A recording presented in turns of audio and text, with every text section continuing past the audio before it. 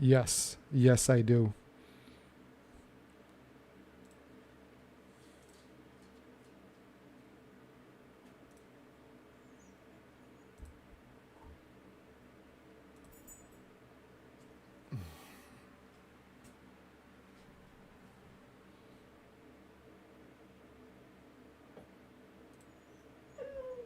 Oh, just a minute, Miko.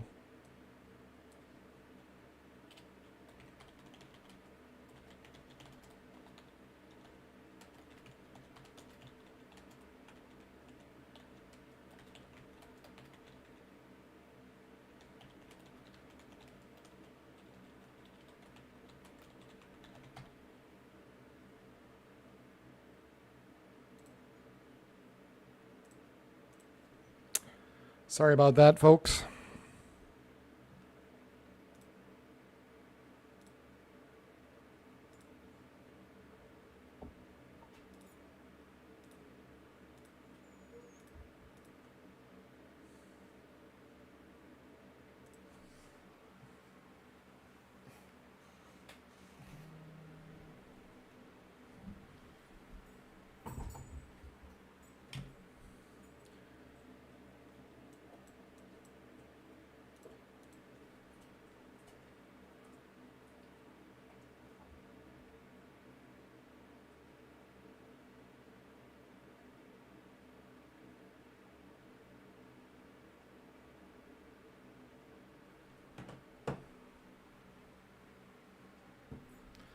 So I've got software crashing. I've got a dog who wants to play.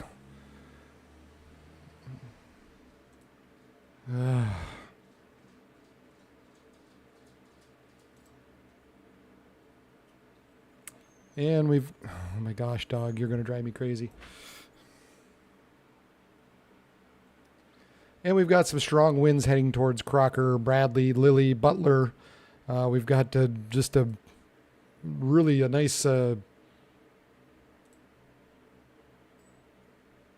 yeah, this is really blowing up out here by Crocker and Bradley. So if you're Lilly, Bradley,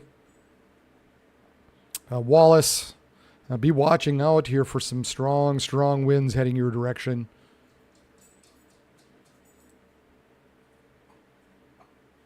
This really, really blew up here as far as the stronger winds go.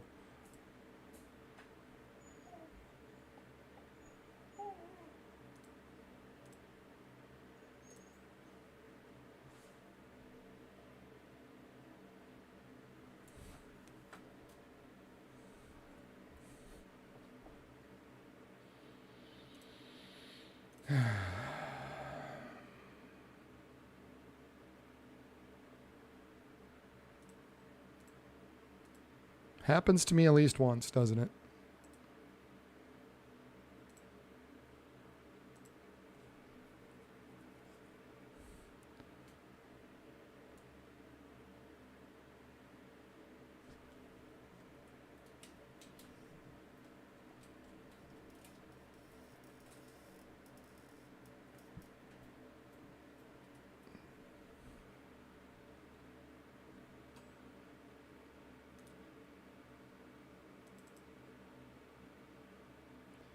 Yeah, so if I'm in that Lilly, Crocker, Bradley area, I'd be watching out for some strong, strong winds.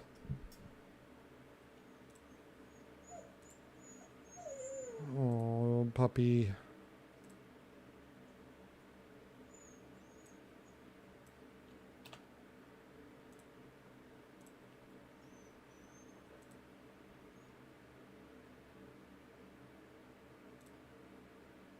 Yeah, I'm not sure what Kopic's got on there. I don't know if you could take a look at that, Scott. Looks like he might have a wall cloud going on.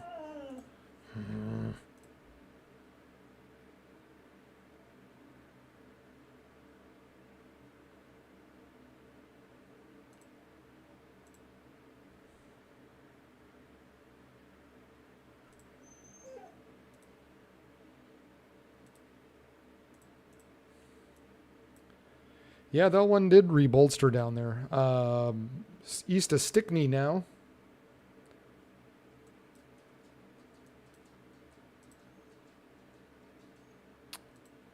So 60 mile per hour winds, quarter-sized hail moving east at 20 miles per hour. We've got some strong, this cell that was out there earlier, we let that, they let that severe thunderstorm warning go, and now that's revamped up. That got bolstered a little bit down by Mitchell, southwest of Mitchell. We knew that wasn't going to be completely over with, and sure enough, it popped up. We've got this area north of Huron, east of Broadland, moving east at about 35 miles per hour, 60 mile per hour winds and quarter-sized hail associated with that guy. And then, again, the main concern right now, and it looks like, yeah, they did up, they got 70 mile per hour winds and quarter-sized hail now. Extending from near Crocker, 6 miles southwest of Bradley to 6 miles northwest of Hillcrest Colony, moving east at 55. Hail damage to vehicles is expected.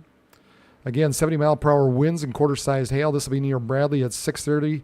Other locations include Garden City, Swan Lake, Wallace, Florence, Grass Lake, and Medicine Lake. And here's what the main concern is. Look at it. We got some yellows showing up in there, and then also something else, I guess, to be concerned about. We've got a little bit of wrapping going on in through here. So just north of Clark, if you're in that Bradley to Garden City area in particular, you're really going to want to be watching out for this area. It looks like we've got some spinning, some rotation going on with that. And then, but at the very least, from about Lilly to Bradley, down to just north of Clark, heading towards Wallace, Garden City, Florence. Be on the watch out, Lilly as well, obviously. Be on the watch out for some strong winds to 70 miles per hour possible. And again, if we're going to be watching out right now for any area, for any spin up, it's going to be this area just kind of west-northwest of Garden City.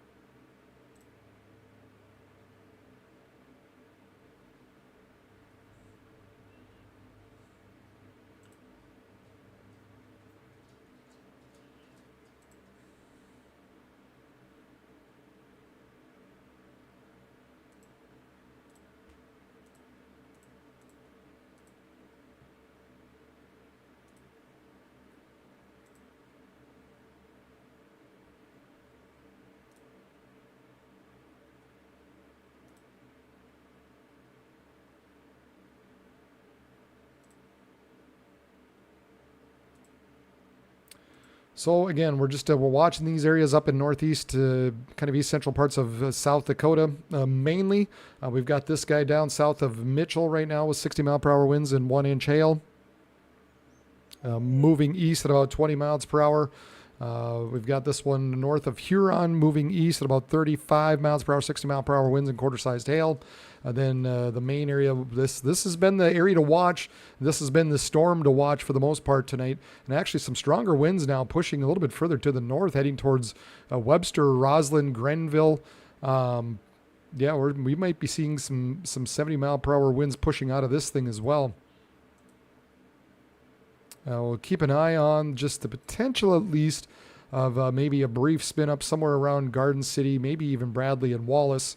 A couple of potential areas there that we bears a little bit of watching. If we have anything that's at least has the maybe the area that possibility of spinning up, it would be kind of in that region. So again, this is kind of northwest now of Watertown.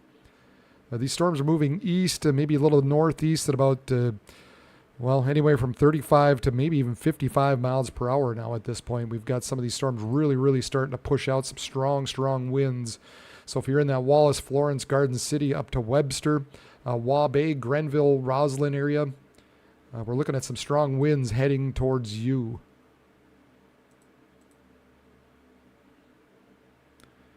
We've looked like we've transitioned, at least at this point, from a hail threat to a wind threat. Kind of what we expected, I guess, as we went through the night. We expected these storms to become more of a wind damage event as we went into the evening and nighttime hours. They upgraded this one further to the south now. They're saying a 2-inch hail, 60 mile per hour winds moving east at 20 miles per hour. So this is the guy just south of Mitchell. They're saying 2-inch hail now associated with that. Really, really has been just a slow mover. This was in over here by Stickney. I mean, it seems like forever ago, and now it's just a little bit past that. So not moving very fast to the east. So on top of that, we might be seeing some, at least some potential of some flooding in some low-lying areas. So keep that in mind, in particular, when we're looking at this storm further to the south. This is west of Sioux Falls, so this is just a slow mover. But once in a while, it gets reinvigorated. It was dissipated earlier. They let the severe thunderstorm warning go, and now they're saying possibly up to 2-inch in diameter hail just south of Mount Vernon, southwest of Mitchell, moving east about 20 miles per hour or so. We've got this guy southwest of Carpenter, has some hail, maybe some a little bit some 60 mile per hour winds with that. But again, 65 to maybe 70 mile per hour winds right now from Clark to Bradley to Webster, up moving into Roslyn. I think I've got a Clark one, don't I? Nope. Shoot.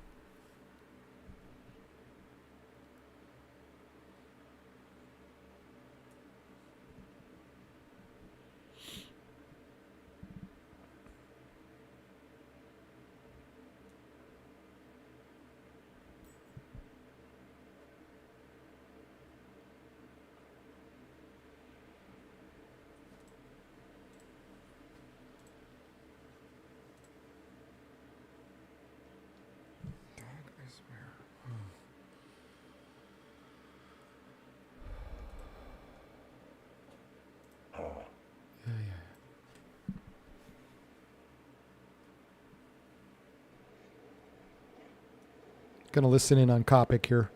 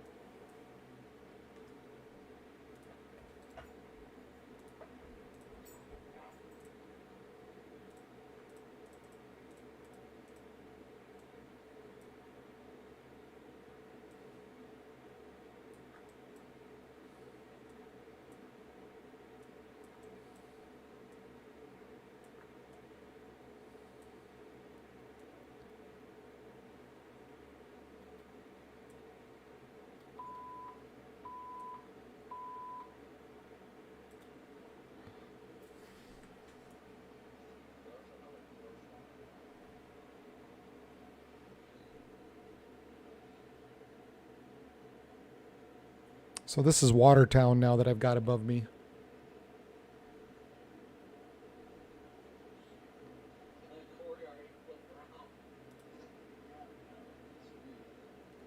So some strong winds heading towards Webster. We're moving through Webster right now, heading towards Roslyn, Grenville, Wabae. Heading towards Wallace, Garden City, and Florence. So if you're in the path of these storms, be watching out for some strong winds heading your general direction right now.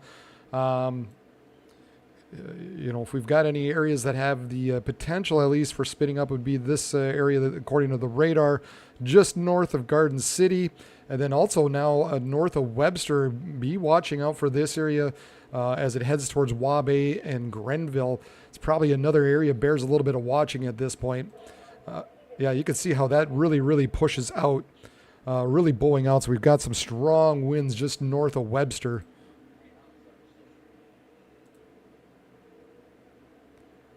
I've got Brandon Kopic. Maybe you're hearing that in the background.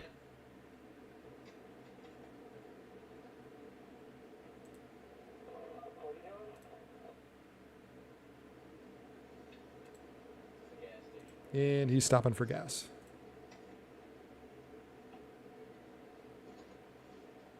But wherever he's stopping for gas at, it's got some crazy winds right now.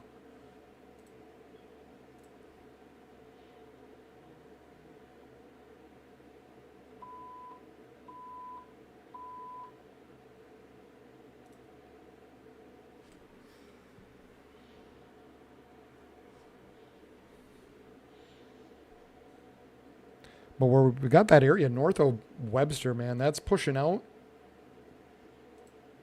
So if you're looking Grenville, Wabe, Roslyn, just keep an eye out for some strong winds heading your direction down here by Wallace, Garden City as well.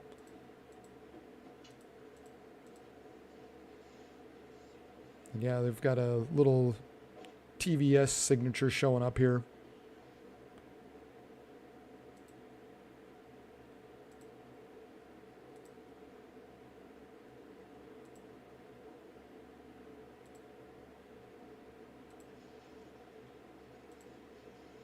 Probably some dust and some crap being kicked out ahead of this.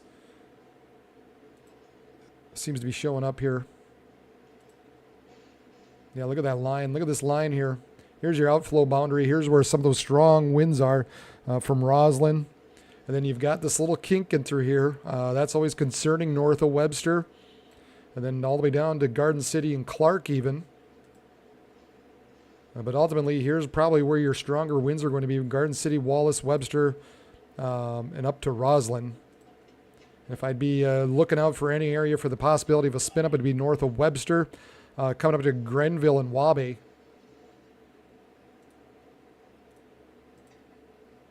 Just in time.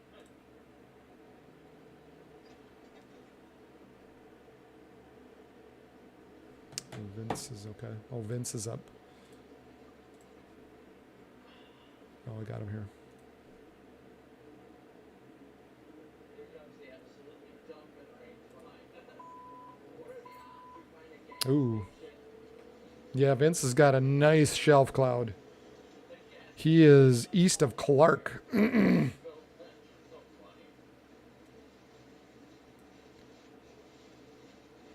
So Vince is down here the way it looks on the south end of this storm. Vince Welty.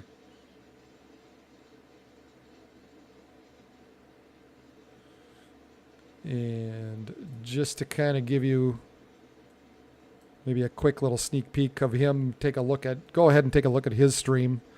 But that's essentially what Vince is seeing just east of Clark, South Dakota. So again, that's kind of more on that south end.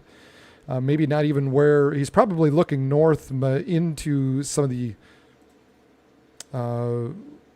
into where some of those stronger winds actually are.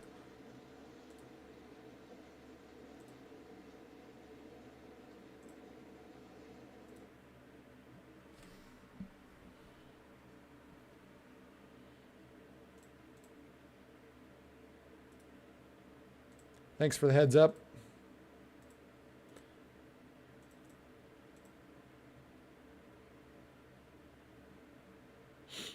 Continue to have a severe thunderstorm warning southwest of Mitchell, 60-mile-per-hour winds and golf ball-sized hail. So that's this guy down here, moving very, very slow. Just been taking its time. So again, the possibility that you're also looking at some flooding perhaps down there in some of these areas with the heavy rain and some of the hail associated with this guy. We've got some strong thunderstorms northeast of Huron. Looks like maybe some 1-inch hail, 60-mile-per-hour winds associated with this guy. Moving east at about 35. This is valid until 7 p.m. right now. And then the strong winds from Roslyn coming up to Wabe, Grenville, Wallace, Florence, Garden City, and Henry. And then just keep an eye out. Keep one of your good eyes out here, just south of Grenville, northwest of Wabe. Just to make sure nothing crazy comes out of that guy. Maybe another area just to keep an eye on is going to be just north of Garden City. If anything's going to spin up, those are probably the two areas at this point that I'd be watching. maybe a slight chance north of Wallace, but it doesn't, nothing crazy at this point, but still some strong winds. Heading towards I-90 eventually moving, let's put this a little bit into motion here. Probably just north of Watertown, but essentially moving through Webster and moving to probably Sisseton, Summit, Marvin, South Shore. Eventually, all you guys are going to be needing to watch out for this storm system as it continues to move eastward here.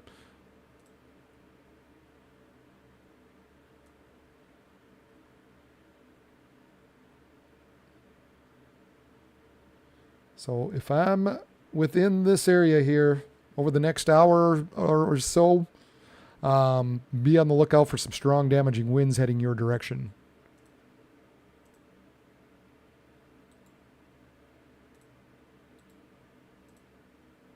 Yikes, that's gross.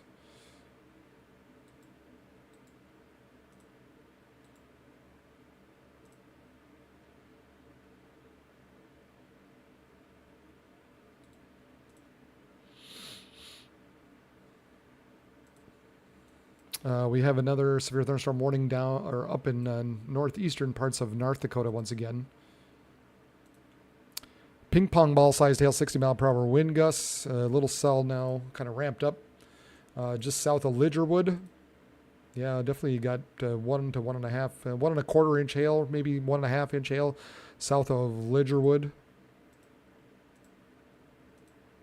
Moving east at about 20 miles per hour. The locations impacted include Hankinson, Lidgerwood, Mantador, Geneseo, Cayuga, and Stiles.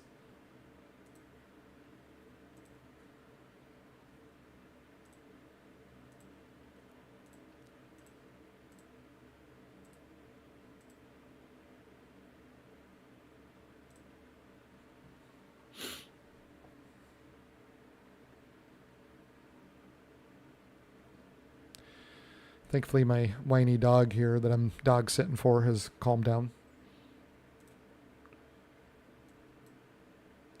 Right, a new severe thunderstorm warning, 60 mile per hour winds and penny-sized hail moving east at about 40 miles per hour.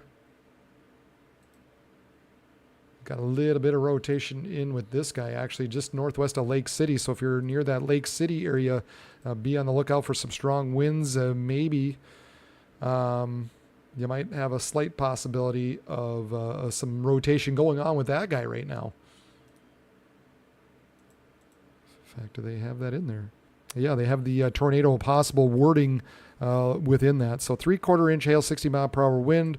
Looks like they might have kind of issued that maybe a little bit based on the possibility that this thing has some rotation in with it. So if you're north of Lake City, northwest and kind of within that Lake City area, watch out for this area here. We got some rotation going on with that. We've got some rotation just south of Grenville. At this point, nothing too tight, but definitely some strong winds pushing out south of Grenville, heading towards Wabae, or at least Summit. Some strong winds that move through Wallace and heading towards Florence. Again, if I'm looking out for any area, it's going to be this area southwest of Wabae, maybe south of Grenville, and then for sure northwest of north of Lake City. Definitely has some rotation right now showing up on radar here. And actually, take a look at this, and you can see where you got the little appendage. You got the inflow notch going on in through here. So here's our area of rotation. Just taking a look at it from the reflectivity portion of it, and that lines up fairly well, I guess. Yeah, obviously with the velocities.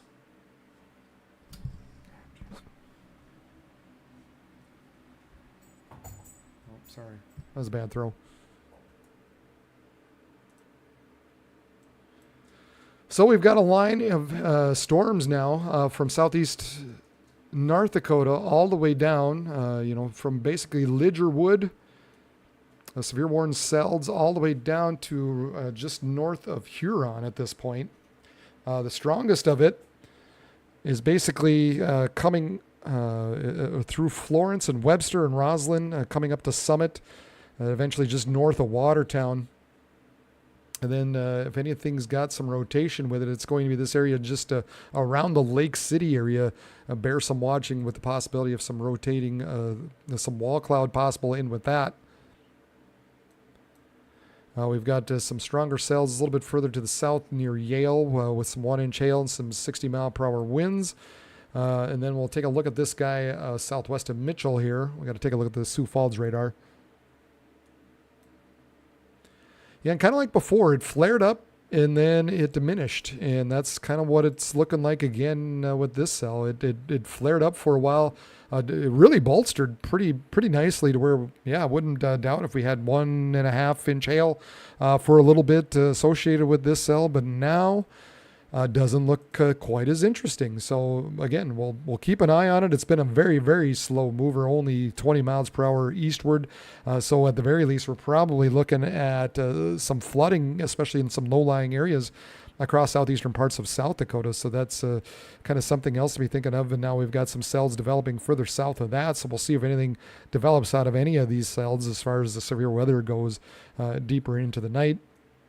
But here's that area that, again, we kind of been thinking is going to develop and going to be the main concern going into the evening and overnight hours, as this area up in northeastern parts of South Dakota, southeast North Dakota, now is starting to take shape. And we're eventually thinking this area will kind of begin to dive down to the south and east and head towards Mankato, Albert Lee as we get a little bit deeper into the night. 65-mile-per-hour winds by Roy Lake State Park in Marshall County.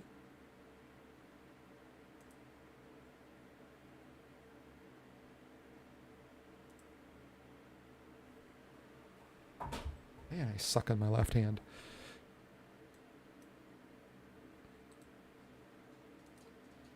But yeah, really what concerned about right now is the strong winds from Henry to Florence, this bowing out area here, running through Florence. We've got a bowing out area heading around Wabae, just north of Wabae, and eventually to Peaver, I would say, kind of moving in that direction.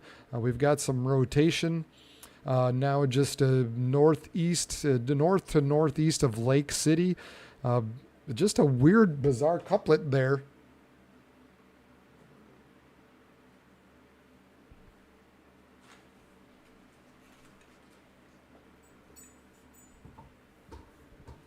I've got my dog that keeps sending me balls here. Oh,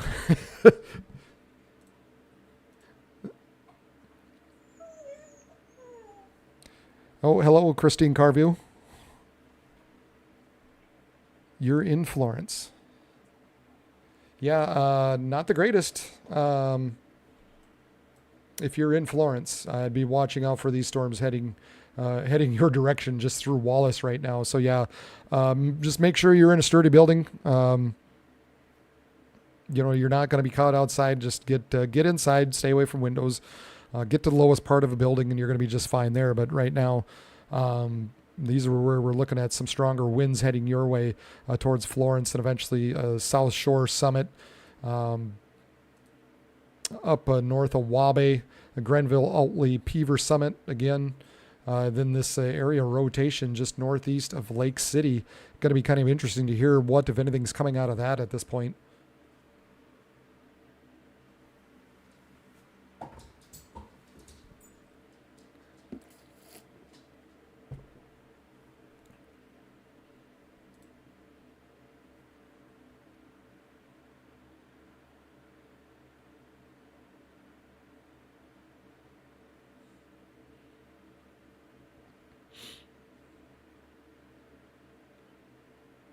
Looking like a beautiful, beautiful shelf cloud on Copic's live stream. Ooh, boy, and Vince's as well. That is nice. He is east of Henry. So Copic is east of Henry. Or, excuse me, Vince is.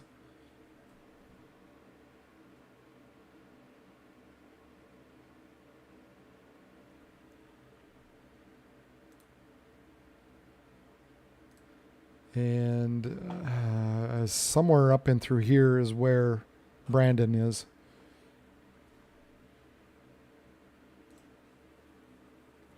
If you excuse me for a little bit, I think I'm going to let this dog out and just see if he needs to go to the bathroom. That might be part of the problem too. So I apologize, folks, but we've got a stream that kicks out that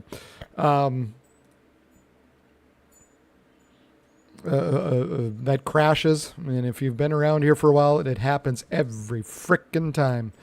But now on top of it, I'm dog sitting. So just give me one moment here. Come here. Let's go outside. Want to go outside? Let's go.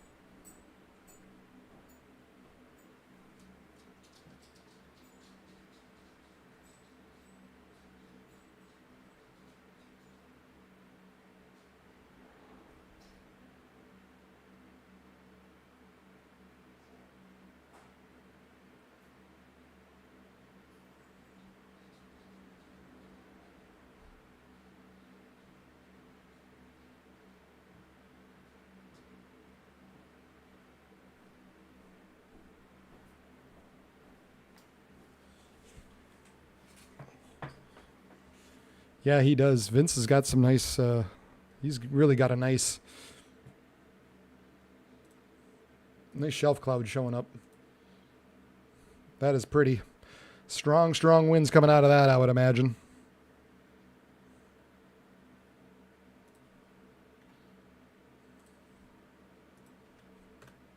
There's Vince's, appreciate the hearts there. That's nice. There's Vince's link there that I just shared. That one's Brandon's. If you haven't done so already, just hit the like button. I lost the last stream, so I lost all my likes. I need more likes. Hit the like button if you haven't done so already. Welcome to Region Weather Live, your YouTube source for weather across the Dakotas and Minnesota. I'm meteorologist Brad Warner, but I am not a computer scientist because my computer sucks. And yes, I know I need to get more RAM, more memory, and I still haven't done it. After all these years, after all this time. Okay, this area north of Lake City now looks a lot better. Not quite as concerning. We've got this area south of Lidgerwood. Definitely has some hail in with that heading towards Hankinson. So if you're in that Lidgerwood, Hankinson area, a lot of farms down here. So be on the lookout for that. Unfortunately, some hail running through a lot of those farms. They don't need that at this point. Too much wheat standing, too much crops, and probably some decent condition. We don't need the white combine to come through at this point. Do not need the white combine. At this point, we're not looking at anything imminent as far as just that rotation-wise goes, but still, we're looking at some strong winds potentially heading towards Summit, South Shore, Marvin, Ortley, and eventually Peaver, Browns Valley, Wilmot, Corona. This line in through here is what we're concerned about. Further to the south, we've got a quarter-sized hail possible with this little cell down here coming up to Osceola and Bancroft. Maybe this area north of Carpenter perhaps could have some 1-inch hail associated with that as well.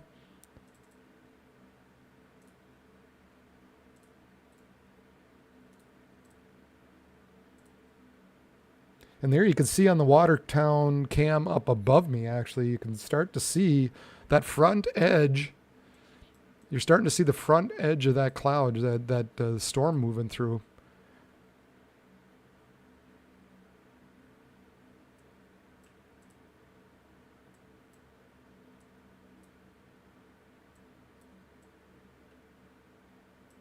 Make that a little bigger for your viewing pleasure. But yeah, on the left-hand side there, you're starting to see this edge of the storms running through.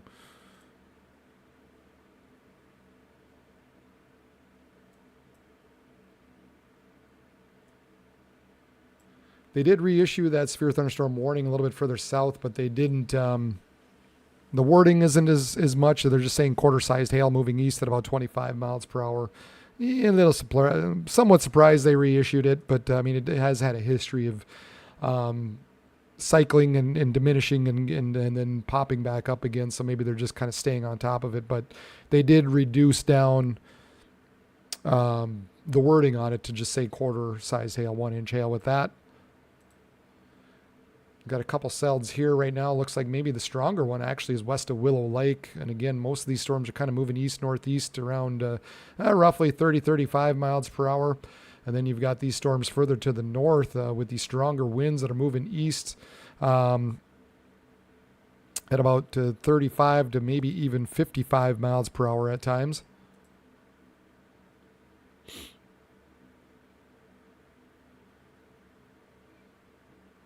It's interesting. They continue to say 60-mile-per-hour winds, but put in the wording of tornado possible, hail less than an inch. I just be on the lookout for these storms. They've got the possibility of some stronger winds in through here. A couple of areas of rotation now, south of Wabe, south of Ortley. These two areas right in through here. Bears just a little bit of watching now. So if you're heading or if you're in that Ortley Summit area, we'll just keep an eye on these storms here for a little bit and see what continues to develop. If anything, hopefully nothing does. But at the very least, we're going to be having some strong winds heading your direction. But yeah, this anytime we have these areas that kind of pop out like this, always kind of concerning, especially in a storm system like this, where you get these areas of spin.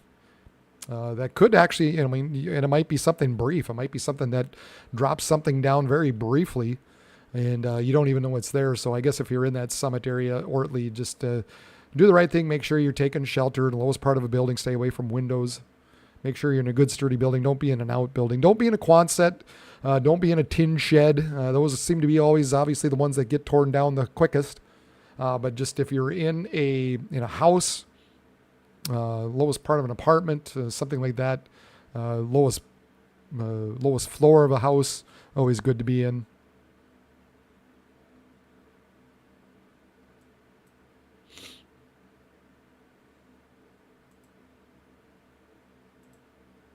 I continue to have some 1 inch hail just south of Lidgerwood.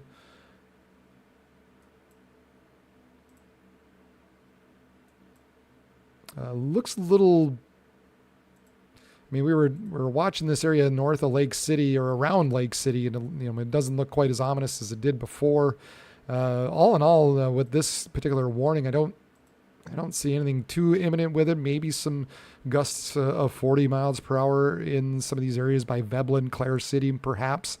But again, we'll continue to watch these kind of bowing segments here heading towards Peaver Summit, Wilmot, Browns Valley, and then Marvin, Twins Brook, South Shore.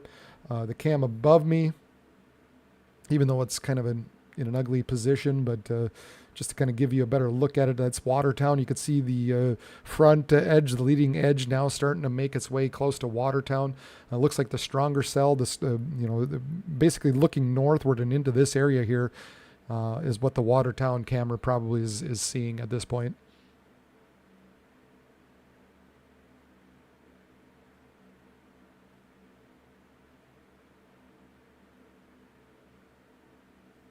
The sucky thing is, this is actually a damn nice computer. I don't know why this. I mean, it's not like I bought a cheap computer, but it just doesn't want to cooperate with this program. This program just shuts down after a while. Now I can have this stream up all day, and it just cycles and cycles and cycles, and as long as I don't touch anything, it does just fine. And it just does its thing, but once I start switching windows and moving things and blah, blah, blah, blah, blah, then it freaks out.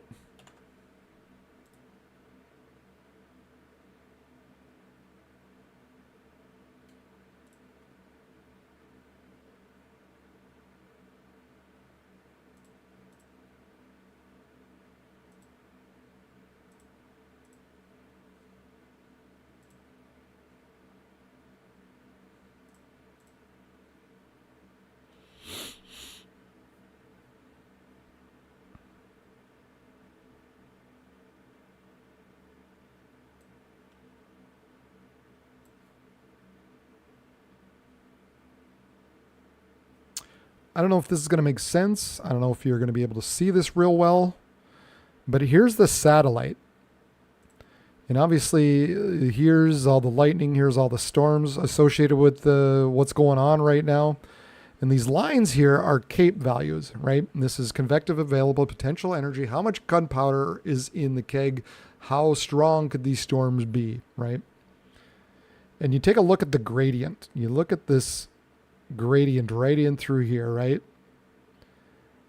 Now, that's ultimately where these storms are going to follow. That's kind of the gradient. That's the area that the models are picking up on. That's why they're thinking this line essentially is just going to follow this gradient down to the south and east throughout the nighttime hours. So a good representation, something easy to look at, something these storms love to do is just ride that gradient of the CAPE values.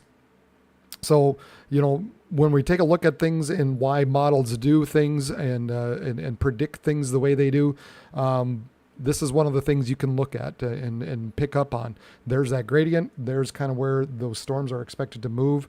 So we'll continue to monitor and take a look at this. But, kind of a verification or gives me some comfort knowing what the models is showing that it is indeed taking place. We have this line here that these storms more than likely will follow and eventually kind of shift down to the south and east through time.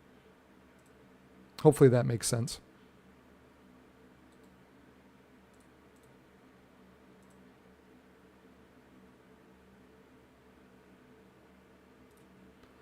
And again, Ortley Summit, be watching out. We've got just some areas that are kind of bowing out this northern segment, essentially of this bowed out area here.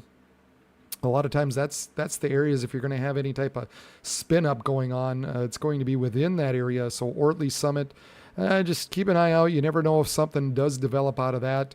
At the very least, we're going to be having some strong winds heading towards South Shore, Marvin, Twin Brook, and then a little bit further north into Corona, Wilmot, Peaver eventually.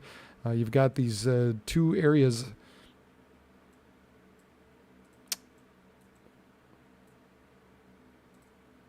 You've got these two areas that kind of bowing out in through here. This one looks like the stronger one, and then on the north side of here is kind of the concern. Not as much on this one, but of course, you never know. You got to keep an eye on it eventually and just see if anything does come out of that as well. But a couple of areas there, it definitely looks like that southern one. This one's got a little more potency to it as it heads towards that Summit, Marvin, Twin Brook, South Shore area.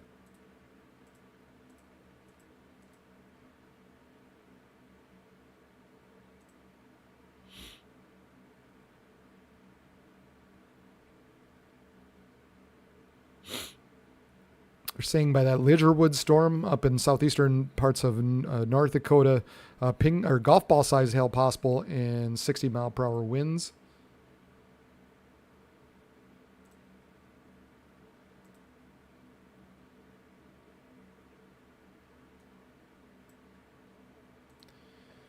Continue to have a couple cells here by Bancroft and Willow Lake. That's probably got some hail associated with that. And then you got this cell just south of Mitchell, continues to hang on where they're saying some 1 inch hail possible there.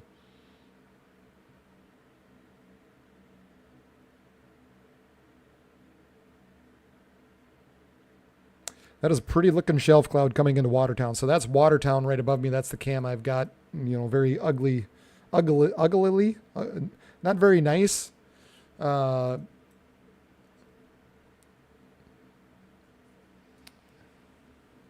I guess I don't know. I don't really have a good place to put it other than doing that.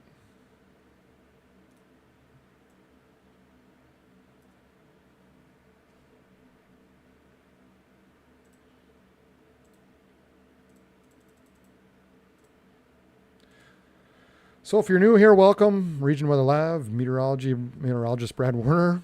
YouTube source for weather across the Dakotas, Minnesota. Make sure you hit the like button. Make sure you share this if you've got anybody that lives, works, plays around that South Dakota area, southeastern parts of North Dakota, into parts of Minnesota.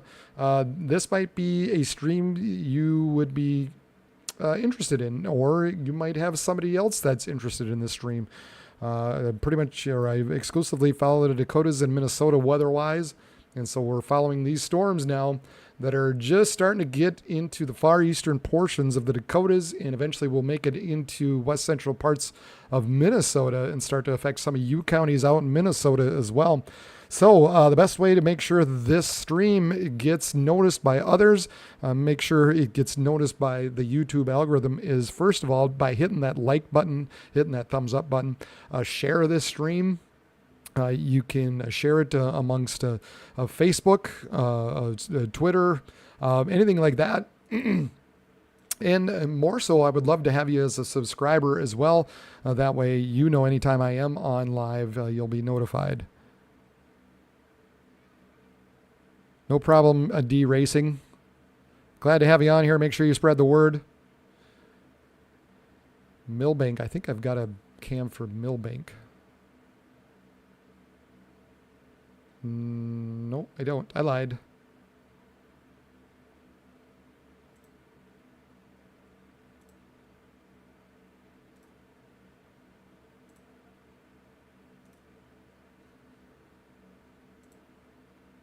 If you do have any video out there, if you got any pictures, if you can safely do so, go ahead and take some pictures. Go ahead and take some video. Make sure you tag me, Region WX. Always makes the stream a little bit more interesting to others, as well as kind of gets, lets people know what's out there. Shows them, maybe people who are out ahead of this storm, exactly what to expect, what you saw, what's coming at them.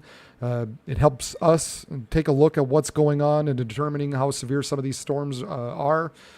So again, if you can, if you feel safe, if you're comfortable doing it, if you've done so, make sure you tag me on Twitter is the best thing. If not, hey, don't worry about it. I don't blame you if you don't feel comfortable doing it. Stay safe. That's the main thing. We've continued to have this blowing out segment running towards Summit, Mitchell, Millbank, South Shore. This is the main concern, I would say, at this point right now, eventually heading towards Ortonville. Right now, running across I-29. Let's see if they give me mile markers. They do not. I really like when the Weather Service gives me mile markers. That helps, I don't know, I would think it would help any kind of travelers out there.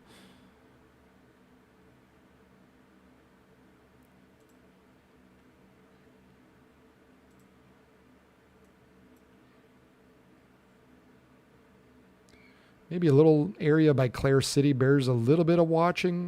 Nothing imminent, but just interesting, at least for now.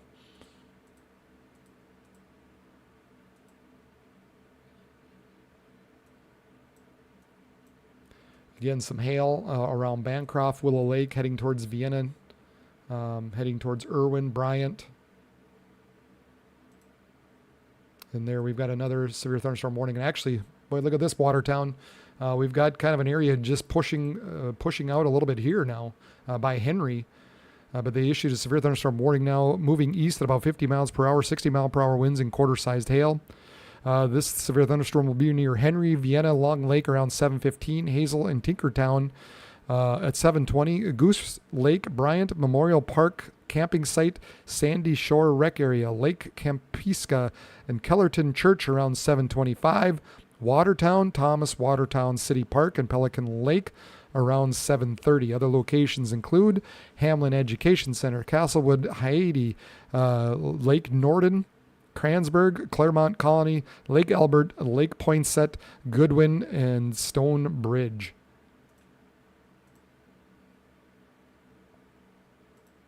So we've got a couple of areas bear watching when it comes to some hail, especially this area by Willow Lake.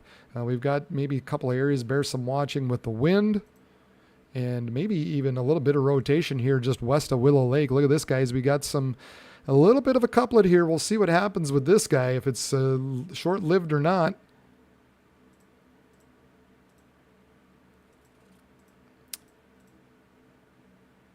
Just west-northwest of Willow Lake, this area has been kind of moving, let's see here, to the east and a little bit north. So I guess if you're north of Willow Lake and heading towards Vienna, keep an eye on this guy right here. A little interesting couplet going on. So a possibility we've got some rotation in there and who knows what else. But and the bad thing is it's buried inside the rain. So if there is anything going on in there, it's going to be very difficult to tell.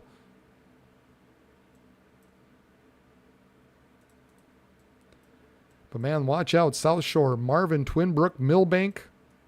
Some strong winds heading your direction. Maybe if there's any kind of rotation in with this bowing out segment, it's going to be this area on the north end, nearing Summit.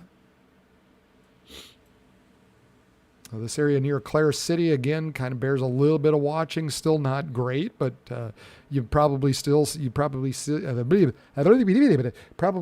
some rotation in with that. So Clare City, New Effington, keep an eye on that.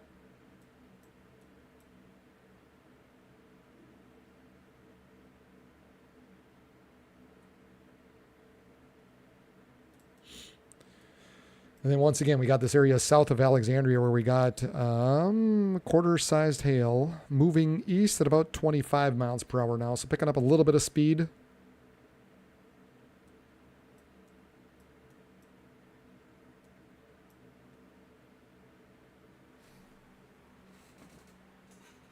Right. I'll be back in a bit. I'm going to make sure that we got to get that dog back into the building here. The joys. 1 second.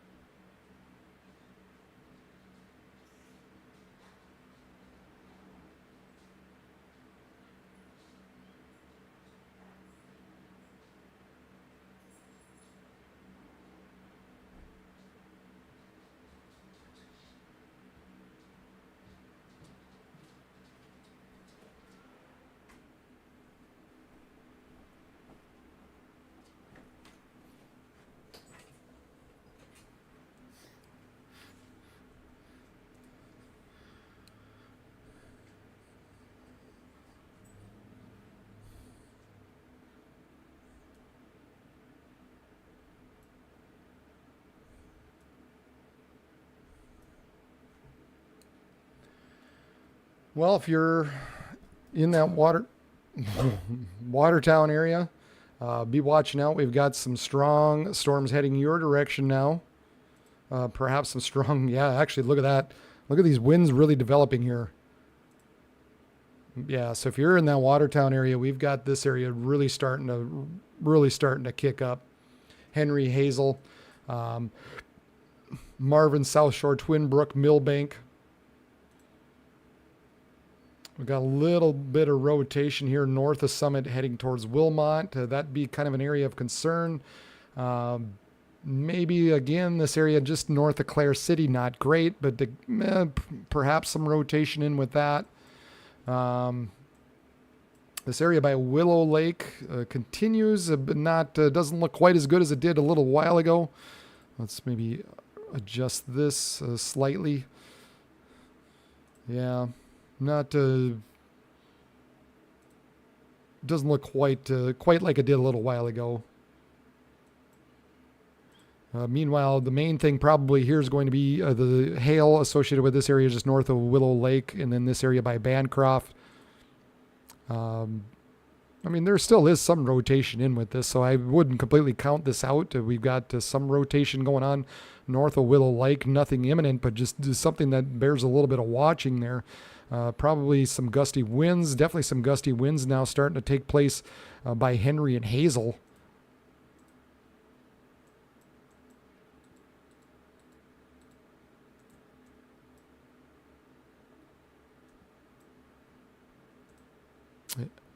In this bowing out segment, this segment pushing quickly into Corona and Millbank.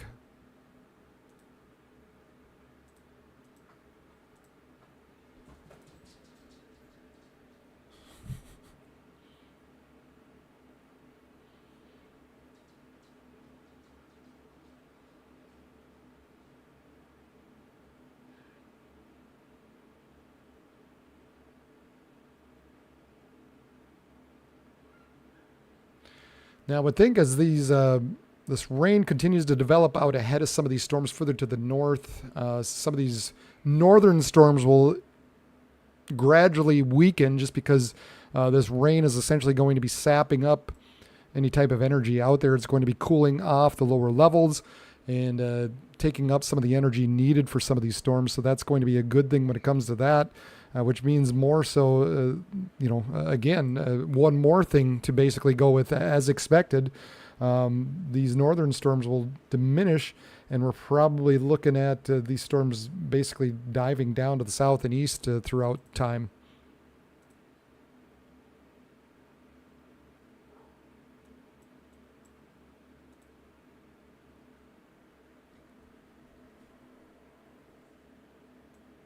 South of Mitchell, west of Sioux Falls.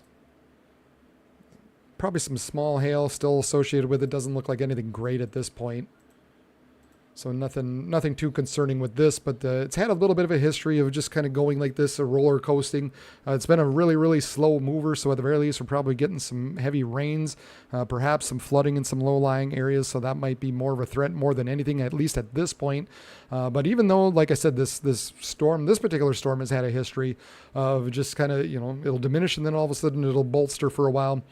So while right now it doesn't look like it's probably anything too much, we'll just keep an eye on to see what happens for the remainder of the night. But again, the main area, that main focus remains up in northeastern parts of South Dakota right now. That's Watertown, South Dakota, right above me. That's the cam as these storms are heading into them right now at this point.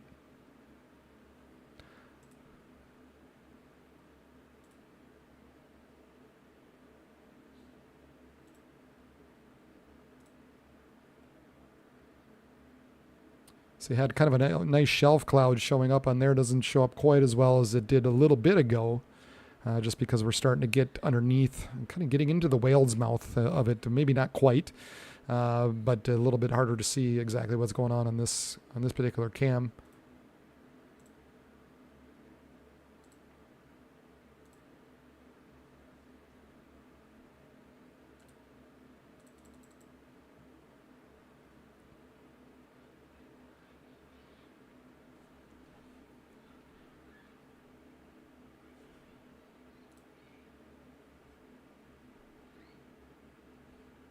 Continue to have a severe thunderstorm warning up in northwest, north central parts of North Dakota right now.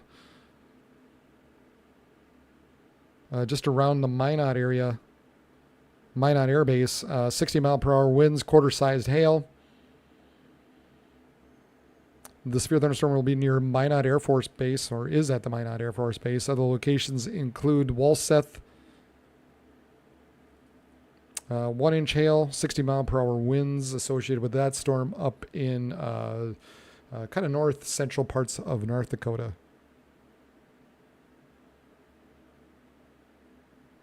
Yeah, and there we go. They let that that one down in southeastern parts of North Dakota expire. So yeah, that's basically what I'm thinking. These storms up at the north end are probably going to diminish, and then this southern edge will become a little more dominant. We'll see what happens as it approaches Sioux Falls. We'll keep an eye just to see if any of this develops or fills in between as it continues to move east and eventually southeast. But right now, strong winds heading toward Corona, Twin Brooks, South Shore. basically has moved through Marvin. Perhaps Wilmot as well. Corona, Twin Brook, South Shore, Millbank, Troy. Be on the watch for these strong winds heading your direction.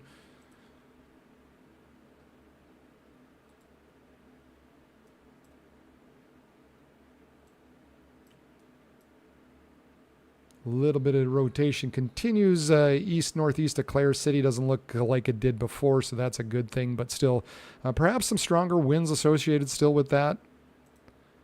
So bears a warning still, 60-mile-per-hour winds possibly still associated with that particular storm. Further down to the south, we've got some stronger winds that have developed now kind of in between Henry and Watertown. Rotation doesn't look quite as good, but still we were looking at some winds pushing just near Watertown or perhaps just south of Watertown. We've got continuing to have a little bit of rotation just north of Willow Lake. Definitely got a little bit of some small hail and probably some decent hail still remaining north east of Bancroft.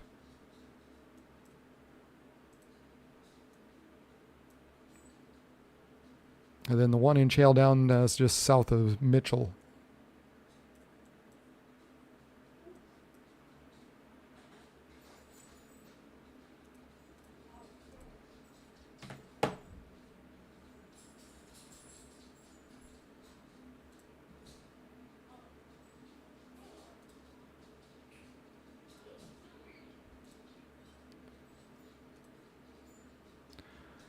Appreciate everybody for tuning in here tonight. This is Region Weather Live. Meteorologist Brad Warner. Just taking a look, watching these storms as they move now. Starting to exit out a little bit, or beginning to exit out of northeast South Dakota. Starting to make it into Minnesota here. And that is the Watertown cam above me. We'll keep an eye on that here, see what develops, see what comes out of that here over the next few minutes.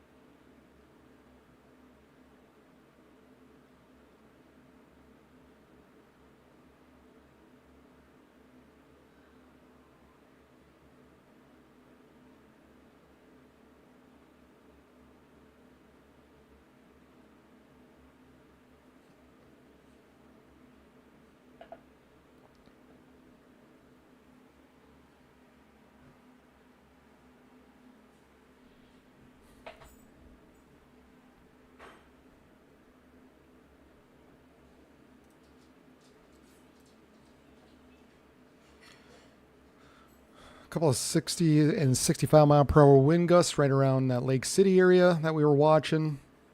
74 mile per hour wind gusts near Henry, 6 miles west of Henry. So that was about the time that this really started to push out. Doesn't look quite as strong as it did a little bit ago, but more than likely a result of this thing pushing outward and bowing outward quickly and ramping up quickly. So a 74 mile per hour wind gusts reported west of Henry. Probably still some, 65 mile per hour at least, just southwest of Watertown. Anywhere from 60 to 70 mile per hour running through Wilmot, Corona, Twin Brooks, and Stockholm, eventually coming up to Millbank.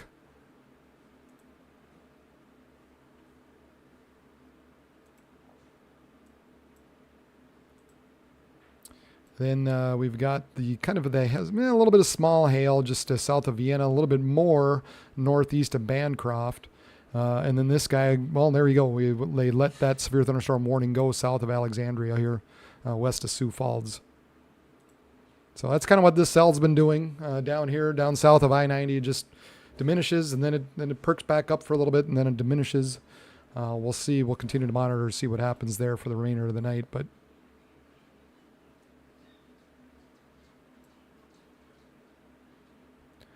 yeah, we'll watch these storms. I really think we're probably, our main focus is going to be here. And I think probably tracking probably something of this nature almost. As we go through the night, if I were going to draw these cells out and how they might move, that might be something to that regard. And they did increase this area, this severe thunderstorm warning, further to the south. 70-mile-per-hour wind gusts, quarter-sized hail. Trained weather spotters at 7-Eleven reported 74-mile-per-hour winds west of Henry. So yeah, not surprising. We were watching that earlier. We were watching that one kind of develop and get stronger here through time. So this area just southwest of Watertown.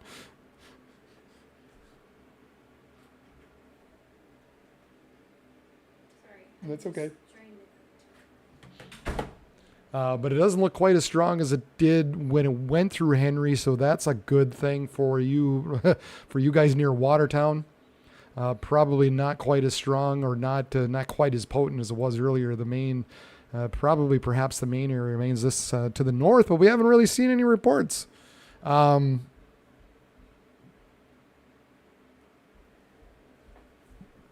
Yeah, well, during the night, it's supposed to storm real soon in Watertown.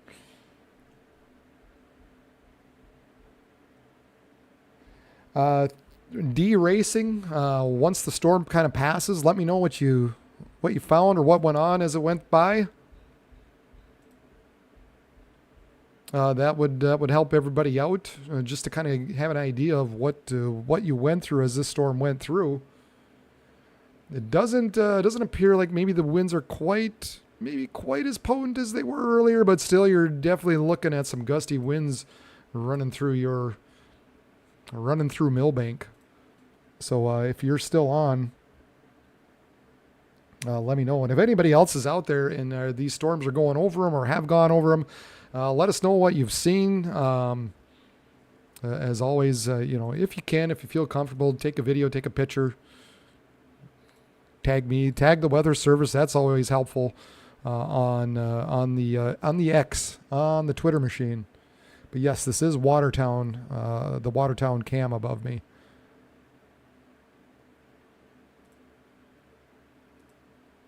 No, that is not Minnesota.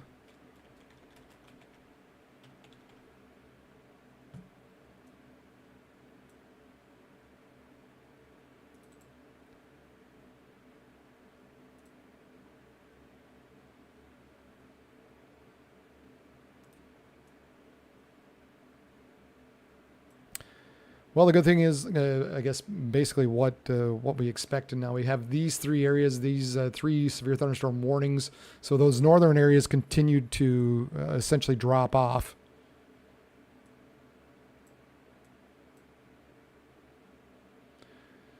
So we'll just watch as this makes its way in towards Madison, Milan, Canby, Ivanhoe, Montevideo, Clinton, Graceville. So now I'm talking for you guys in through Minnesota. We'll kind of watch this line, probably as it does something to that nature. I would expect.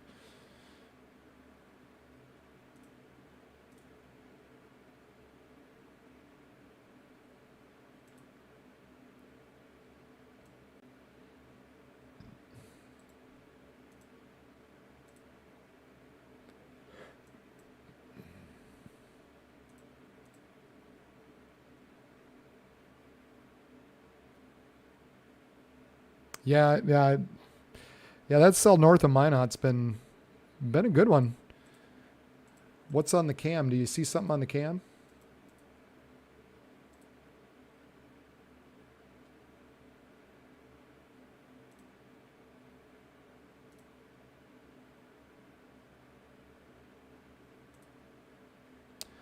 This is the Minot cam now.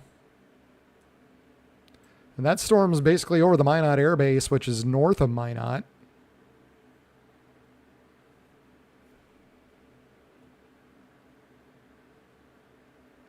But that's a nice look there as this particular storm runs through.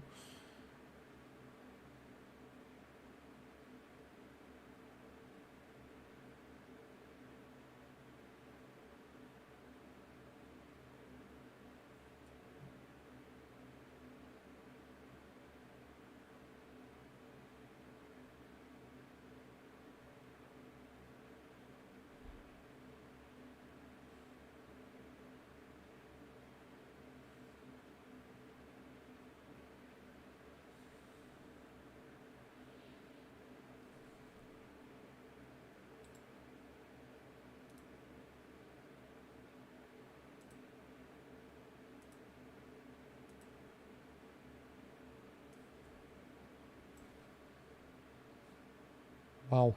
Yeah. Whew, boy. 70 mile per hour wind, quarter sized hail. Wow. Yeah, that's a good one. That's a good one north of Minot. Holy cow.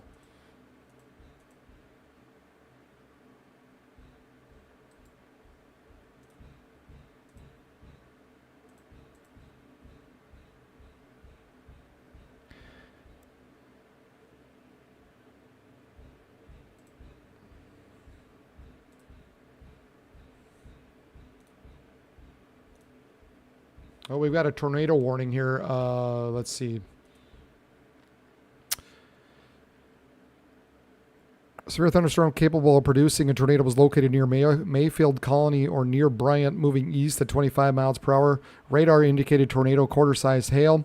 This dangerous storm will be around Hazel at 7:50. Other locations include Kellerton Church and Hamlin Education Center. Well, there you go. There's your couplet. Wow, look at that. Just that ramped up quickly. Northwest of Bryant, southwest of Vienna. So southwest of Watertown, we've got a good little couplet that just, east of Willow Lake that just, quickly shot up.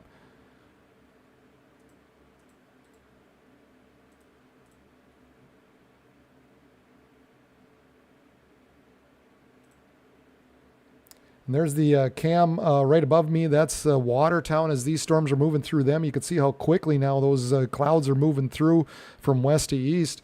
But right now we're focusing in on this area just south of Vienna, east of Willow Lake, northwest of Bryant, essentially southwest of Watertown.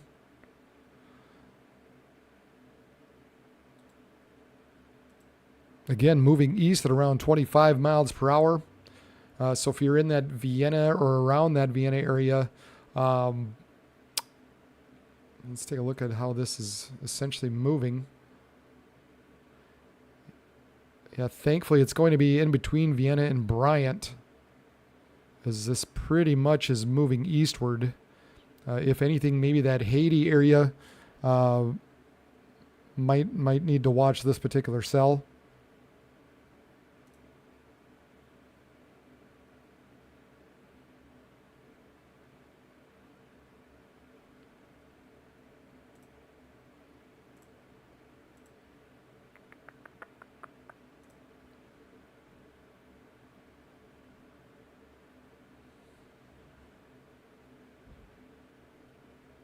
So there we go. We've got a tornado warning now out. We've got a pretty good storm, really a strong. Come on, baby. A cell north of Minot, North Dakota right now. Bears some watching, some pretty strong winds with that. A little bit of a curlicue showing up on that radar as well. But when you take a look at the velocities, they don't look like they're coupling too well. So that's the good thing. But nevertheless, we've got some 70 mile per hour winds, maybe some 1 to 1.5 inch hail just north of Minot heading southeast. So that's going to be affecting areas like Surrey, Sawyer, Granville, Semco, Deering. So for those of you in north central parts of North Dakota, be on the lookout for that particular cell as well. Further to the north, Millbank, Corona. It's moved through Corona now. So Millbank, Ortonville, Clinton. You guys have got some of those stronger winds heading your direction.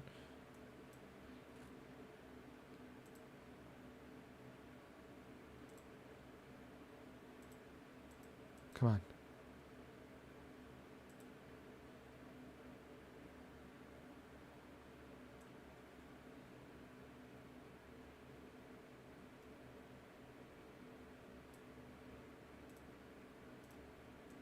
But the main focus right now is this area southwest of Vienna, northwest of Bryant, east of Willow Lake. So just kind of southwest of Watertown. This guy is heading east, kind of in towards that Haiti direction, maybe just north of Haiti. And of course, right above me is the Watertown cam, and you can see that the rain has now moved in. Just tornado warned, just based on what's going on the radar. It just says radar indicated.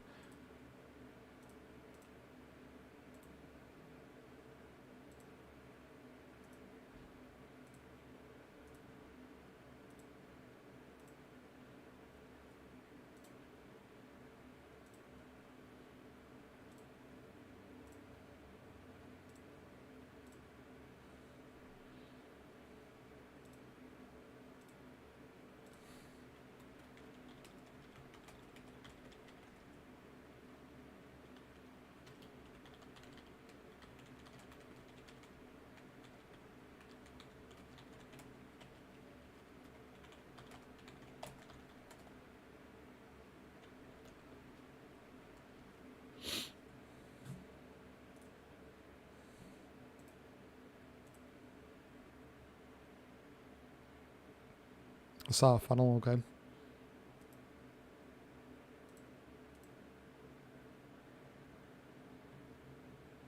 Thank you, Scott.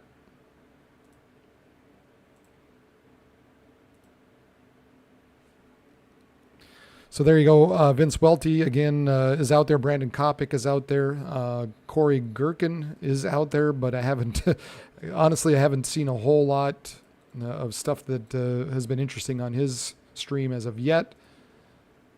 But definitely Welty and Kopic is out there.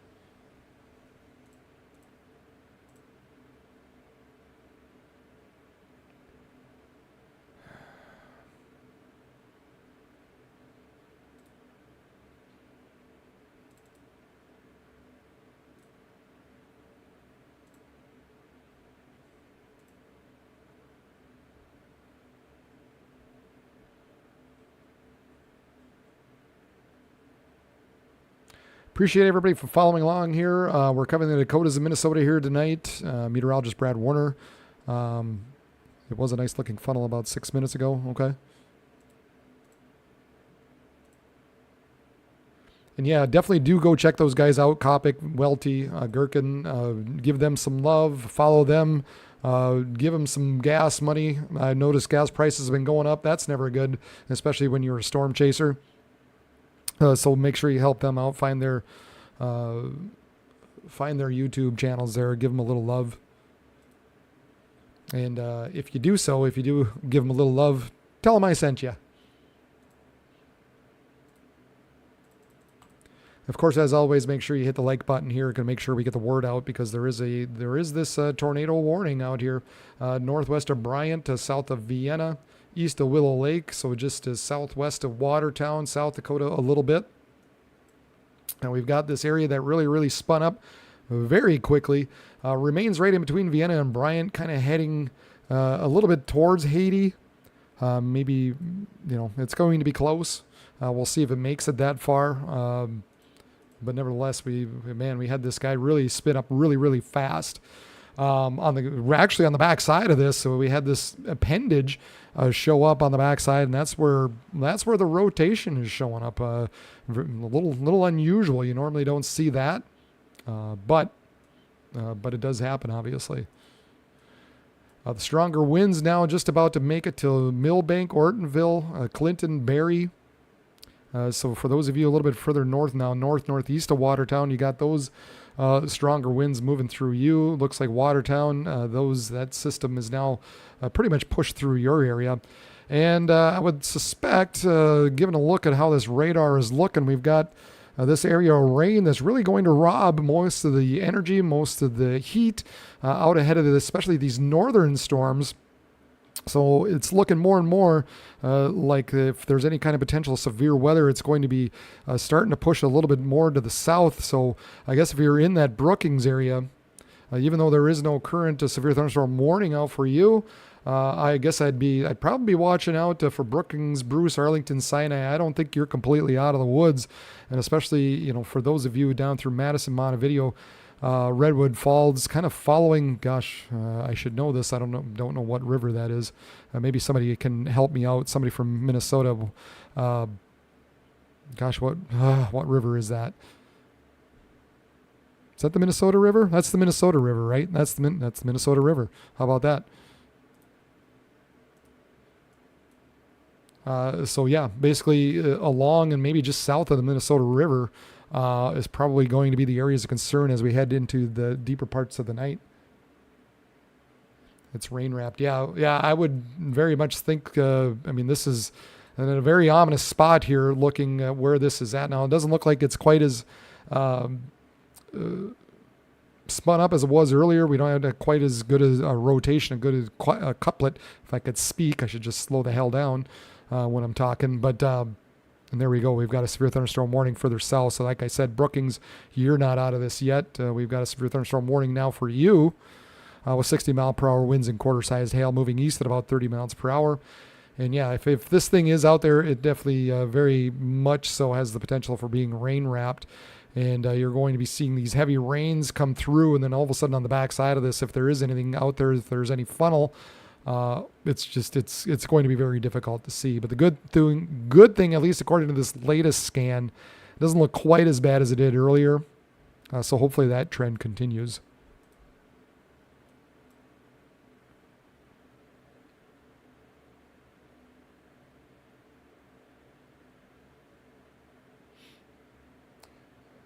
A lot of lightning with that. Okay. It started to rain. No wind yet. Hey, Manx. Good to see you. Good to see you on here.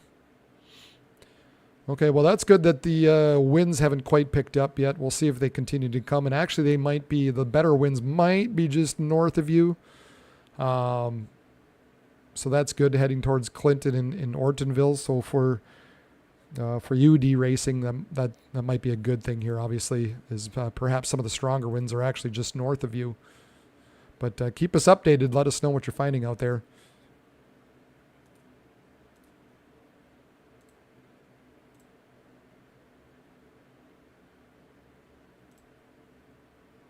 Oh, wow. Holy balls. Okay.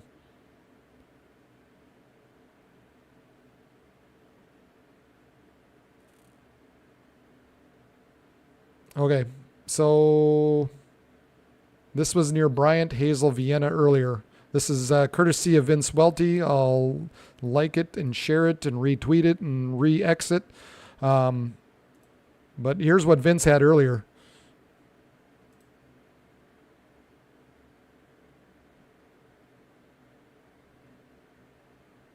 So yeah, definitely something spun up quickly on the backside of that by that Bryant, Vienna area. Very hard to tell, but very, very possible something was on the ground, at least briefly. There definitely a funnel. No question about that, obviously. Very, very close to the ground, I would say, more than likely, given what we saw on radar. At the very least, it probably, at the very, very least, touched briefly. Like I said, definitely had a funnel, if not a tornado, on the ground there.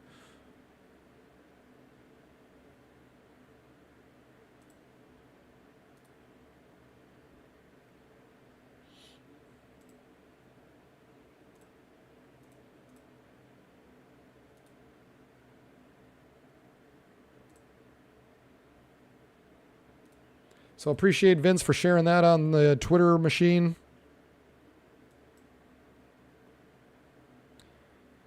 Could not see. So one of the reports says could not see ground circulation due to observation distance. Location estimated by radar and visual observation.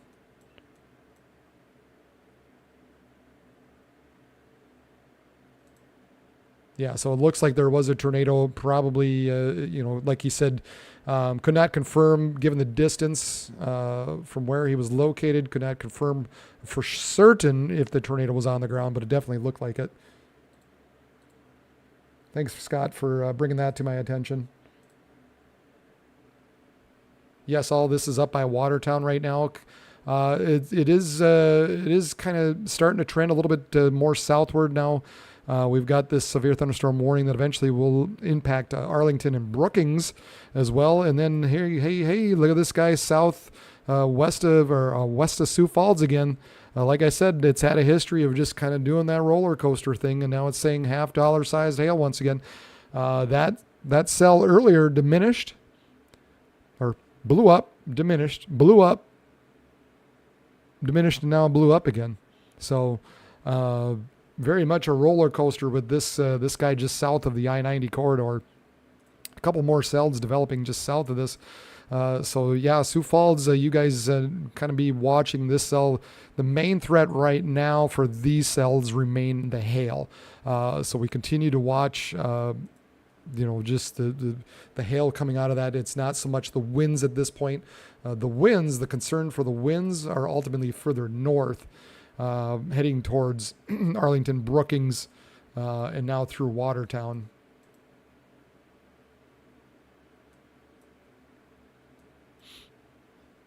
Millbank, so pretty much north of Millbank, heading towards Clinton, Ortonville. We'll see where some of those stronger winds wind up. The cell further to the south that had the tornado warning in doesn't look quite as interesting. So that's good. It wasn't in just a really weird spot. It was on the backside of the storm system. But definitely, according to what we saw just a little bit ago, if you want to back up the stream at about 5 minutes or check out my Twitter page, I retweeted Vince Welty's little deal there. Thanks to Scott for giving me that heads up. Region WX, you can check that out. But looked like at the very least there was a funnel on the ground, or a funnel, if not a tornado on the ground.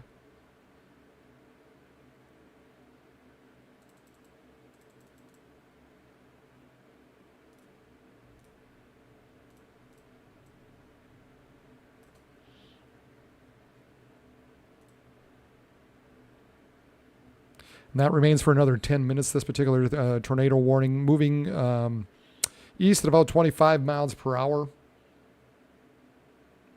If it's going to be anywhere at this point, it's probably going to be just northeast of Bryant, just west of Haiti. So Haiti, you just kind of hang on there for a little bit longer. You're going to want to take a look or just be cautious with this storm yet. It doesn't look quite, like I said, doesn't look quite as bad as it did on radar a little bit ago, but just, there was a confirmed at least a funnel, if not a tornado, on the ground earlier.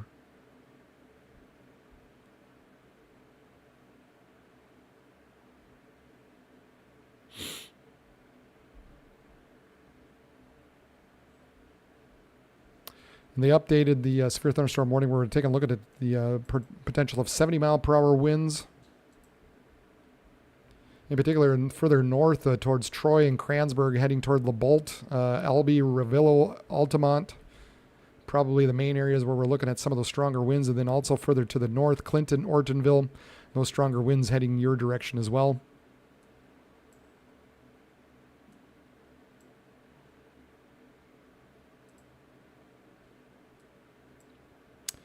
And then, like I said, eventually the trend, the expectation here is for these storms basically to continue to sort of develop more so southward and ride along the Minnesota River and head southeastward.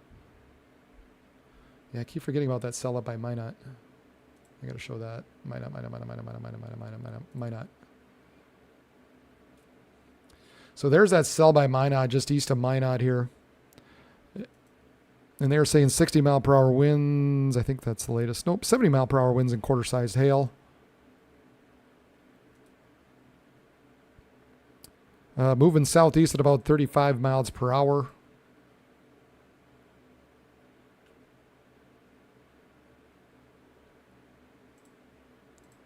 And I'll say this. Now, it is kind of getting pretty close to the radar site. But it doesn't look quite as bad as it did earlier. So perhaps this particular storm system is dissipating. So that'd be good. But yeah, it was looking pretty cool earlier. In fact, we back that. Boy, look at that. Like I said, we had this little hook in there, but when you watch the... when you took a look at the base velocities and the storm relative velocities, there was just no couplets there. But man, it sure had a cool appendage, that's for sure. But I think perhaps it's dissipating here. We'll continue to monitor it. But yeah, we do have that severe thunderstorm warning up in north central parts of North Dakota.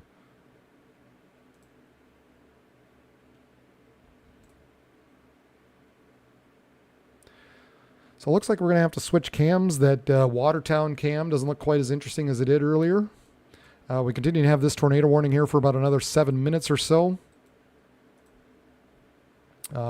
Main concern is it just doesn't look like it did before. I'm not really concerned about it anymore. I mean, there was definitely something pretty close to on the ground, if not on the ground. But the couplet's just not there. It's not obviously on the right side. It's not on the normally where you'd see these types of scenarios set up. I mean, not to say that it can't happen, like I said, but not surprising that it dissipated.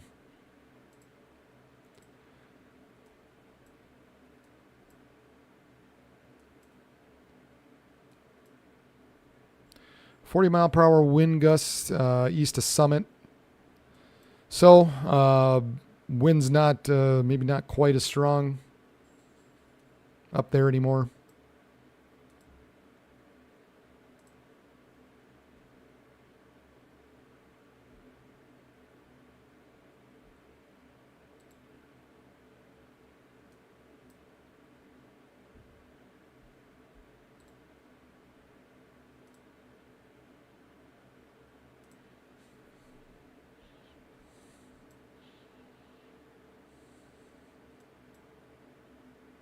I mean, they look okay. I still wouldn't discount it. I still wouldn't ignore it, I guess, still, if you're in that Clinton, Ortonville, Graceville, Chokio, Corral area. And then this area down by Kransberg, Altamont, Ravillo, Clear Lake, Gary.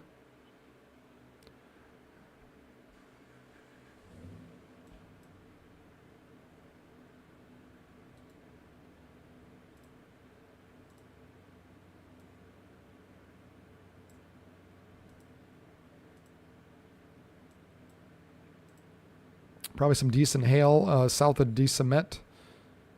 Lake Preston, Arlington, heading your direction.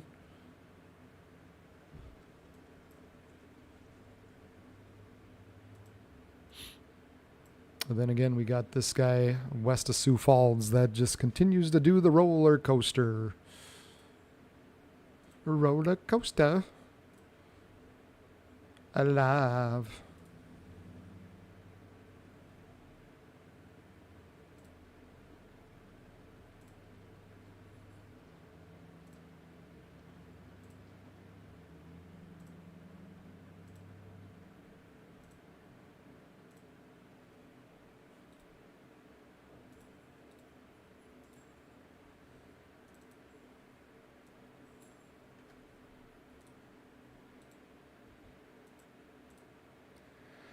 We'll switch over to Sioux Falls here.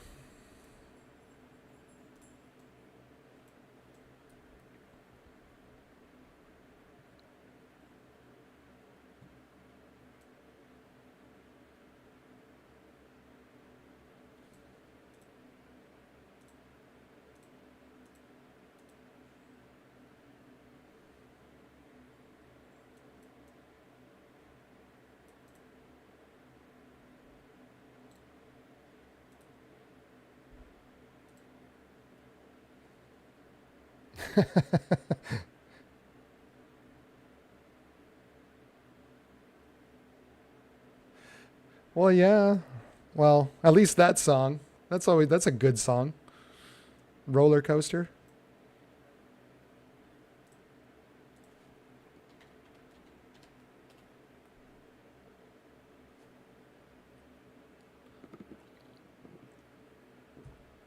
They've got some good songs. Californication.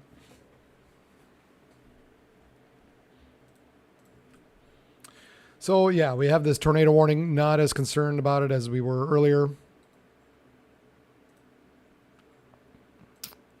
Yeah, and more than likely in about 2 minutes they're just going to allow that to expire.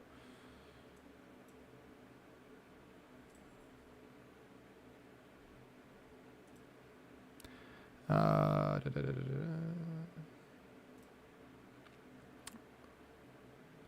So I showed this a little bit ago. Again, here's that satellite, and there's the gradient, the Cape gradient, right?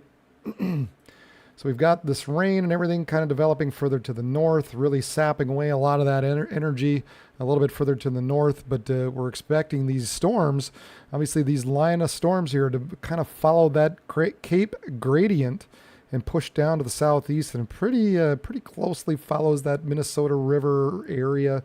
But ultimately, that's why the models and why we're continuing to think that these storms, especially on the north end, will diminish and not be quite as strong. But ultimately, we're probably looking at these storms kind of moving off in that manner as we go deeper into the night. Now, not to say that some of these storms won't run through like the Twin Cities area, but as far as whether they'll be severe, I think more of the severe stuff will be down to their south and west.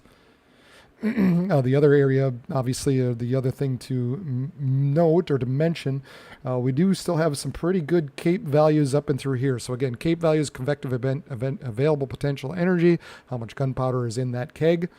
We still have some really good Cape values down and through here. Our temperature still remains down in Sioux Falls. If you can see this, about what is that? 83 over 69, so 83 temperature, 69 degree dew point. So it's really hot and muggy. We continue to have some decent strong southerly winds feeding into that. So wouldn't be surprised if some of this kind of closes up and moves to the southeast. So like I said, Sioux Falls, Brookings, obviously you're not out of the woods. This continues to kind of close in now as we're looking at this. Some of these storms continuing to move south. Oh, they did re-up this. That is amazing. Okay. So they reissued the tornado warning. Call me a liar. This tornado will be near Haiti and Lake Norden around 8:05. Thomas at 8:10. Other locations include Stonebridge, Castlewood, Claremont, Colony, and Dempster. To repeat, move to a basement and interior room and lowest floor of a sturdy building. Avoid windows if you're outdoors in a mobile home or in a vehicle. Move to the closest substantial shelter. Protect yourself from flying debris. They are saying a tornado was on the ground. Take cover now. I don't know if that was based on an earlier report or not, but I guess at the very least, just make sure you're doing the right thing. Take cover. Do what they say. Don't take the chance if you're in that particularly Haiti, Castlewood, maybe Lake Norden area. Maybe they've got a report I haven't seen or haven't heard about, or maybe somebody else is paying attention out there. But they did reissue this tornado warning right now. Again, moving east at about 35 miles per hour.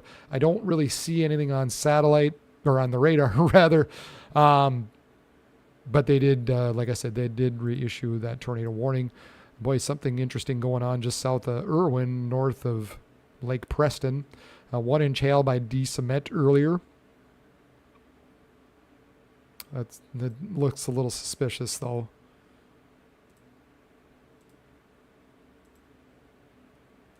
Looks a little suspicious. We'll see what the next scan brings us. But don't discount it based on what we have just seen. Irwin and Lake Preston. Because we did definitely see some pretty tight rotation there. You could see where that tornado possibly was on the ground earlier between Vienna and Bryant. Now we've got another little guy kind of in the same scenario, kind of on the backside as this thing kind of curly cues back around. Well, thanks, Sioux Falls, for always hitting the pause button. Kind of curly cueing back around, kind of like this, what this northern area did.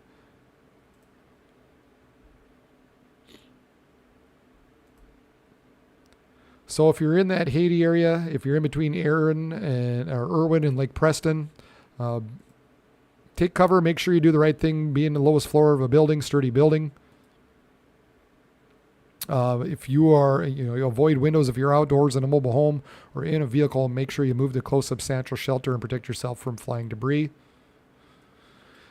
And just to note, again, these northern edge now, they've pretty much taken away all the severe thunderstorm warnings for all these storms further to the north. And we continue to monitor now this more the southern edge of these of this system. There we go. Now we've got that tornado warning. They issued a tornado warning here. Based on what we were taking. Yeah, there we go. There's another good couplet. We switched over to the Sioux Falls radar. That looks a little bit better here.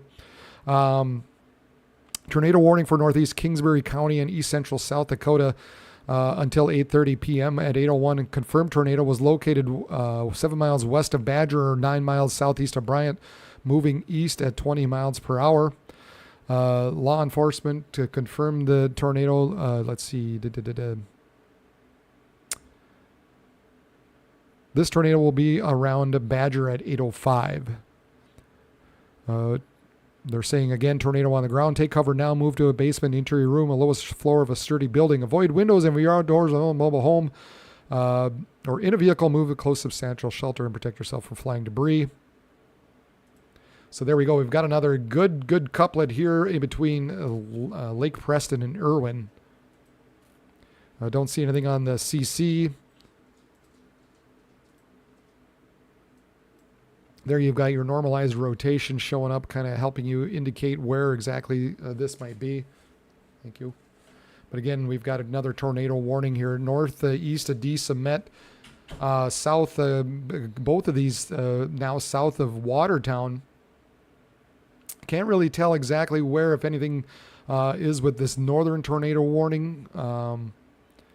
This might be a little bit based off of maybe an older report, but nevertheless, they did reissue that tornado warning. So if you're in that Haiti, Castlewood area, Lake Norden, make sure you're taking cover. And then especially down in the south, definitely looks like we had something spin up here.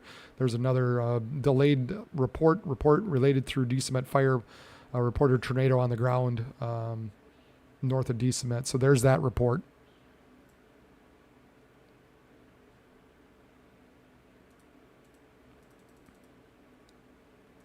Yeah, very, very interesting, guys. We're getting these reports on the back side of these. Now, obviously, a lot of times you see them on the front. You see them on the front side of this as these storm systems are coming through and they're feeding into all this energy, and all this energy is getting sucked up out ahead of this. These storms, these last couple of tornado warnings, have been behind the main line of storms, and so I think what we're kind of have going on probably is we've got some of this outflow coming out and around, and meanwhile we still got some pretty good push coming in and from behind it, and so we've get these curly cues going on the back edge of these storms and spinning up a brief funnel or a tornado. We saw the video earlier from Vince Welty. I retweeted that earlier. Probably this report kind of in between that Bryant and Vienna area. And now we had another little spin up again in between Lake Preston and Irwin. Interesting night. That's an interesting scenario. And twice this has happened, more so on the backside.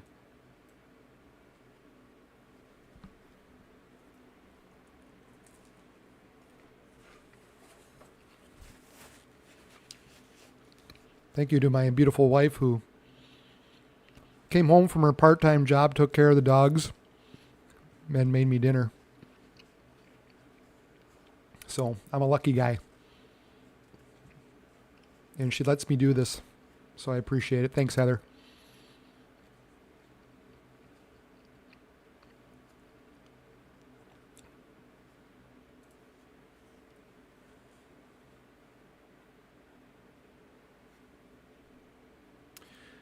Yeah, make sure you guys definitely, you're going to want to be hitting the like button. You're going to want to be sharing this in case nobody else is out there and has these has a live stream up like I've got. I doubt there are. Usually they don't. I'm typically about the only one out there, especially when it comes to the Dakotas and in across these rural areas of Minnesota. Normally you don't see the big guns out and covering this, so make sure you hit the like button so that we get this information out there. Share this page. We got to make sure that more and more people find this, because obviously we got to be in the business of saving lives and helping out. So we've got this area rotation here north of Lake Preston, south of Irwin, heading towards Badger. We had a confirmed tornado earlier, so this is moving east at around 20 miles per hour. This warning is valid until about 8:30. We had this one north, a little bit further to the north. Again, really, really hard, difficult to see exactly maybe where, if anything's going on, but they did reissue this tornado warning. So we'll continue to go with it. I mean, they get the information obviously more than I do, and I definitely want to follow along what the Weather Service is saying. But if anything's out there, it's probably going to be close to that Haiti area. So if you're in that Haiti area, you're going to want to be taking cover. Castlewood, keep an eye on this storm. Badger, in particular, with this southern cell now, doesn't look. This southern one doesn't look quite like it did either. But nevertheless, just Badger, Haiti, Castlewood. Just be taking cover. Make sure you're in a good sturdy building, lowest floor of a sturdy building. If you're outdoors in a mobile home or in a vehicle, make sure you get to a substantial shelter.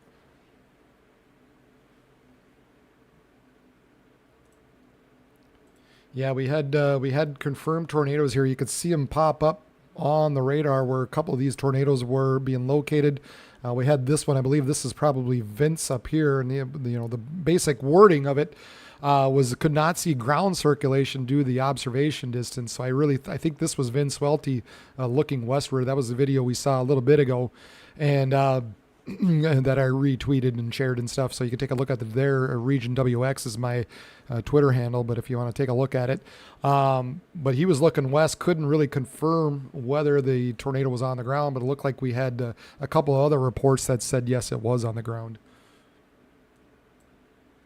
If you're in that Brookings area, we're going to be watching some hail moving your area, moving your direction. And then also the possibility of some strong winds, some 60-mile-per-hour winds.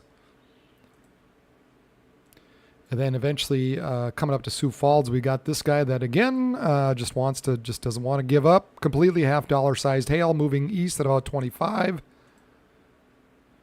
A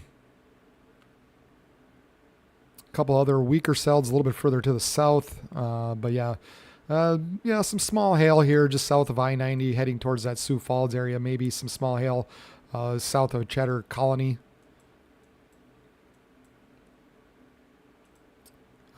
Maybe some decent hail, probably around an inch, maybe even a little bit better. Probably around an inch south of Lake Preston. But we'll continue to monitor at least the possibility of we had some tornadoes on the ground, at least briefly now. So we're going to be looking at this area just west of Badger. So make sure if you're in or around that Badger area, you're going to want to be taking shelter. This thing's had a history, as you can see, of developing some tornadoes briefly. Haiti, probably in through there, is probably, if there's anything going on, that's kind of the area we'd be watching at this point. So Castlewood, make sure you're doing the right thing and taking shelter. This northern tornado warning is out till 8:30 as well.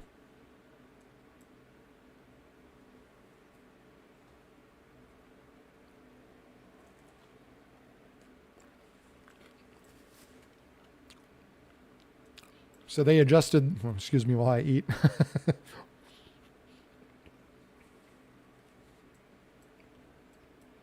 Drew.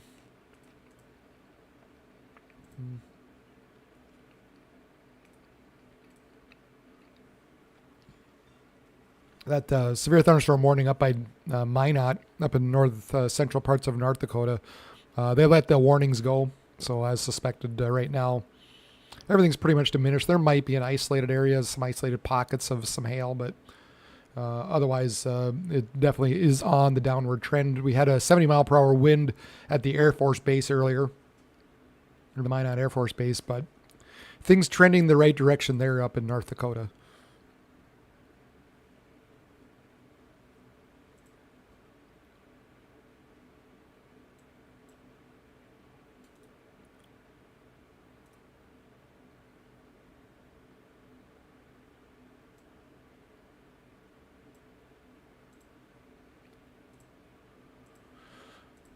I'm trying to take a look if there's any good cams, traffic cams that are showing anything. This is near Alsville, probably about 20 minutes ago.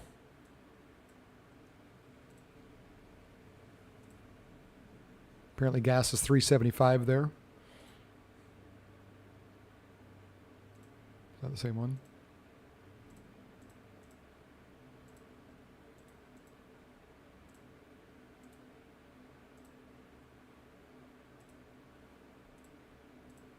Yeah, can't really get much out of these webcams, unfortunately.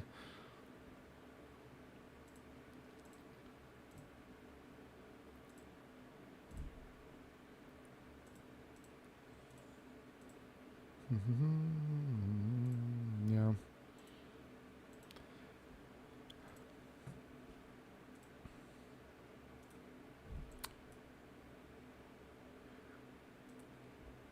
Oh, don't do that.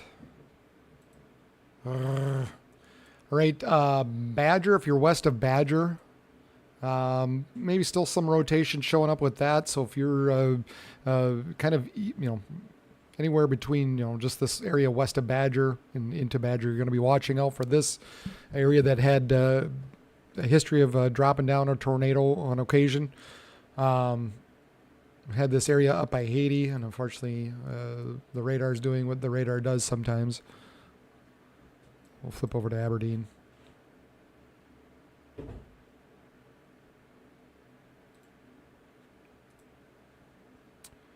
Yeah, that really just there's just nothing there. Looks very unorganized. So now I just not concerned about, at least for the time being, I'm not concerned about this northern one.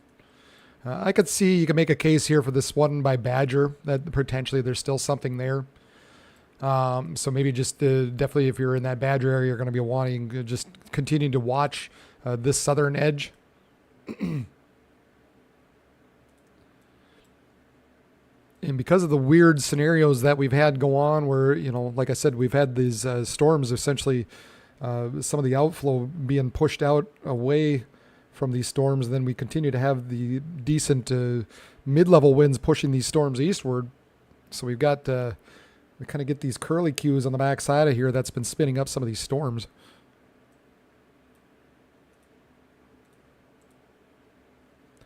But they're valid for another 15 minutes. We'll see what they wind up doing with them. But again, I would say if anything continues to have the potential for seeing some rotation in with it, I'd say it's this area southwest of Badger. Not really concerned as much anymore about this area by Haiti and Castlewood when it comes to that rotating storm. You never know, given how things have been going. I'm just, keep an eye south of Lake Preston. Nothing imminent, nothing crazy right there. In fact, that looks a little bit better even, so not quite as good as it was earlier. But perhaps again, this area by Badger is about the only area or the main area concern. I really, really want the Sioux Falls radar to work.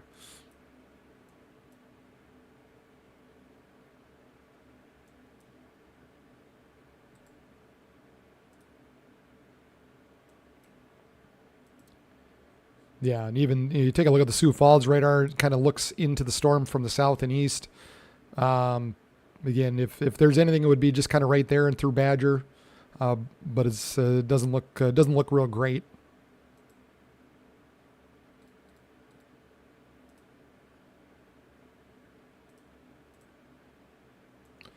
But we're going to keep a vigil eye on these storms. We've had some history in through there, obviously, so we'll continue to kind of monitor these storms as they push probably southeast throughout the nighttime hours.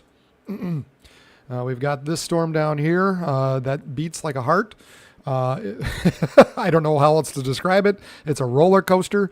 It's a red hot chili pepper roller coaster, a roller coaster of love. And now, once again, it's roller coastering down into the valley to where it doesn't look as good as it did earlier. So now it doesn't look quite as threatening at this point. But we'll see. We'll see if the heartbeat continues to beat, if it starts to flare up again as it pushes eastward. Not completely out of the question. You might even have a cell a little bit further to the south that pops up a little more and maybe becomes severe for a bit. And we've got the Sioux Falls cam right above me. Brookings. I should probably take a look at that.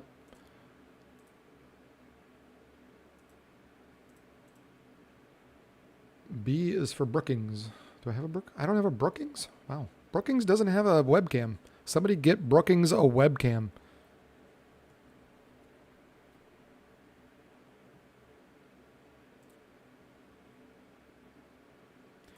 Yeah, and as always, like I said, go ahead and check out, I'm going to be one of those guys that say go out and check the Storm Chasers videos out. Check out their live stream. They're out there doing what they love doing and keeping us informed as well. I don't have a contract with them, so I don't really show.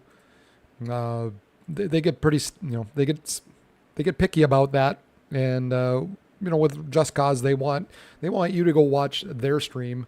That allows them to put money into their pockets, and obviously they're out there spending their hard-earned money driving around. Using up all this gas, high-priced gas that's out there right now. So I'm going to tell you, go ahead and visit Brandon Kopic, Vince Welty, Corey Gherkin. They're out there. Give them some love. Give them some money. If you give them some money, tell them I sent you. But if there is something imminent that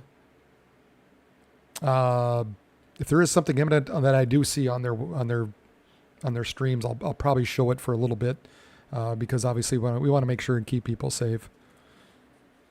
I'd rather keep people safe and deal with the wrath later, but appreciate everybody for showing up. Again, hit that like button. I am meteorologist Brad Warner with Region Weather Live. We exclusively cover the Dakotas and Minnesota. Throughout the year, 12 months out of the year, we watch the winter weather, the severe weather, obviously, when it pops up like this. And we've had these storms develop, and we've had just a little bit of a rare scenario where we're getting spin ups on the backside of these storms. So we continue to watch. There's a couple of tornado warnings out there. It doesn't look quite like it did before, but we had, obviously we had some spin-ups. We have a number of reports further out to the west. Now, as the night goes along, we're continuing to see this rain further to the north. That's probably going to diminish any type of, or is diminishing any severe weather further to the north. And more than likely, we're ultimately just going to find this line just kind of move down to the south and east. Along that showed earlier on the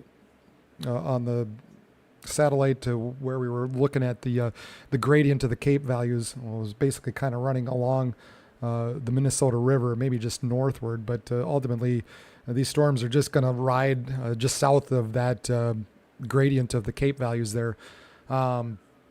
So that's where we're looking at some of these storms developing. So we're not out of the woods, especially we're Madison, Del Rapids, Sioux Falls. We'll have to see. We'll continue to monitor and see if these storms continue to push down towards you before they move into areas like Holland, Pipestone, Edgerton, Laverne, Worthington as we get deeper into the night.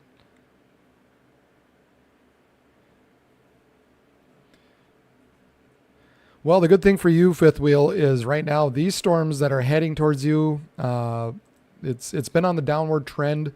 They've been more hailers than the wind. The wind continues to be more so if there's any kind of problem with that is further to the north. The other good thing, I'm taking a look at this, and when we're watching just to see where the stronger cells are, they're becoming a little more sparse. They're not as there's not as many. We have this one by Oldham that might have a little bit of hail in with it. But ultimately, let's take a look at the echo tops are still pretty good.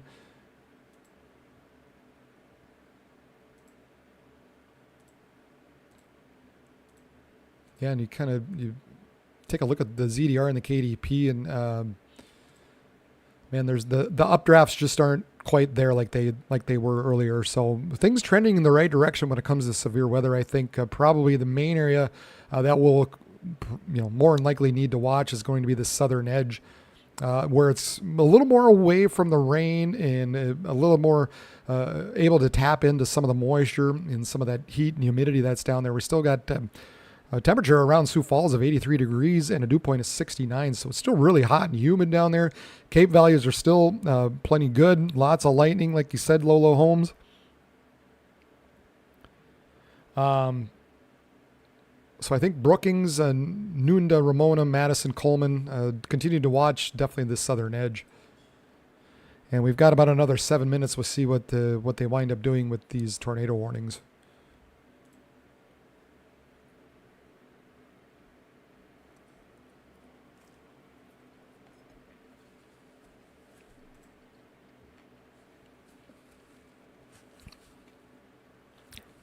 Again, I got to say a shout out once again to my wife. Came home from her part-time job. Girls were at volleyball. Took care of the dog that we're dog sitting for. Made dinner. Gave it to me. So yeah. Love you, honey. Thanks for taking care of me. And the kids. And the dog.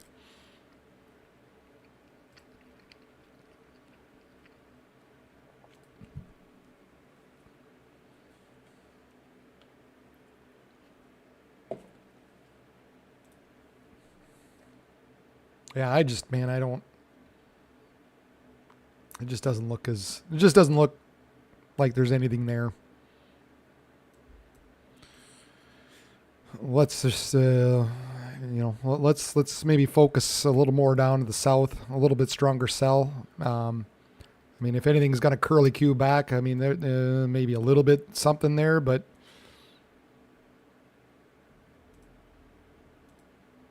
it just doesn't look like it did earlier. And the other thing is the cell just isn't as strong as they were earlier either. Yeah, thank you. Appreciate it, Baldy. Yeah, make sure you hit that like button. Finished your first bottle. That's I hope you're sharing with your sister. I hope you didn't finish that bottle off on your own.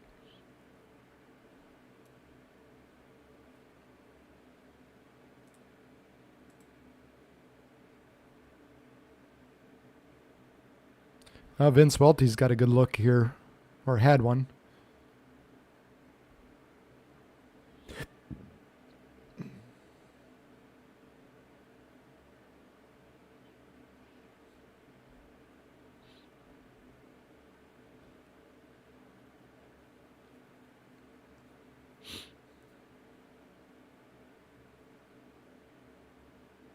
Wow, he's really got a pretty sight, or a pretty... Here's Vince Welty.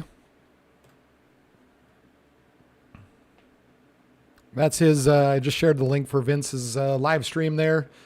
Again, he's out there spending his hard-earned cash to make sure he gets the information out to people. Scott's kind of following along. Thank you, Scott, for that information. I don't have the rights. I don't have the ability. I don't want to step on his toes, but go check out his stream. Give him a little bit of love. If you do so, tell him I sent you. And we appreciate you having him here. Here is Brandon Kopix. He's always, these two are always up here, and they take care of us. So that second link is for Brandon Kopix. Same thing. Go check him out. If anything crazy does develop, if I do see a tornado or something on the stream, if it looks like there's something that needs to be shared, I'll make sure and show it. And deal with the repercussions afterwards. But otherwise, please just go check them out. Send them some love.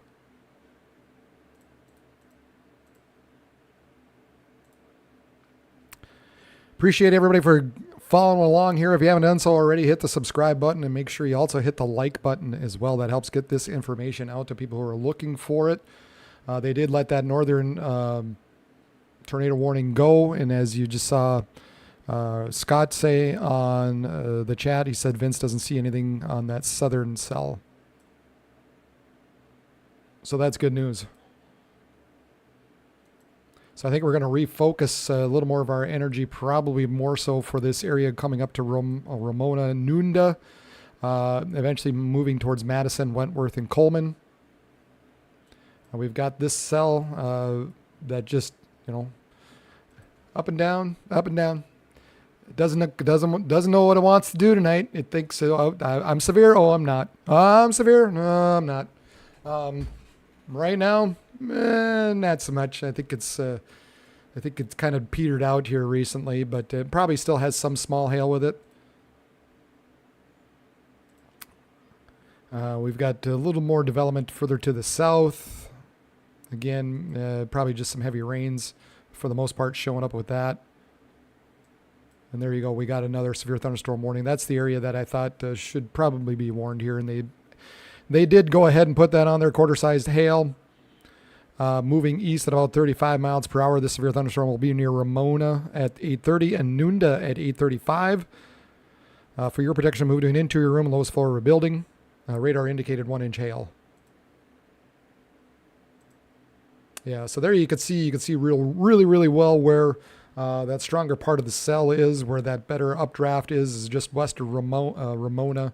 Heading eastward towards maybe just north or pretty close to Ramona and eventually to Nunda. Gotta just just based on what we've seen, we just keep a little eye on, just make sure nothing spins up here. If anything were to develop, I'd say this is probably where it's going to be. It's going to be obviously with this better cell, this stronger updraft that's going on. So if there's anything that would develop rotation-wise or anything ugly in that nature, more than likely that's where it would occur.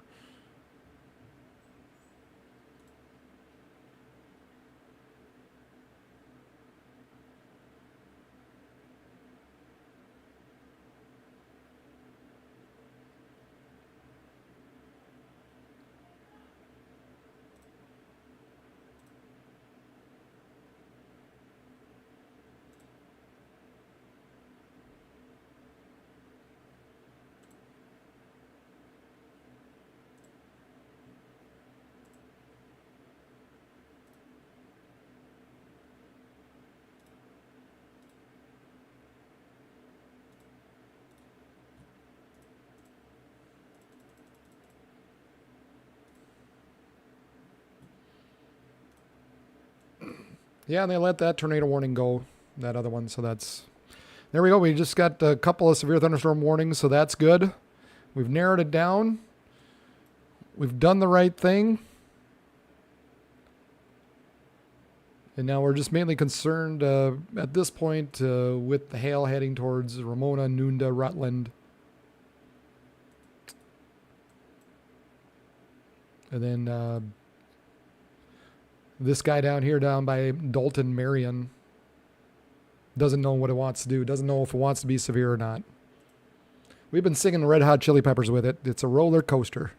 That storm is a roller coaster of love. It doesn't know what it wants to do. It goes up, it becomes severe, and then it goes back down, and then it's not severe anymore. A roller coaster alive. Again, if anybody's out there around this area and has a video or a picture, make sure you tag me on it. Region WX on the old Twitter or the X machine, whatever the heck we're calling it nowadays. But that's where you can find me if you want to tag me on anything. That's the easiest place. That's the best place to show me anything. Oh gosh, did they really do that? They really, okay. They've got another tornado warning out. There we go. Northeast of Badger. They went with it. They continued it on. This little triangle of a deal. Radar indicated rotation. Capable of producing, a tornado was located over Lake Albert or near Lake Poinsett, moving northeast at 35. This is valid until 9 o'clock. Huh. Okay, well, there you go. They continued on the tornado warning. About the only thing I can think of is it continues to kind of have that look it did a little bit earlier. It's got that little appendage on the back side of it, so maybe they're just being a little more cautious with it. So nevertheless, maybe just east of Badger, continue to keep an eye out on for this storm, but they did reissue a tornado warning out.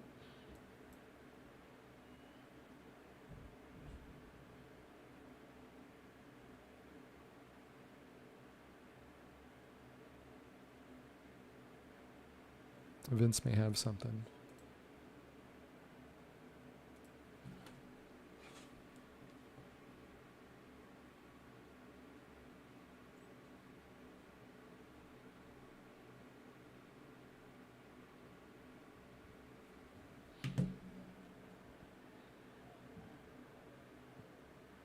And he's right in the middle of that tornado, so maybe that's what prompted the tornado warning.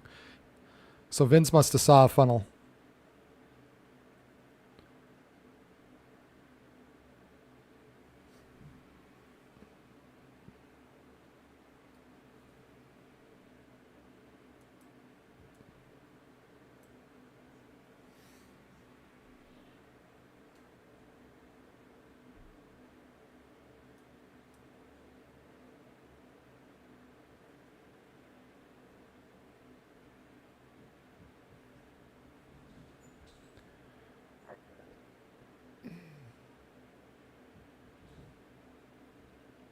So we've got that tornado warning out, potentially because Vince Welty's out there. He's Way too excited, but when it popped me to that lowering, that very skinny narrow lowering, the thing was spinning pretty good.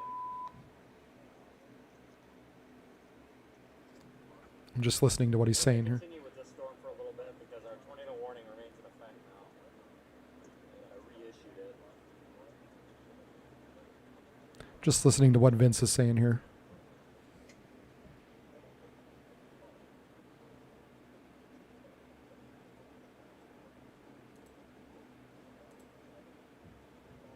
Yeah, thank you for finding me. I'm glad you're with me here. I guess sticking my head out the window to try to get a better view here.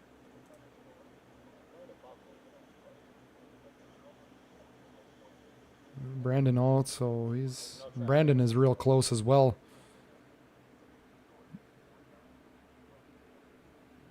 This right here. Rapid spin. Nothing on the ground. Rapid spin. I'm gonna keep you front facing for right now though, because I can't keep the water clear off the camera. We need to watch all areas here. Everything's kind of spinning. The storm just has a lot of turbulence. Just because something's rotating doesn't mean that it's going to produce a tornado. You know, so everything, very turbulent storm. Yeah, Vince just saying very turbulent storm. Kind of makes the comment just because it's turning and spinning doesn't mean it's going to develop a tornado.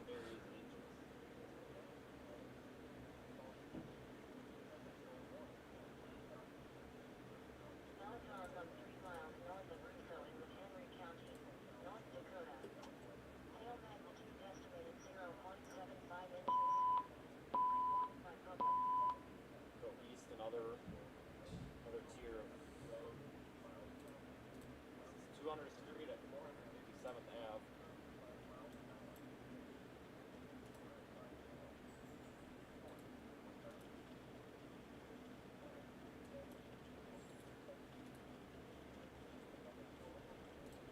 Yeah, just a little bit of rotation going on still just east of Badger. Boy, Brandon's got something really interesting on his. And he's real close to that storm as well, that tornado warning cell. I don't think we're using that road.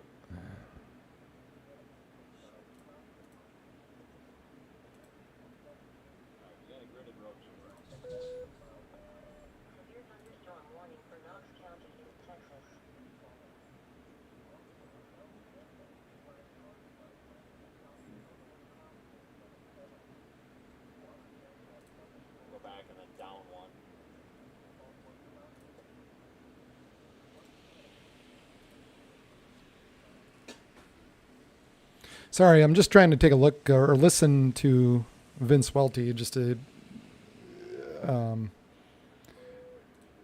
try to listen in on what he's seeing out there. So this is Lake Madison that I've got up now. That's a little bit closer to this southern cell.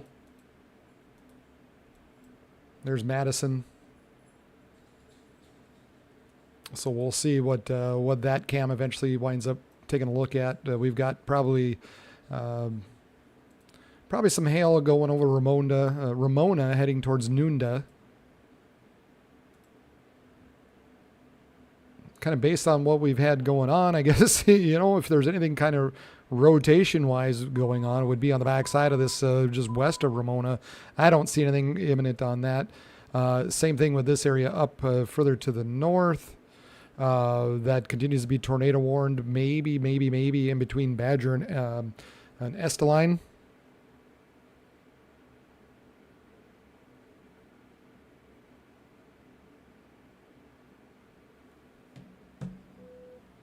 So I apologize for the ugly look of, I've got the cam and I've got me, and I just want to make sure everybody's got a good, it's not the best setup.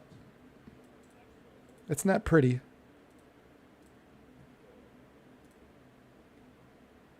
But you don't need to see me.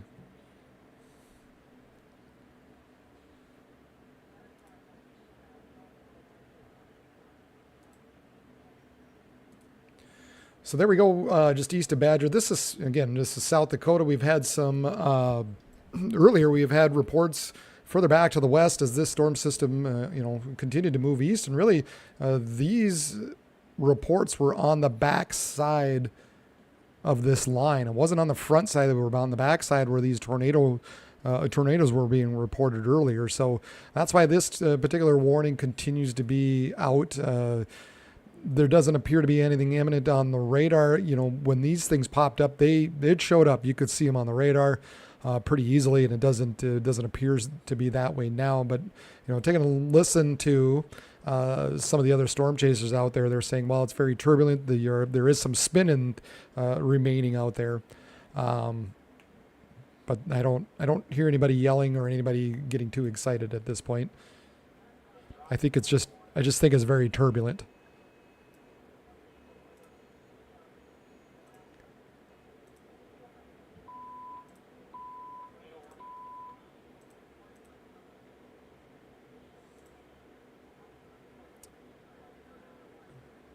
Okay, and I think they canceled the tornado warning. Yep.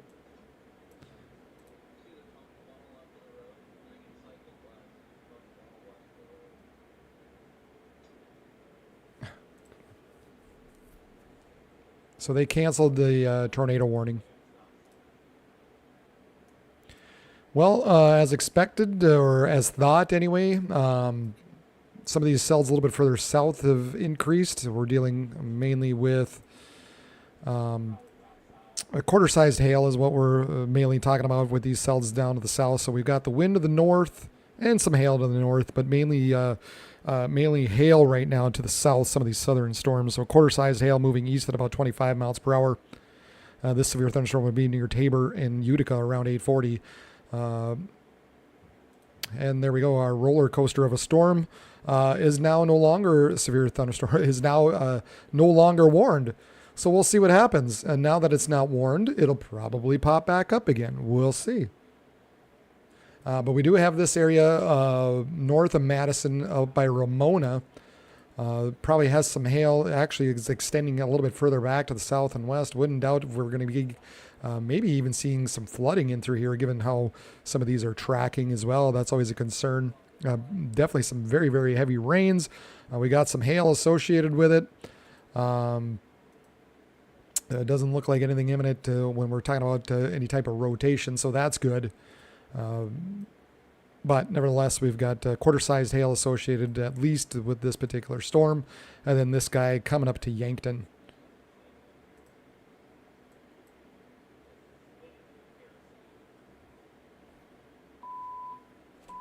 Okay, I'm going to shut this up.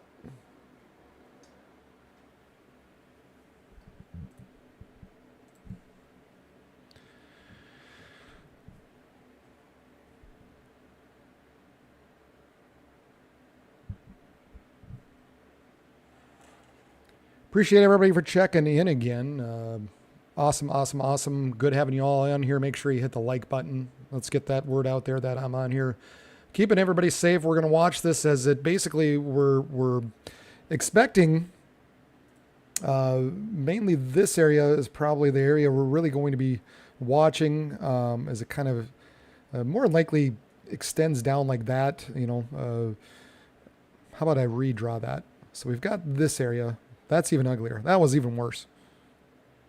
We've got this area. And we're probably going to be looking at kind of a broken area of concern, basically move in that type of manner as we go through the night. We're looking at rain obviously pushing further east and eventually moving through the Twin Cities. But we're really not concerned as far as severe weather goes. Severe weather threat will remain down in the southeastern parts of South Dakota, southwest Minnesota, going into the remainder of the night.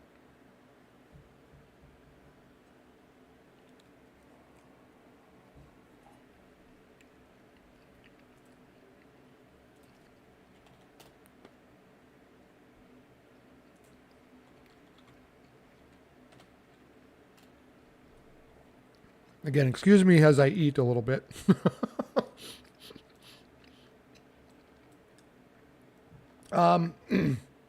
So Harrisburg, that's just south of Sioux Falls.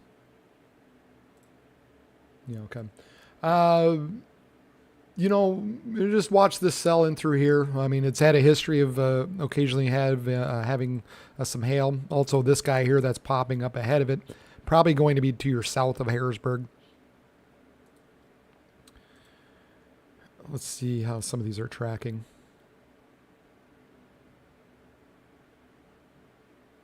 Yeah, you might get some hail out of a couple of these. This guy just out ahead of it by Lennox has probably got some hail. Generally moving eastward, but it might have a little uptick to the north that might clip you in Harrisburg. So it might just depend where exactly in Harrisburg you're talking about. But that would be the main threat. We're just looking probably 1 inch hail at this point. What we're looking at this point, looking at what we're seeing on the radar. Doesn't appear at this point that the winds are a problem. It's more so the threat of hail.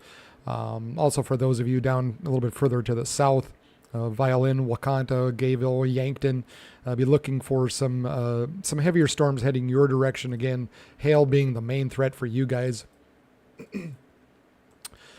Further to the north, we're kind of watching this again, a bit of a hailer moving towards Madison, Wentworth. We've got Madison Lake up above me. So we'll be monitoring that. I think Madison Lake is just to the southeast of Madison. I think it's right here actually. So we'll see as these storms move through what that's going to look like.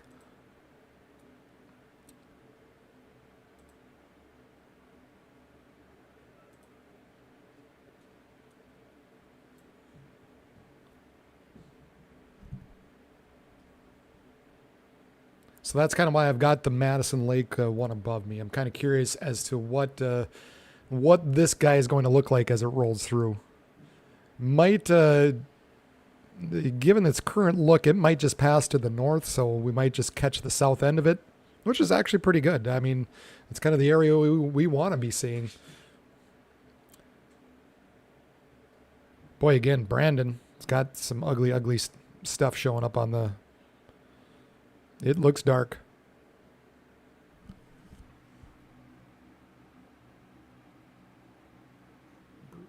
Mr. Bruce. And Brandon continues to follow this up here. Again, remains very turbulent. You can see it on the ZDR. Very turbulent type of activity continues to go on up there.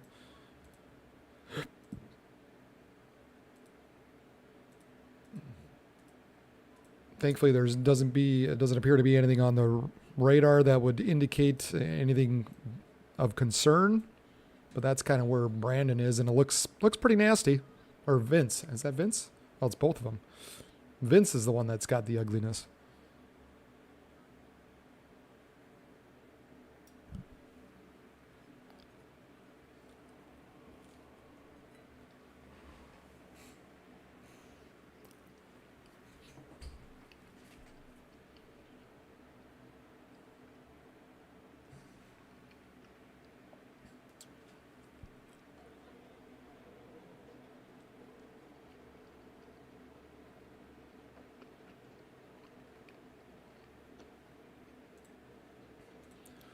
If anybody's around that South Dakota area, if you can, if it's safe to do so, you know, go ahead and tag me on the Twitter machine, on the X machine. Region WX is my handle on the Twitter machine.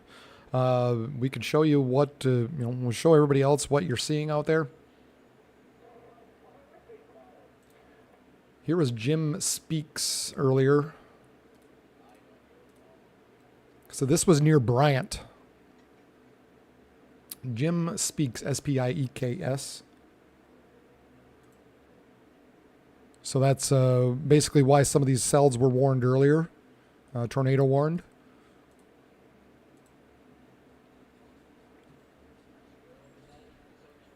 1.25 inch hail being reported just east of Ramona. So yeah, some pretty decent hail popping through there. And man, we don't need it this time of year. This is harvest season. We don't need the white combine to come through and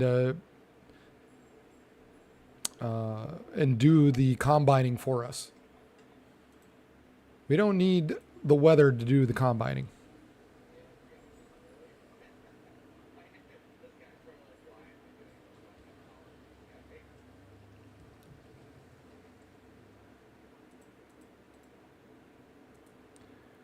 I know, especially up here in North Dakota, we've got wheat is being harvested. I would imagine that's probably getting pretty close, if not already being harvested down in parts of South Dakota as well.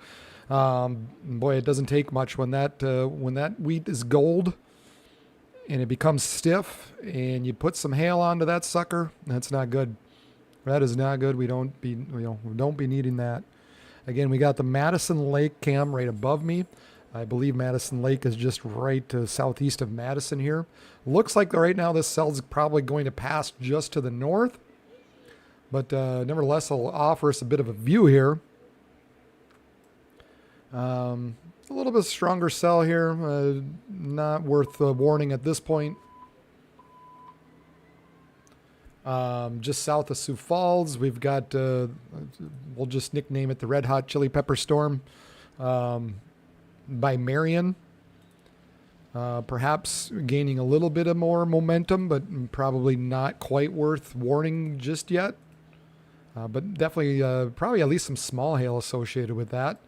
And then this guy down by Lesterville in Utica, some hail in between there.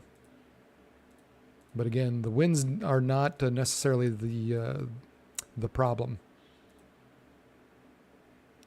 If anything, if we're going to be monitoring anything for any type of rotation, I would say at this point it's going to be this area just north of Madison by Ramona, Nunda, Rutland. Definitely the strongest cell going on out there across South Dakota.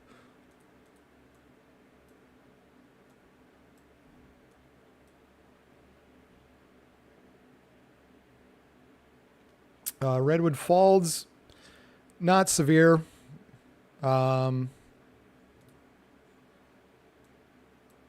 Probably just some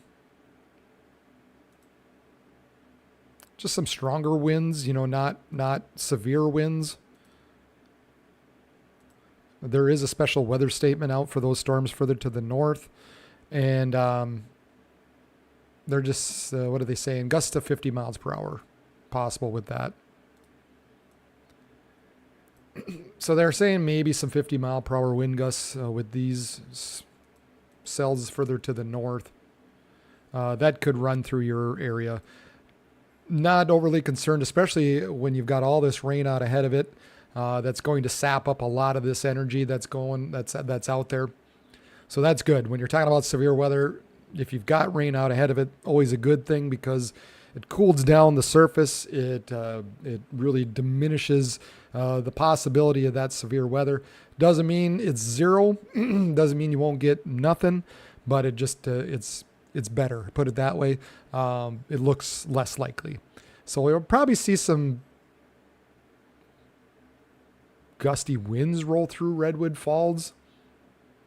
But at this point, I don't know. They don't appear to be severe at this point.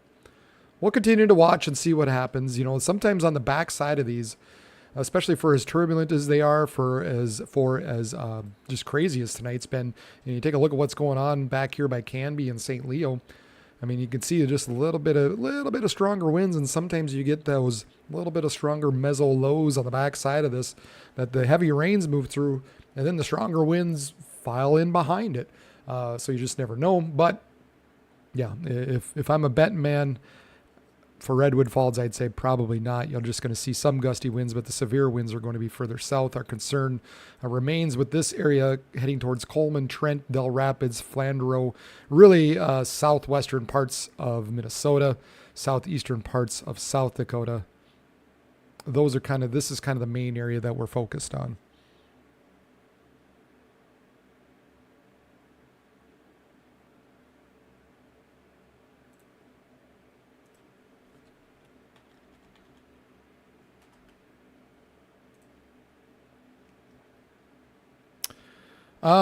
Worthing, yeah, I mean, we're gonna.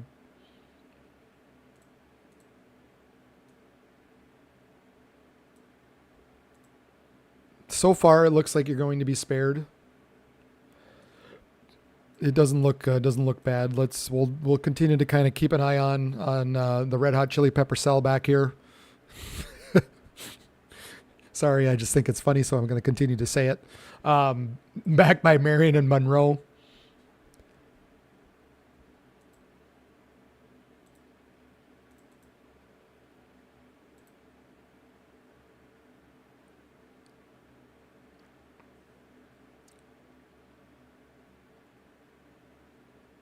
Yeah, and then the area we're just going to continue to watch, like I said, is going to be kind of this broken line in through here. And kind of as it traverses eastward, southeastward a little bit through the nighttime hours.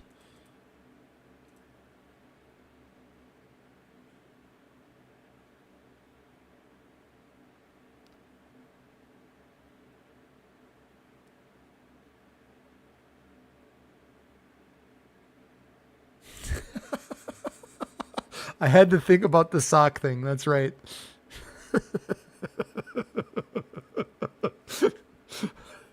Yeah, yeah, yeah. Yeah, red hot chili peppers. No, it's just the storm. The storm's been a roller coaster, okay? And that's why it's the red hot chili pepper storm. It's a roller coaster. It doesn't know what it wants to do. First it goes up, and it becomes severe, and then it gets severe warned, and then it diminishes.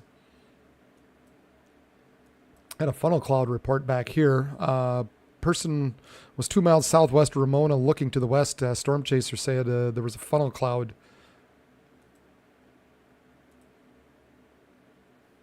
So we'll continue to kind of monitor that. Boy, that Lake Madison cam just above me here.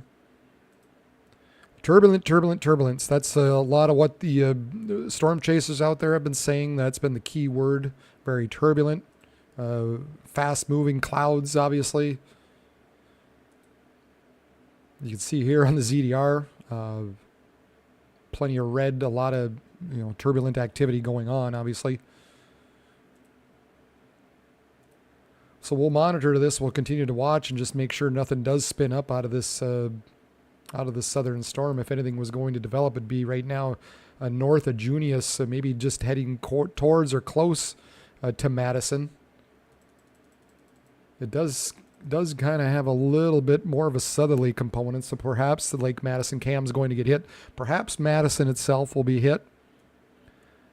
So yeah, if you're in that Rutland, Wentworth, Madison, Junius area, make sure you're taking cover with this particular storm. At the very least, we've got some large hail. We've got the possibility of a little bit of rotation going on along with it as well. So you just never know, given the history of what's been going on tonight. We've had some brief tornado touchdowns with some of these cells. So this is the strongest cell out there right now. Again, this is just north of Sioux Falls, in between kind of the Sioux Falls Brookings area, north of Madison. We've got the Madison Lake cam right above me. So we'll see what develops here, what shows up on this camera. Hopefully it's pointing the right way. I believe so.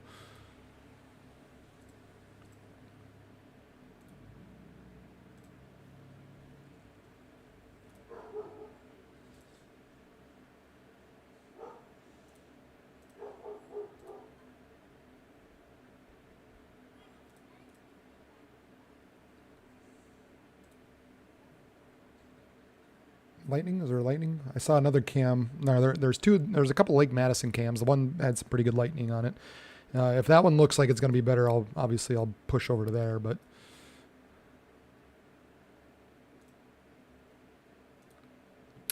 how's everyone's evening? If you haven't done so already, hit the like button, subscribe. I would love to have you as a new subscriber as well. I'm here through the winter, 12 months out of the year as well. I provide forecasts. 12 months out of the year, both winter and summer. So if you're looking for information across the Dakotas and Minnesota, you've come to the right place.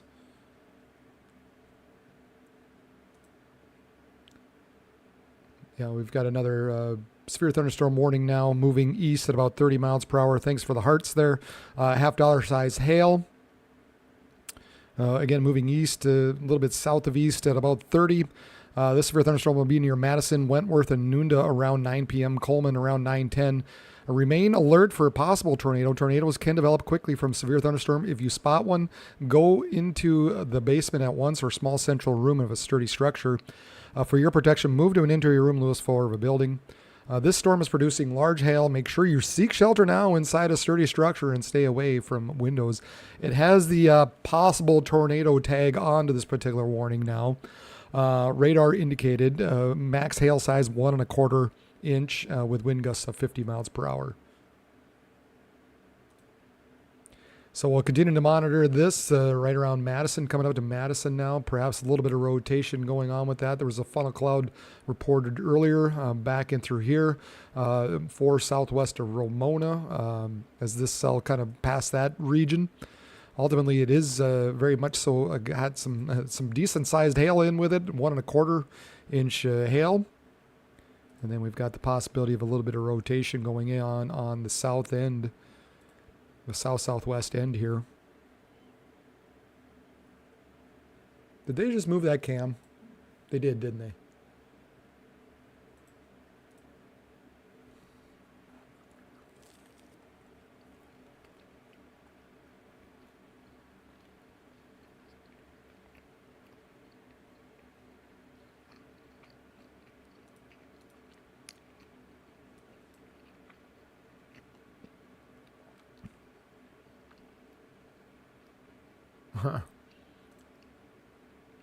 Yeah, that one doesn't look quite as strong up by Minot. They do have, or northwest of Minot. They continue to say 40 mile per hour wind and nickel-sized hail. With that cell that is now southeast of Minot, continues to move southeast at about 30 miles per hour. So we continue to have a strong cell just southeast of Minot, North Dakota, coming up to Mercer, McCluskey, Denhoff. And then I think what Scott is referring to, we've got maybe some stronger rains or whatever heading towards Bowbells and Kenmare.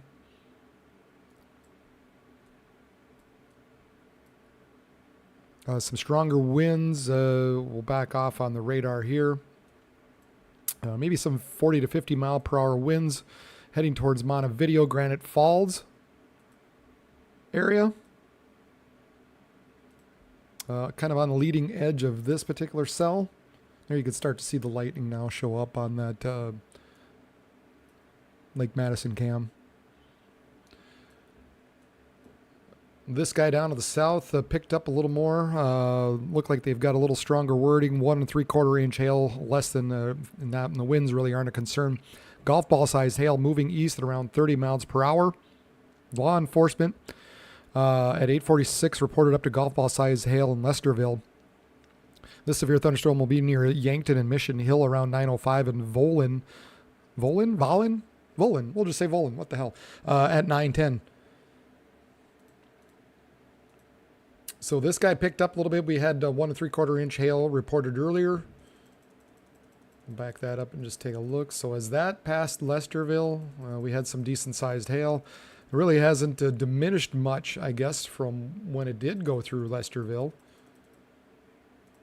So yeah, I would say we'll continue to call it 1.5, 1.75 inch hail, maybe heading towards Mission Hill, Volin, Wakanda, forever, and Gayville. Who knows? Who knew Wakanda was in South Dakota? Now you know. Just some heavier rains, basically moving through southern parts of Sioux Falls, through Harrisburg. If anybody sees anything, make sure and give us a report if you're on the chat. Just let us know what you're finding, if any of these storms are impacting you, and just say, hey, not much for wind, a little bit of rain, hail, whatever you saw. It just helps to give everybody a heads up on what you're seeing out there. Maybe some hail now. There we go. There's our Red Hot Chili Pepper storm down by Monroe. Might be picking up a little more hail once again. Just doesn't ever want to give up. I don't know. Now, do I call it Red Hot Chili Pepper because of the roller coaster? Or do I call it the Rick Astley because it doesn't want to give it up? Those are questions we ask here at Region Weather Live. Important questions.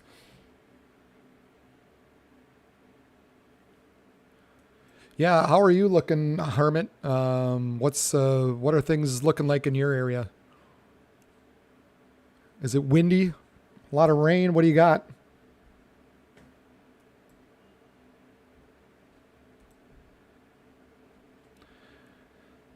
And like I said, we're kind of monitoring this area by Madison. Has some decent hail, 1 to probably 1.25 inch hail. Monitoring the possibility, at least, of maybe a little bit of rotation there on that southern end. We had a report of a funnel cloud earlier, but that remains to be the strongest cell right now out there. Heading kind of east a little bit, we'll call it east towards Rutland, Wentworth, Coleman. You guys are kind of in the path of this Egan, Flandero. The Rickrolled storm. Yeah, boy, all kinds of names we could call it.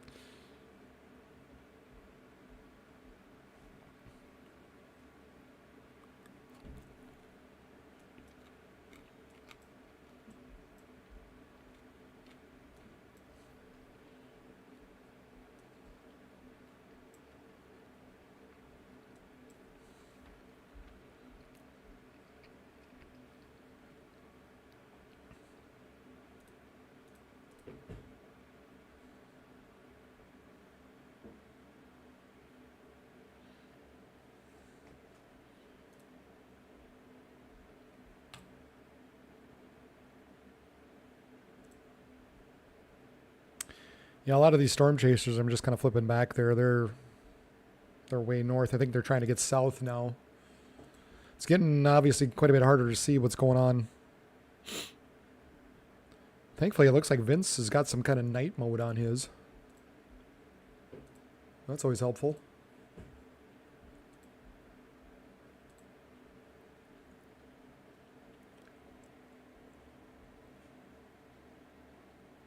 Oh, John McKinney. I didn't see him. He's out there as well.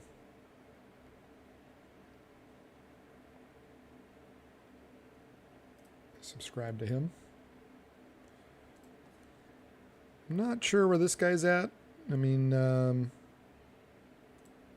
kind of new to me, John McKinney, but he's got a live feed. There's his stream. I just shared that on the chat, his link.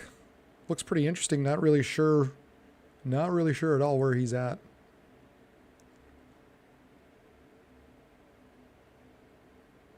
See if we can take a listen.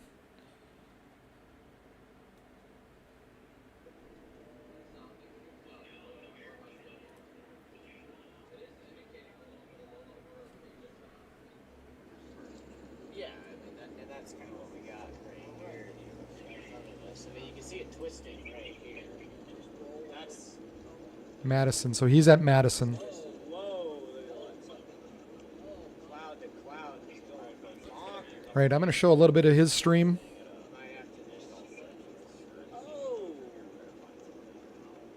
As he gets over the hill here, hold on. Let's see if we can catch. He's got a lot of lightning. See if we can catch a bolt. Or cloud to cloud lightning. Look at that. That is cool. Yeah, I'm not real familiar with this guy, but he's in the right spot. He's with that cell by Madison. Look at that lightning he's catching there. That's really cool. So make sure you check him out. Show him some love. Click on that stream. Click on that link.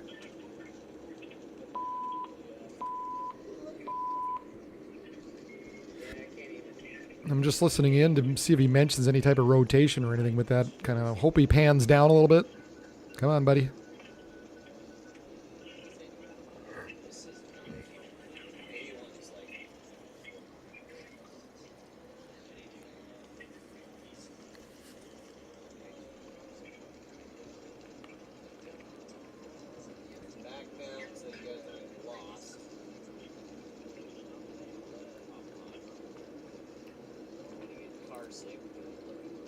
A lot of lightning.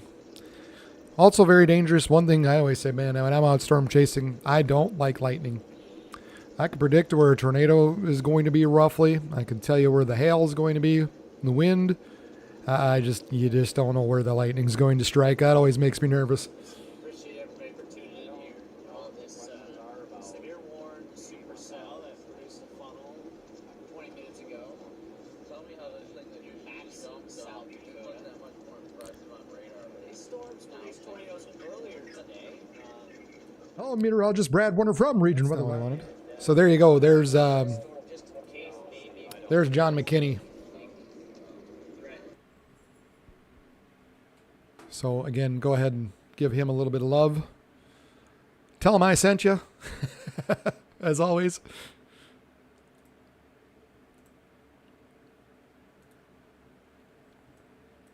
But he's close to this storm up here by Madison.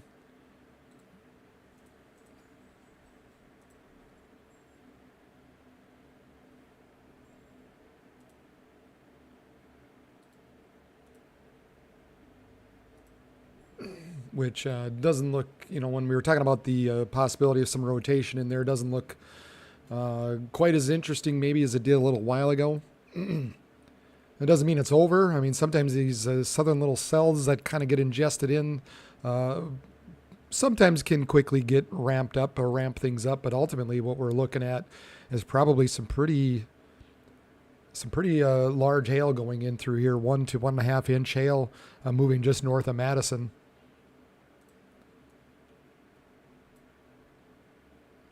And that updraft, we've got a strong updraft all the way up to 30,000 feet.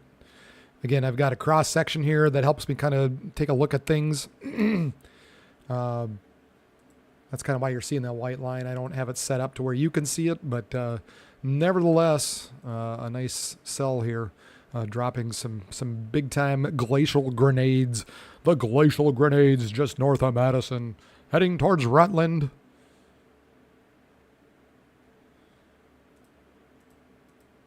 We're watching glacial grenades.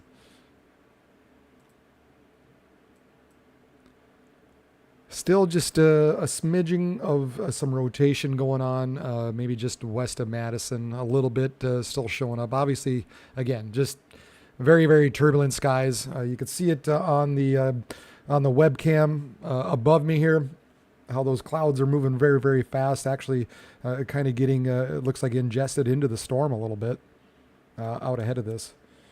These clouds are actually moving into or towards the storm. And you can see the lightning now off in the background up in the left there. So obviously that's the main part of the storm that's looking north, kind of northwesterly. So there's Madison, and I believe this is Lake Madison down in through here. So more than likely those cams are kind of being pointed up in this general vicinity.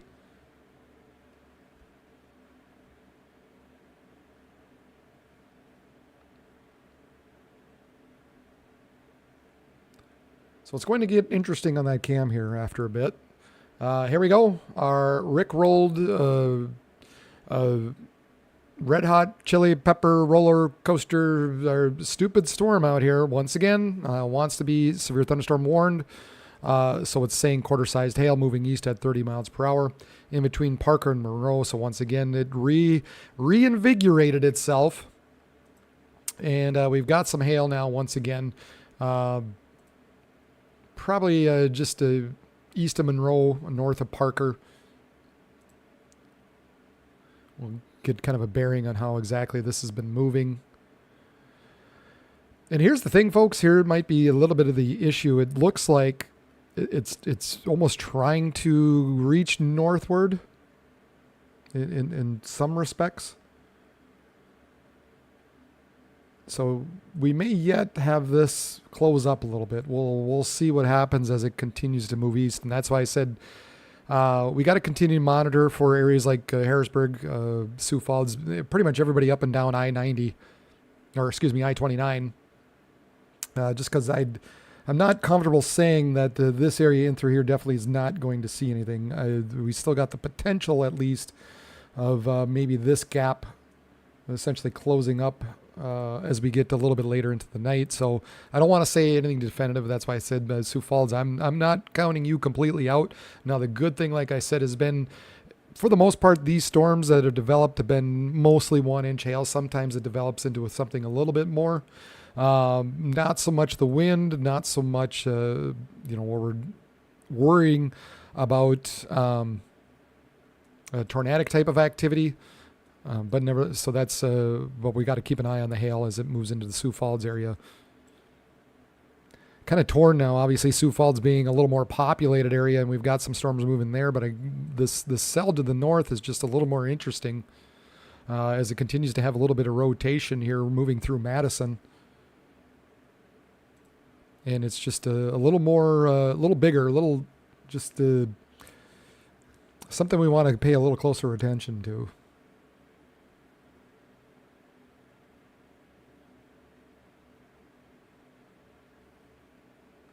Yeah, like you said, a lot of Cape still remaining down in southeastern parts of South Dakota. Still, we're looking at Cape values of 3,500. Yep, 3,500 joules per kilogram in Cape down in that far southeastern parts of South Dakota still.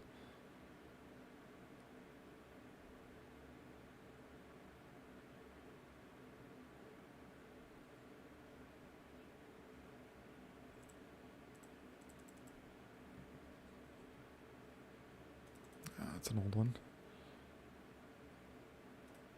I don't show you everything on here. Once in a while I've got stuff, but here's Keloland weather within the past hour. Tornado in Kingsbury County near Irwin and Badger areas.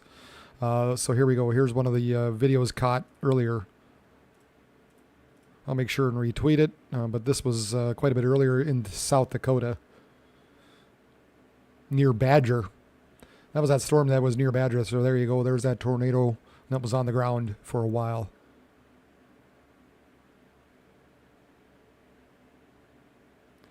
Okay, Hermit. So you had one. You had a close strike, huh? Yeah, this lightning's been crazy. If you just saw the video from one of the storm chasers out there, it was constant. It was crazy. He was getting some awesome looks.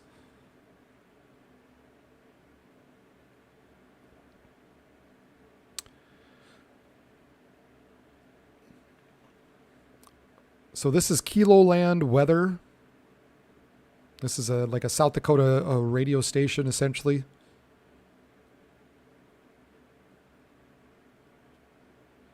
Keloland weather. Kilo Storm Center. About 32 minutes ago, and they said in the past hour. So anywhere from an hour and a half ago, roughly, is when that particular warning tornado was on the ground in Brookings County near Irwin and Badger.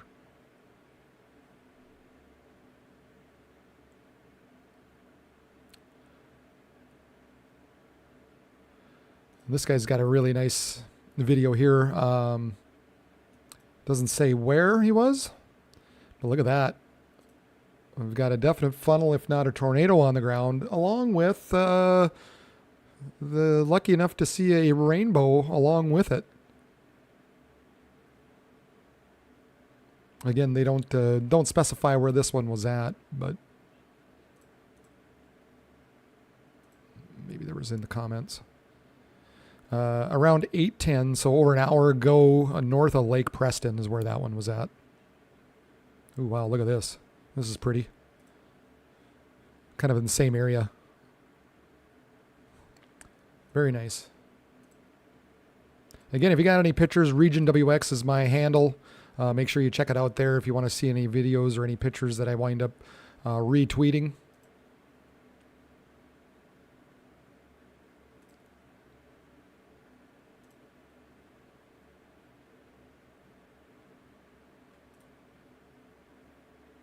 Oh, come on.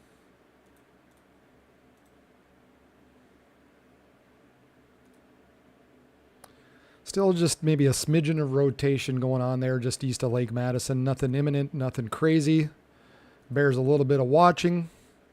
At the very least, we probably got... it doesn't look like the hail is quite as good as it was before.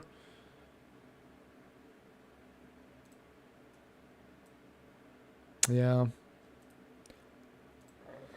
So maybe you got still have 1 inch in diameter hail associated with it. Again, just to keep an eye on the possibility of some rotation in with this. If there's anything that's going to wind up rotating or get ugly, it's probably going to be this storm. Yeah, but it just doesn't look like it did earlier. It just doesn't look quite as threatening, I guess. A lot of lightning with it, though. We've got some stronger winds here. Look at the reports come in with this area out in kind of west central-ish Minnesota, 55 mile per hour winds. 5 miles east of Dawson in Lac-Qui-Parle, Minnesota County. Never know how to say that. 40 mile per hour winds south of Madison, Marietta, 44, 30, 41. So 40 to 55 mile per hour winds. That's probably running now through Granite Falls, Cottonwood, heading towards that Redwood Falls area. So again, nothing severe, but might move some lawn furniture around if it's not secured. Maybe a trash can.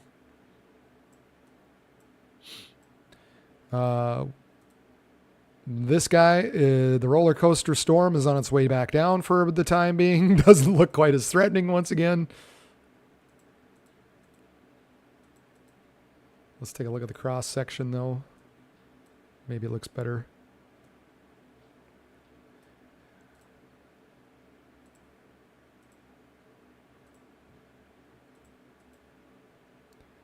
Yeah, I think it still has potential though. Probably still some possibility of some hail developing in with that, obviously, as it heads towards Sioux Falls. And then we've got this guy further down to the south, heading towards Valin and Gayville, and heading just south of Wakanda, probably about around 1 inch in diameter hail associated with that. And this guy further to the north. That, again, just maybe doesn't look quite as interesting as it did a little while ago.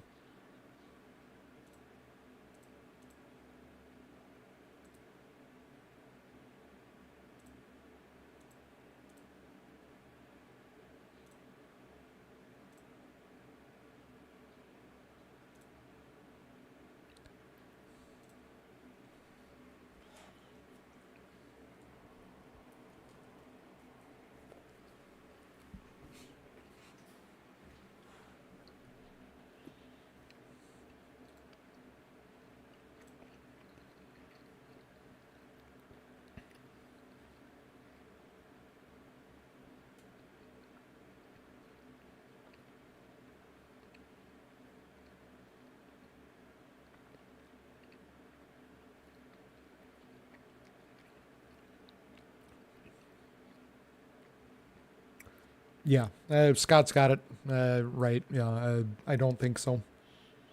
Highly unlikely at this point, the way it's looking. I'm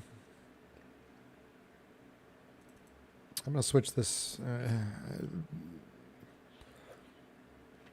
I'll keep an eye on Lake Madison, but it looks a little more interesting on the Sioux Falls cam, so we'll kind of push that over, bring it over to the Sioux Falls cam.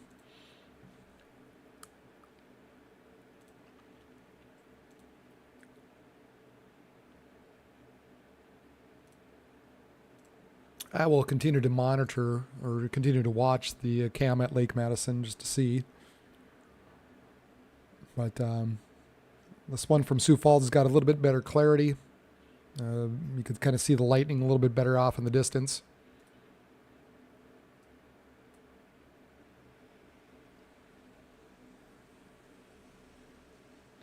And the other thing with Sioux Falls cams is they like to pause and they like to make sure I'm paying attention and that I have to keep clicking the button.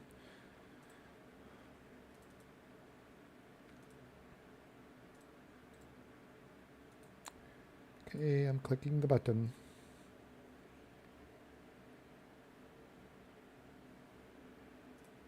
Some cloud to cloud, I'm sure. But I would imagine you're through the thick of it at this point, downtown.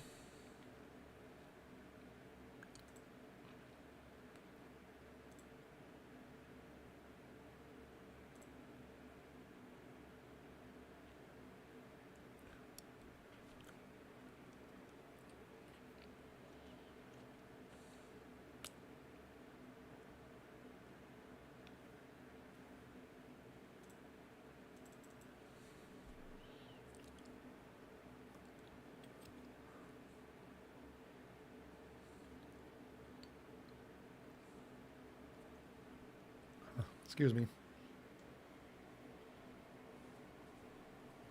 There we go.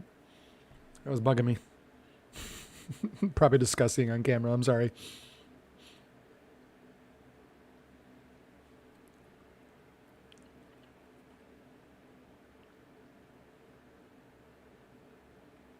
Just paging again. If you got any pictures, any video out there, if you're across to South Dakota, Minnesota, Region WX, make sure you tag me on there. That's always the easiest, best way to get a hold of me or get my attention.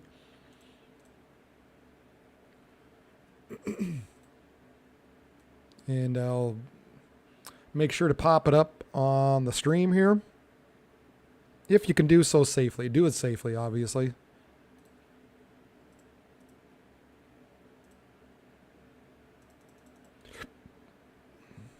Oh, Ryan Scholl, one of the storm chasers we were watching, he had his hood up for a while.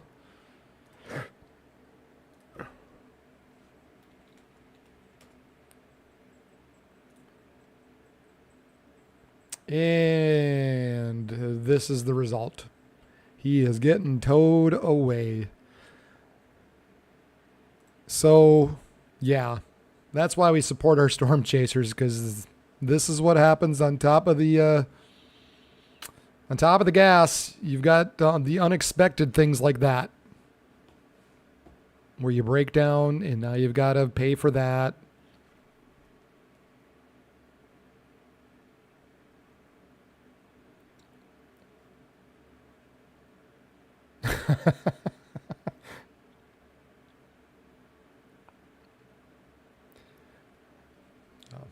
And my daughter, whose dog we were watching, if you were paying attention or if you were on here earlier, you were noticing I was fighting with a dog. We were watching my daughter, well, and her boyfriend's dog, essentially what it is. But they're at Red Rocks right now. So I'm just, they sent me a picture. Looks beautiful.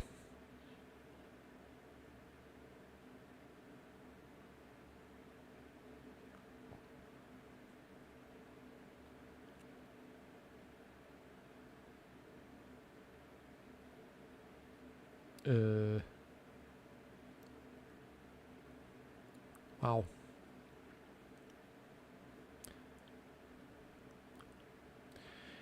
Retweeting something that we had mentioned really, really early on in the broadcast, just about the fires out in Hawaii. Retweeted something with that as well. Airline passenger shared a bird eye view of the wildfires that ravage Maui. That just makes a guy sad. That is so beautiful out there, and to see that area get destroyed by fire just sucks.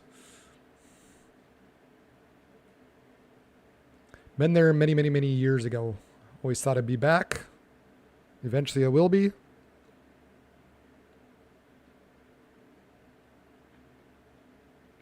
Oh yeah, and then there's the Vikings preseason game. Anybody know what's going on there? Anybody watching the Vikings preseason game? Anybody care about the Vikings preseason game? All I know is we won the coin toss. Woohoo! Skull.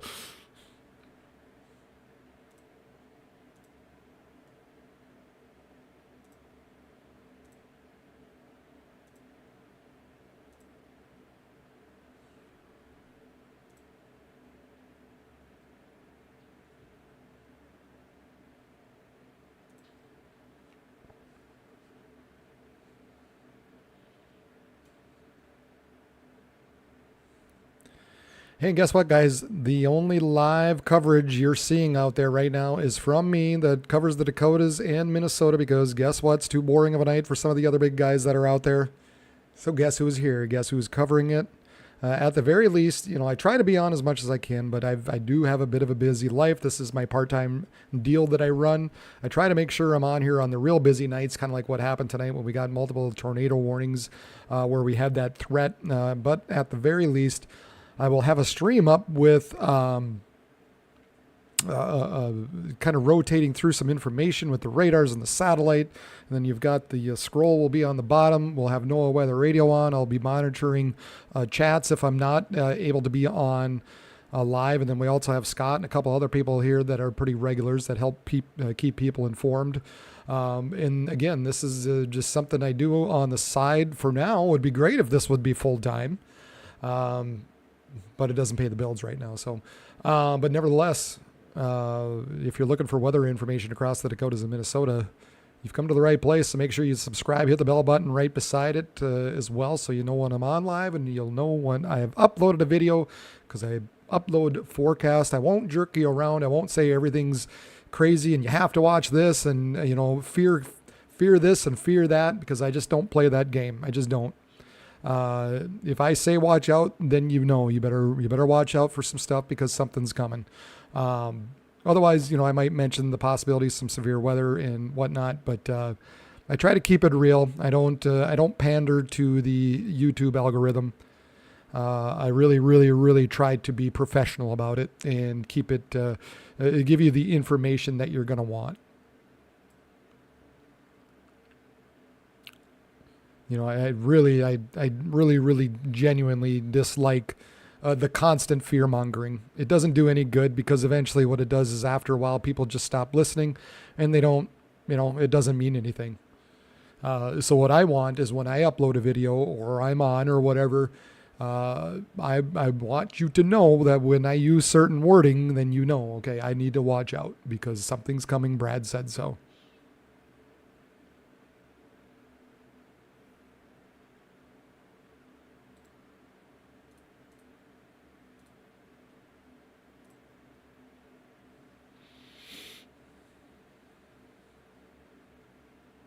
Hockey season. Hockey. Oi, oi, oi.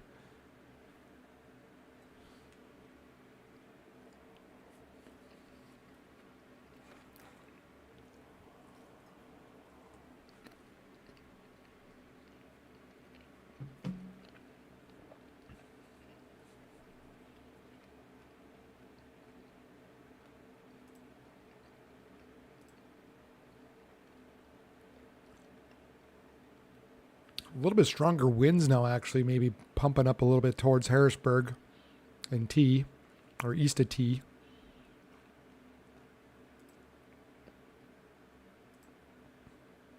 Fifth wheel, are you on there? Well, no, you're in Sioux Falls. What's your husband say? What's going on? What's going on out at the RV park?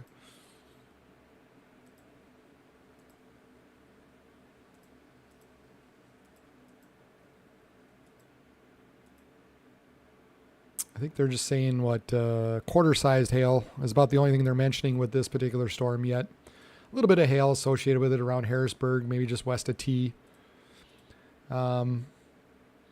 Maybe some gustier winds starting to occur a little bit, but nothing to be too concerned about just yet.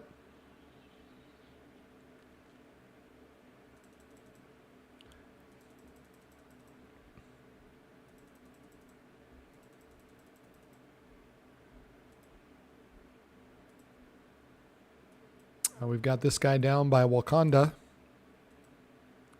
Quarter-sized hail moving east, a little bit south of east at around 30 miles per hour. So there you go. We got a little bit of hail just around Volin and Wakanda, heading down to the southeast towards south of Brasford and heading towards Spink. And this guy further north, just not nearly as impressive as it was earlier. That one's really falling apart. So gosh, it looks like, guys, we're going to get out of this early.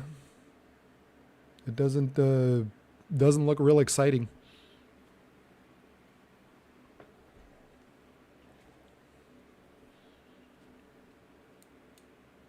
Or it's looking less and less exciting as we get later into the night.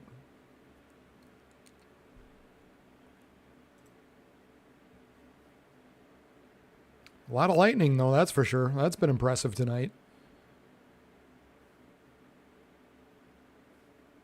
Louder lightning.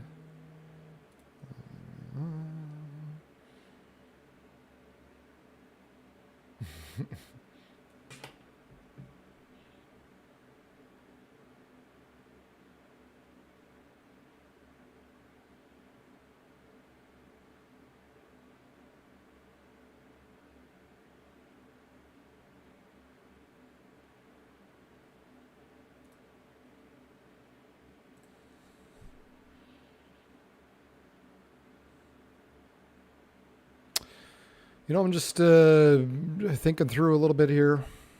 Just looking, I mean, there's still a good amount of cape, high humidity, plenty of warmer temperatures, high humidity still down through here. And you notice how this is quickly is starting, well, let's redraw that. Kind of all of a sudden, this area kind of starts to push a little bit further south.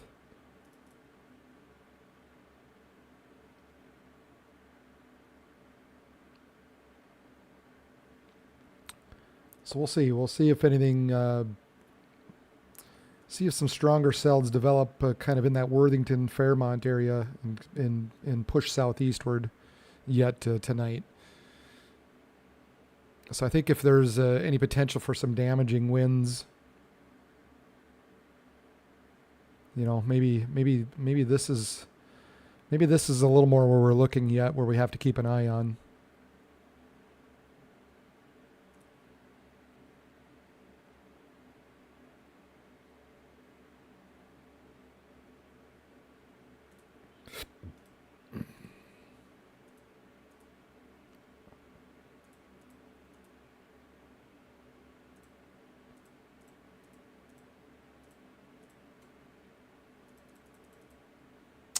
Well, and again, for what it's worth, here is the latest model run. Oof, what the hell happened here? Gross.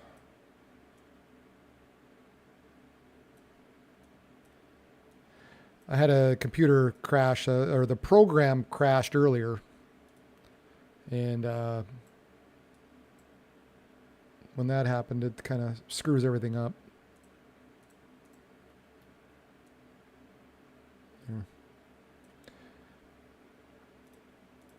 But this is the latest convective model run, and we're basically look at how some of these storms want to ride down to the southeast. Obviously, that's not where the strongest storms are. Here it's showing the strongest storms along the Minnesota River and just north of there. Obviously, that's not the case. It's more so down in through here. It's been frustrating. It's been a frustrating summer when it comes to especially the HRRR, man. Last year actually was really, really decent.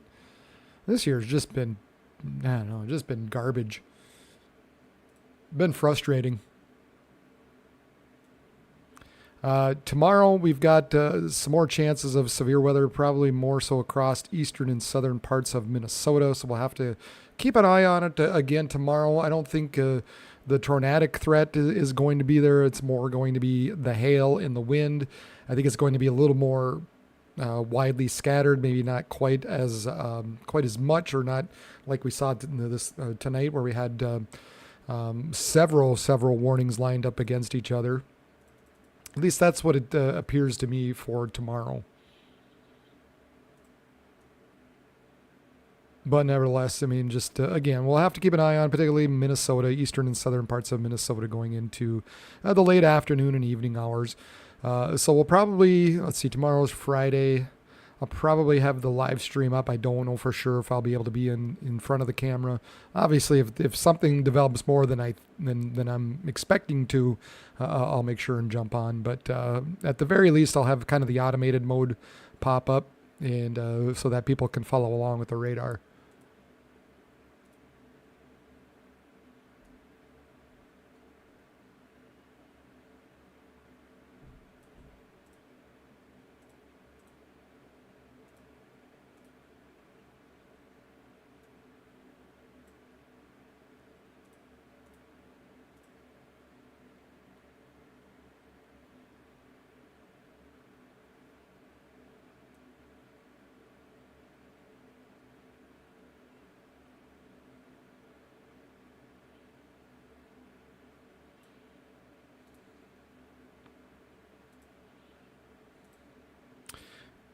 Well, the other interesting thing, obviously, is we got some kind of a stronger southerly low-level jet just nosing into that southwest, south central part of Minnesota as well.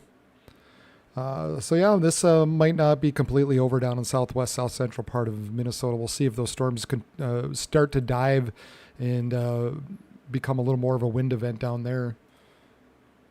If that does indeed happen. Then for tomorrow, you could see where some of those stronger mid-level winds really punch in across southern parts of Minnesota, and then ultimately really into, the nose really starts to punch into Wisconsin as we get later into the day. So probably that's a little more where the severe threat's going to be, is more far eastern Minnesota, and then punching into Wisconsin later in the day.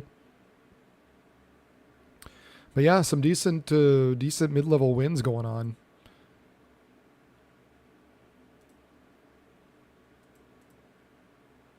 Nice trough, a nice jet streak. Dew points tomorrow.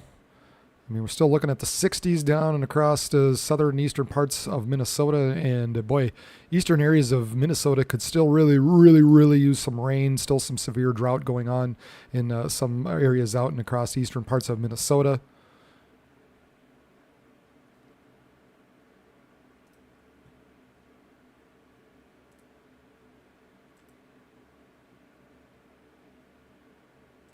Sorry, I'm just kind of taking a look at the latest model run. Haven't had a chance to take a look and see what's going on.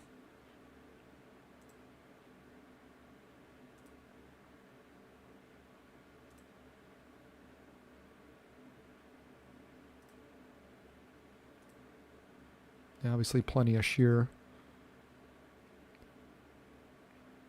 Yeah, I think mid to late afternoon into the early evening hours, again, across east and southern parts of Minnesota, probably going to be the main time frame for any type of severe weather the way this is looking. Probably before the more interesting activity moves into Wisconsin.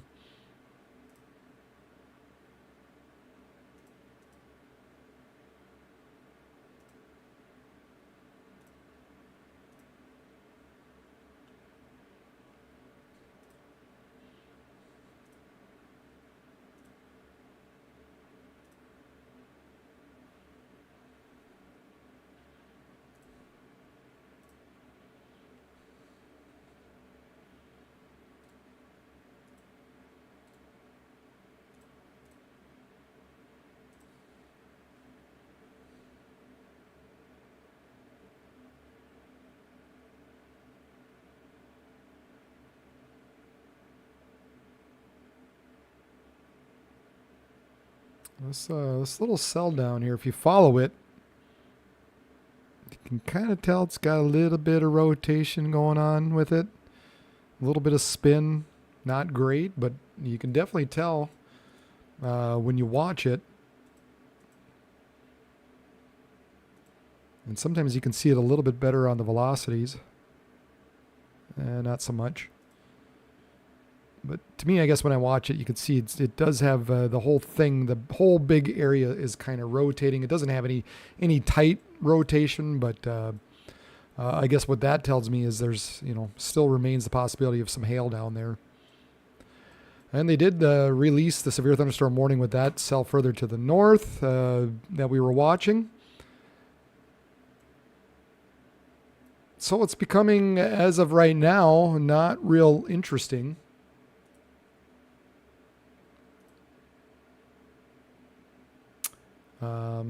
Yeah, I really do. I really think this is about the only area left maybe really worth monitoring, just to see if any of this stuff really starts to take off and dive southward.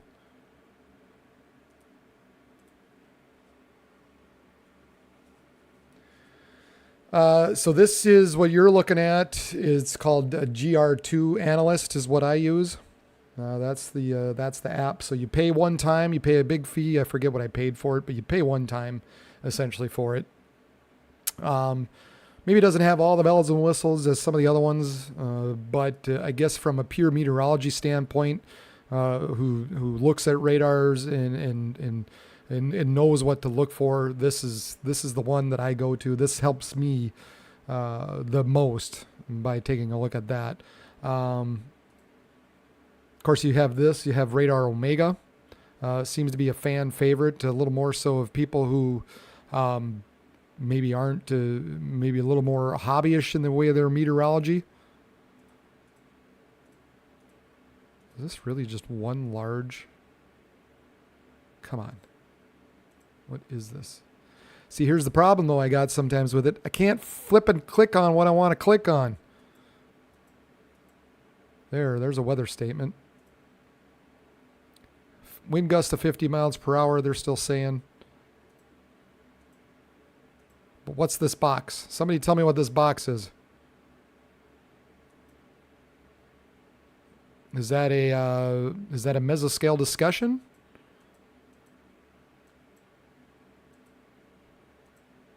What's in the box? What's in the box? What movie is that from? Quick, first person. What's in the box? What's in the box? What movie? What movie?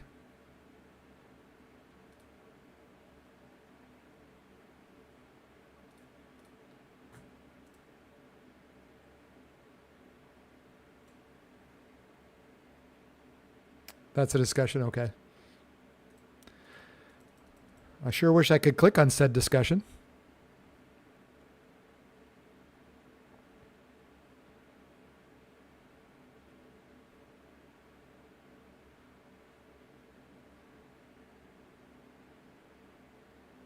Yeah, I think I would imagine Scott's probably got it. It's, yeah. Oh yeah, I see it there. An MD. Mesoscale discussion, number 1939. Scattered supercells that initiated over eastern South Dakota have merged into a larger cluster and grown upscale near South Dakota-Minnesota border. The latest radar imagery suggests the MCV may be forming over Traverse County along the northwestern portion of a maturing MCS. Over the last hour or so, fairly organized line segment has evolved within this complex, and some bowing is now occurring, arcing from near AKPU and east of DXX. Not sure what those are. This MCS should continue propagating southeast along Bear Clinic Zone with an intended threat for damaging winds and perhaps some hail. So yeah, they're essentially, yeah, so that's what that is. Nightmare Before Christmas? No.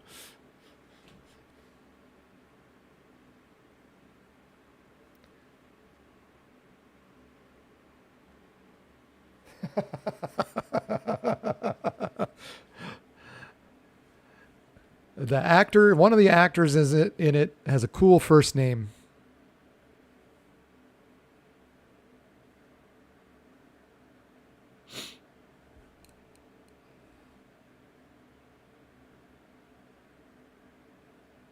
Man, nobody knows the line, what's in the box. What's in the box? What's in the box?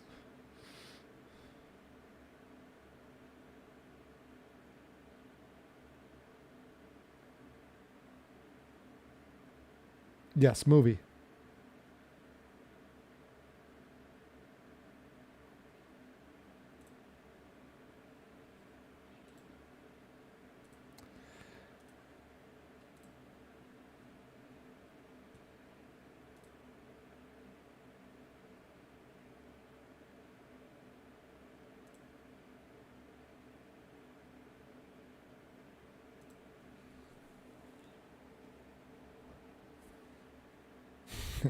Seven. The movie was called Seven.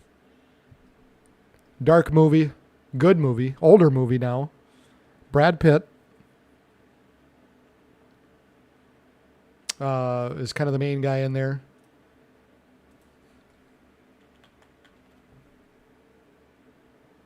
Morgan Freeman is the other main guy.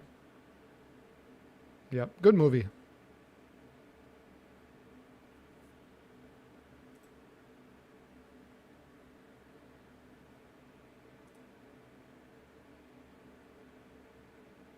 I'm actually surprised nobody knew that one. I thought that was a very, very familiar film.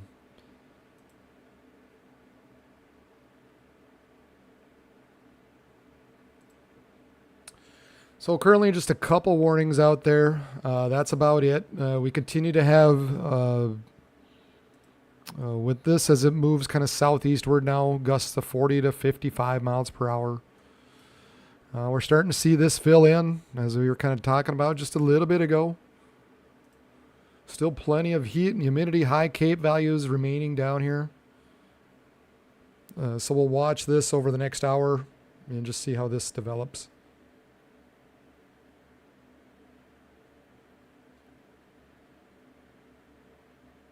Now hailing. Oh, yeah. Fifth wheel. Yep. Now hailing. Okay. Big hail, small hail, pea, penny, marble, quarter size, $half size. I am old. All right, Noah.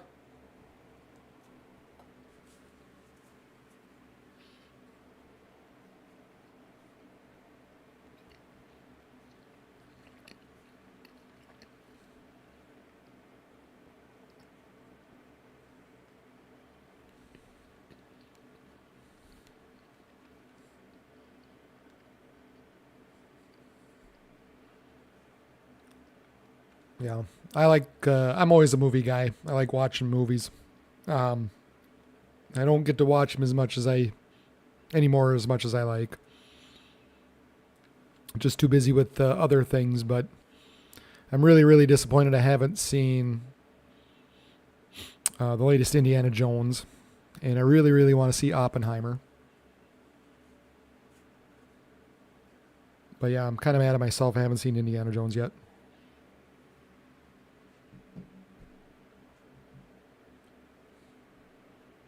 Excuse me while I take a couple more bites. So I'm going to try and finish this. I think I've been eating this for about 2 hours now.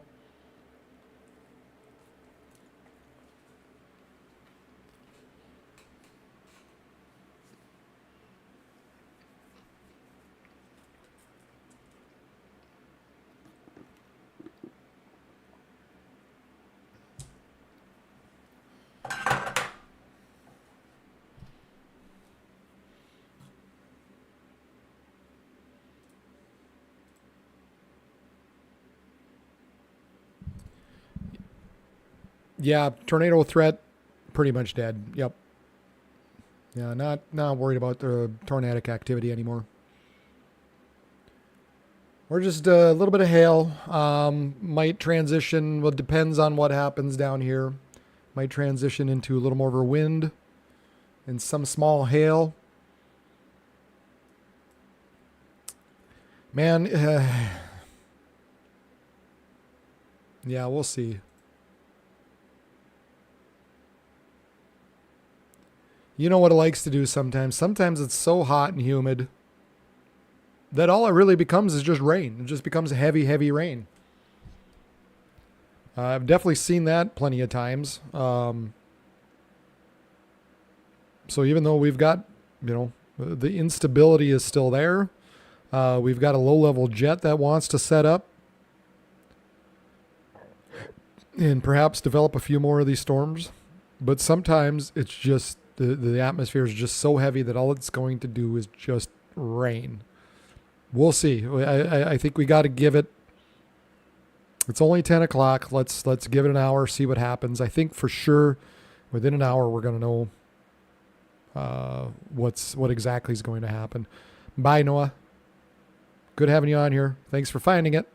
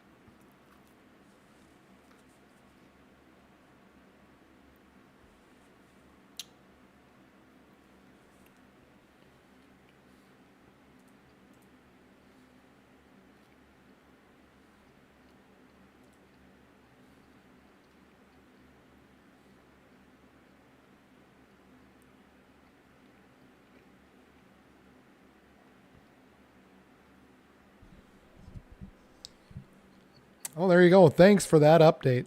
10-0.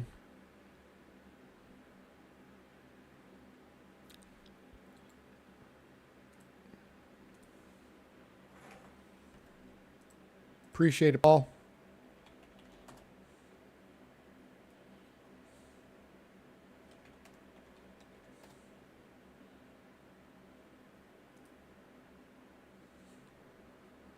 Have they played Jaron Hall yet? I'm just curious how he's been, if he's been playing or how he looks. I'm curious.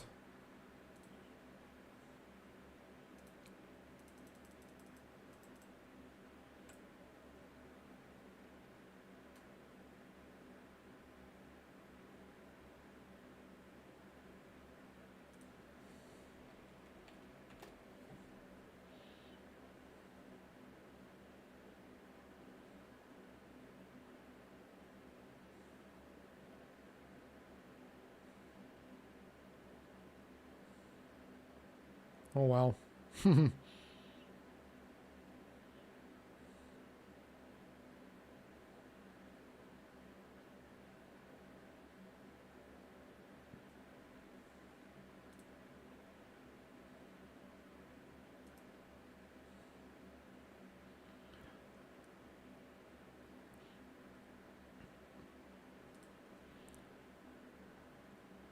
I see Jordan Addison, number 1 pick, made a hell of a Chris Carter type of catch.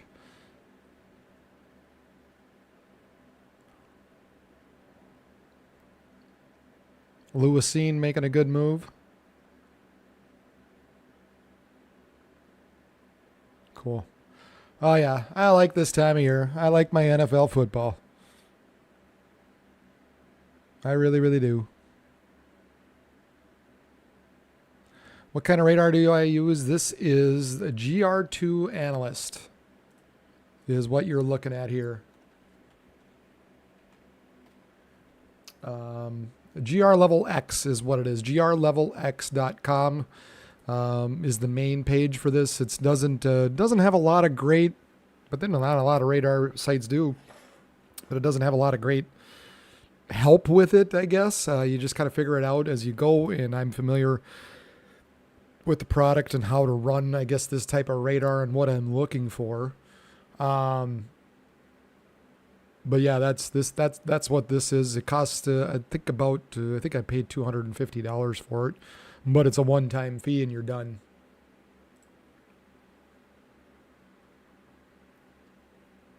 And then, like I said, there's always a little more user-friendly-ish, maybe Radar Omega.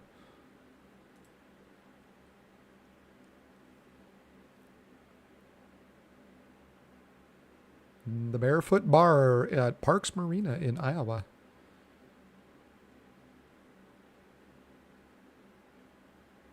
But for me, I like this. I can just, for me, I can visualize better what's going on.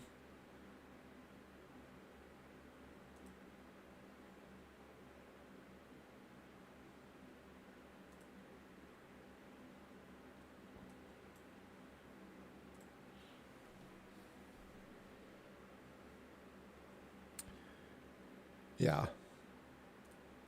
Yeah, it seems to be the new toy everybody likes is Radar Omega.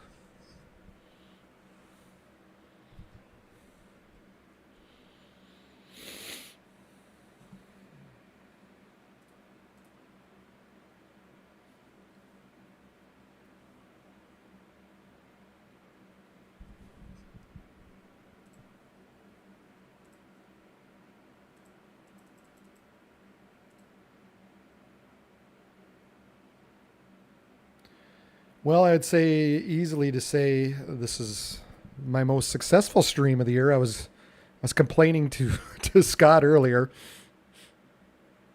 but thankfully we got a little bit of a peak between 8 and, well, 9:30, when all those tornado warnings were going on. Yeah, my radar, radar scope, I like on My phone, it's also a good one.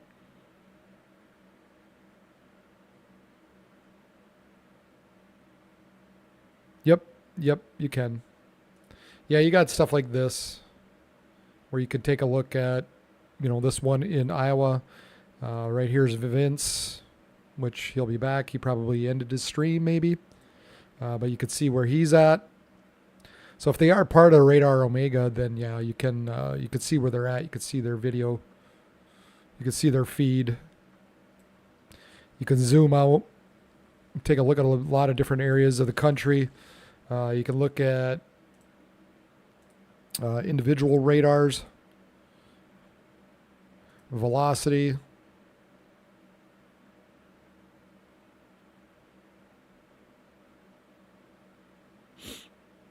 This gives you the special weather statements.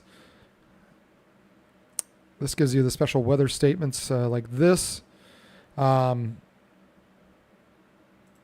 Radar Omega does. And then, it overlays the MDs. I know I can do some of this stuff on the GR analyst, on the GR level X stuff. I'd like to keep that a little more clean, a little more simple. The pink is the severe thunderstorm watch. The yellow is the slight risk, marginal risk. You can overlay all this stuff, but I think you actually can do that on here as well. But like I said, I like to keep this one a little more clean.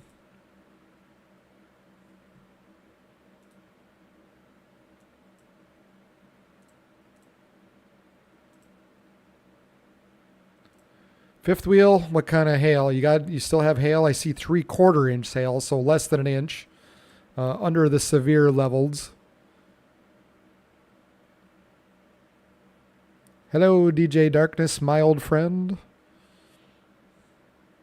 Small hail, okay. Thanks, Noom Noom. Noom Noom Noom Noom. Noom Noom Noom Noom. We'll get rid of that loom. Sioux Falls downtown. Falls Park.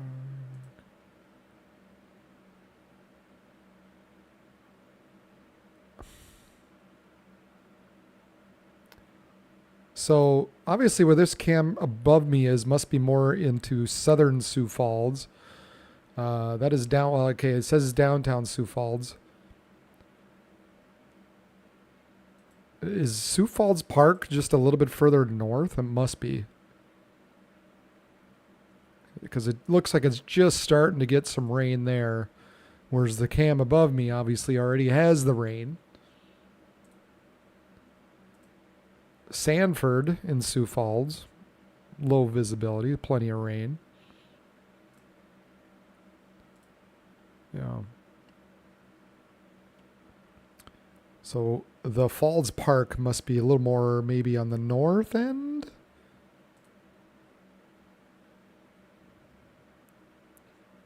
I don't know. Just wondering. I'm seeing people walk and all that stuff.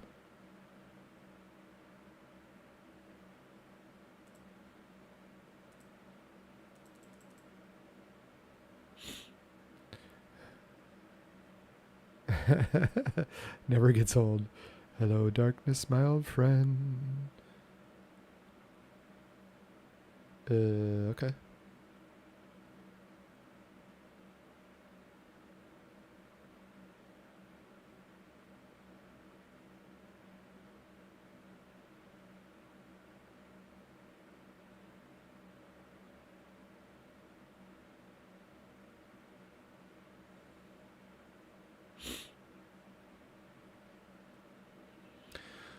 Well, let's see.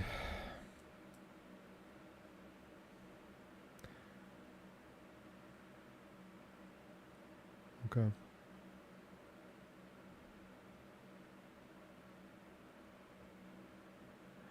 I don't know, folks. This, I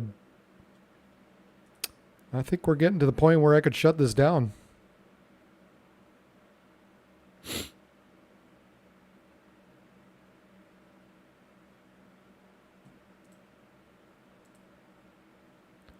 I'm becoming a little more convinced that this isn't going to do a whole lot more.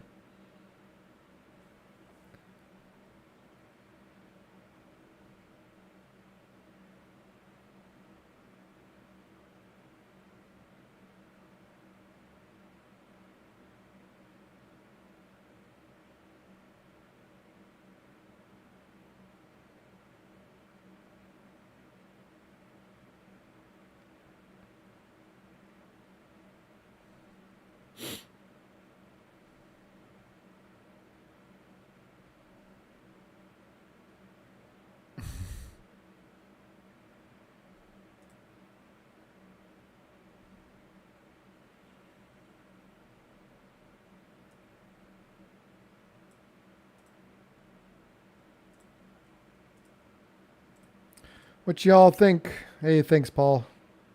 Thanks for checking in. Thanks for the Viking update. Much appreciated.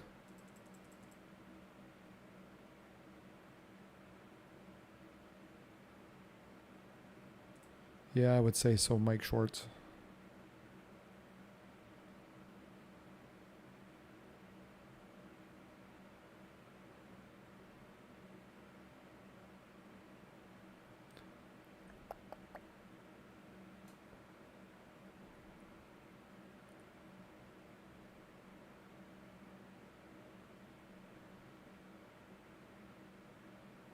Oh, oh, oh.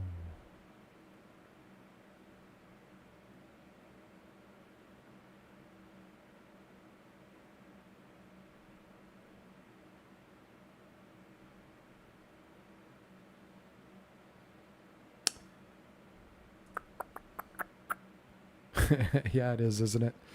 Cape is collapsing fast.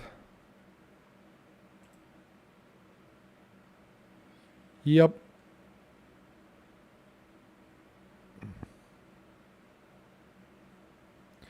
Well, everybody, I think I'm going to call it.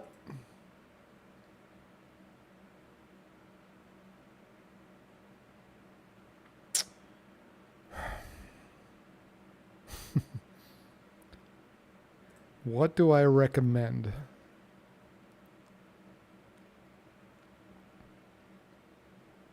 I thought you can get radar scope on your computer. Maybe I'm wrong. You know, Radar Omega. I mean, I like it. That's another good one. It has a lot of features to it. I mean, you've got the radar and models, and you can utilize satellite, which I forget to do on here, obviously, a lot of times. So, you know, here I can overlay the satellite, and you can see where some of the higher tops are and exactly where they are, and put it into motion.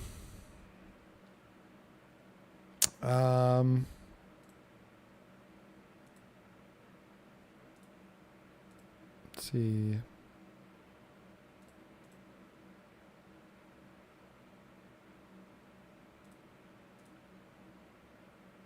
I think you can somehow overlay the lightning. It says you can. There it is. So it must just show up only on radar. I wish it would show up on the on the satellite as well. But yeah, I really do like radar scope on my phone. Quite a bit, actually. To me, when I look at radar scope, that's the kind of stuff I'm used to looking at. So I really do like using radar scope. I guess from a meteorology standpoint, from what I'm all used to, I really do like that. Computer wise, yeah, I mean, really,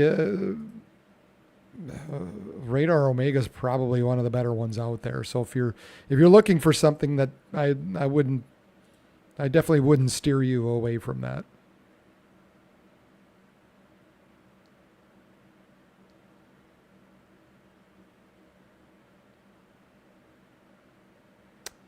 Bye, Savannah. Nice having you on here.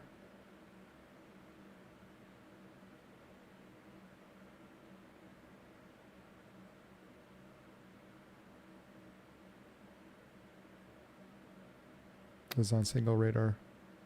Yeah, Scott's a little more the. I think you're a little more the radar scope aficionado, probably more so than I am. So he could maybe answer more questions.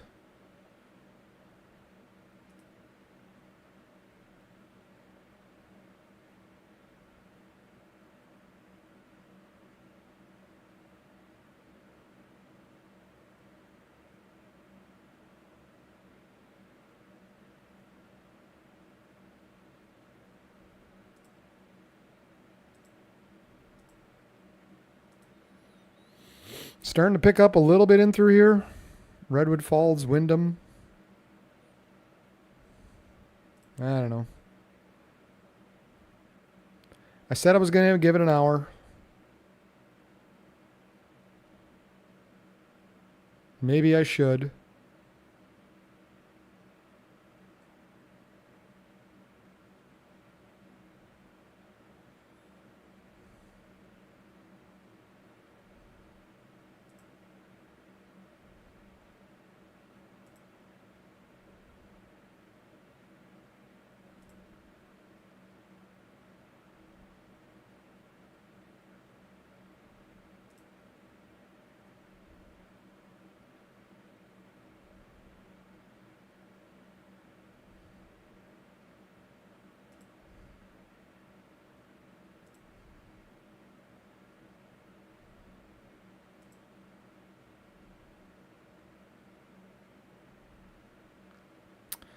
Probably some gustier winds moving through the Twin Cities. I mean, it still, to me, just doesn't. I don't know.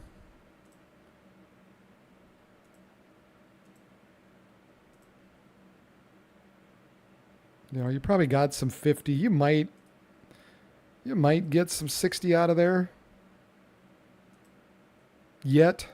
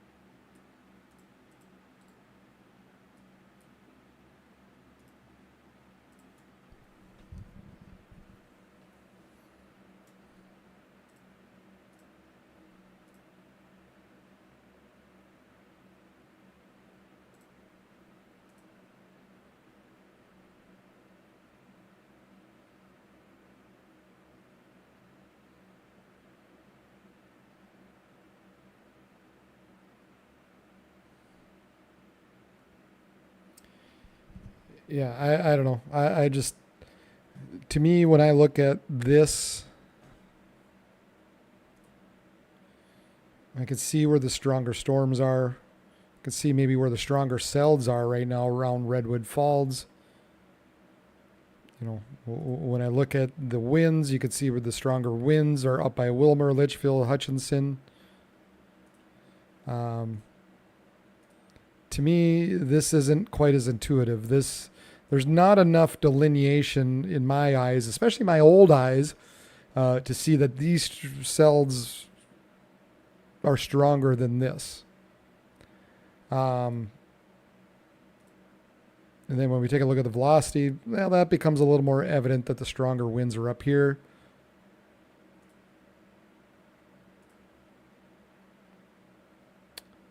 One thing I like about this one is I can set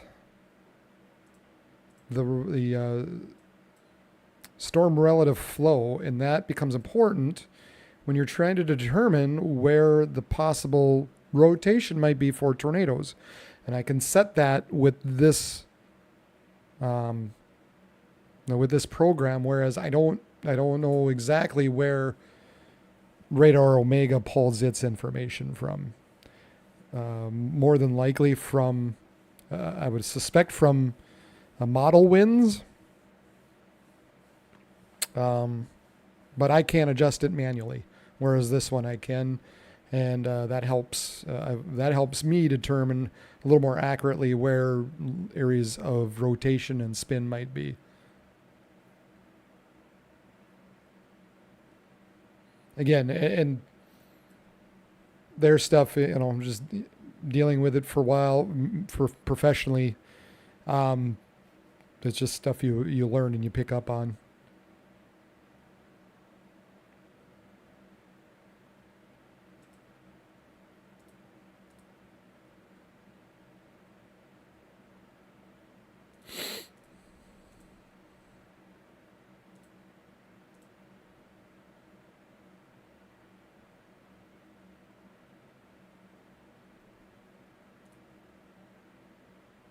But again, Radar Omega, you could see clearly where the watch is at. You could see where the slight risk is at. You can look at the latest mesoscale discussion.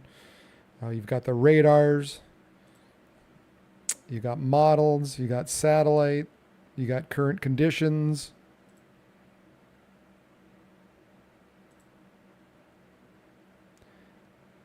So I can take a look at this and quickly take a look at the latest model run and go, well, it's fairly close.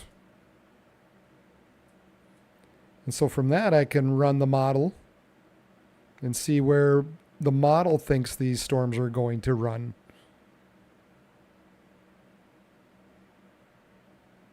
And you can pretty much see, at least according to this, if you want to take the model's word for it, that they're eventually expected to dissipate as they continue to push eastward. So yeah, there's neat things about it. Things I can't do with the GR level X stuff.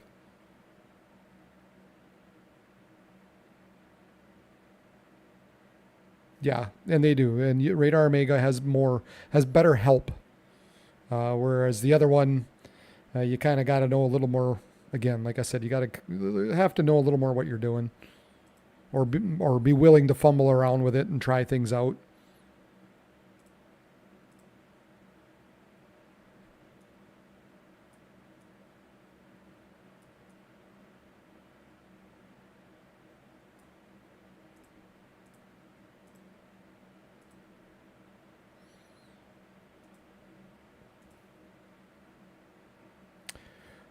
No, it is not. There comes a monthly fee.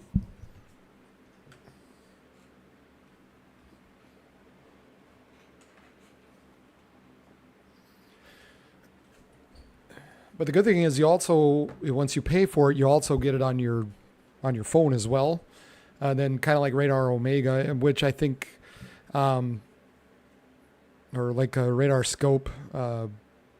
You can see where you're at on there. You can follow it. It has GPS on it. The thing Radar Omega is better at than Radar Scope, I think, is showing where roads are. So Radar Omega has more information, has a better road network on it.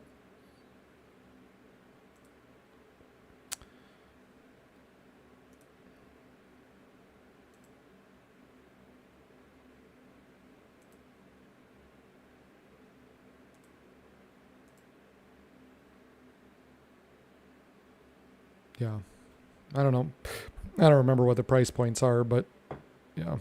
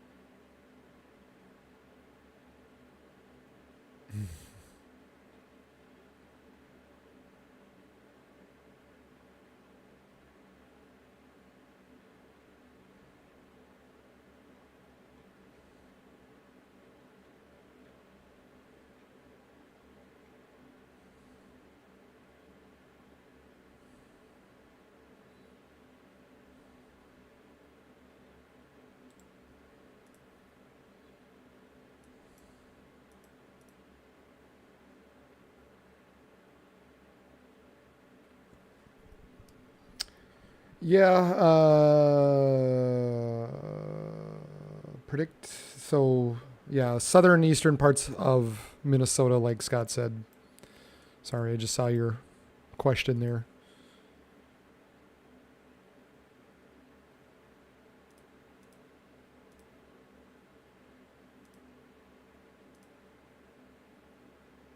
Um,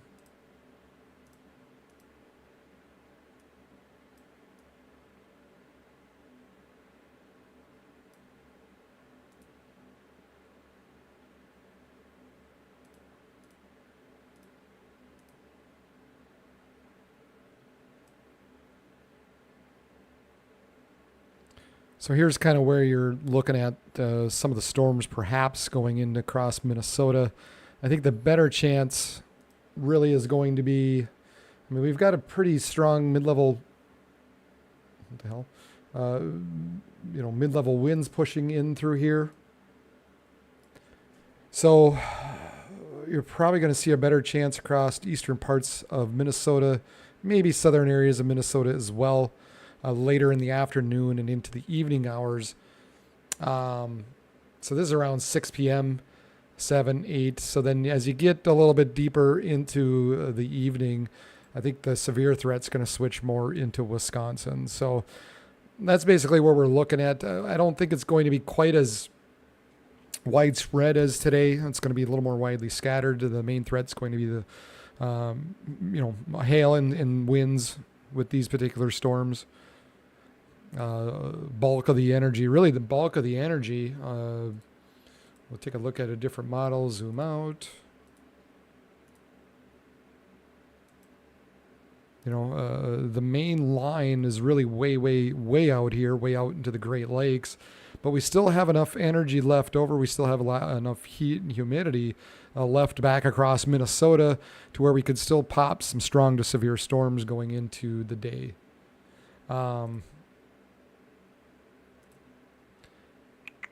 It doesn't want to give me what I want to see. Maybe if I go to here. Nope. Huh. Okay.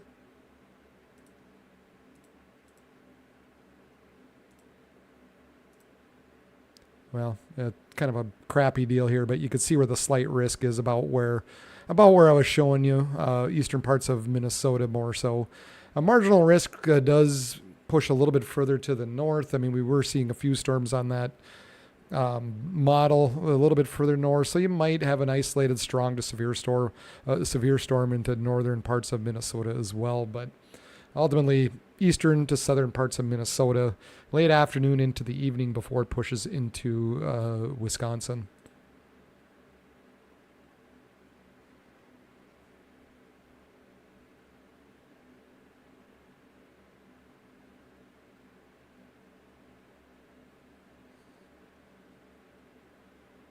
Yeah, you reminded me here. I don't know why I forgot about that one. Sunday.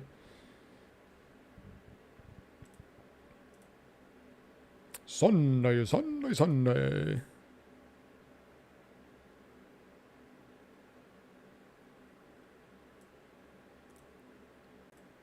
Yeah, so you're right.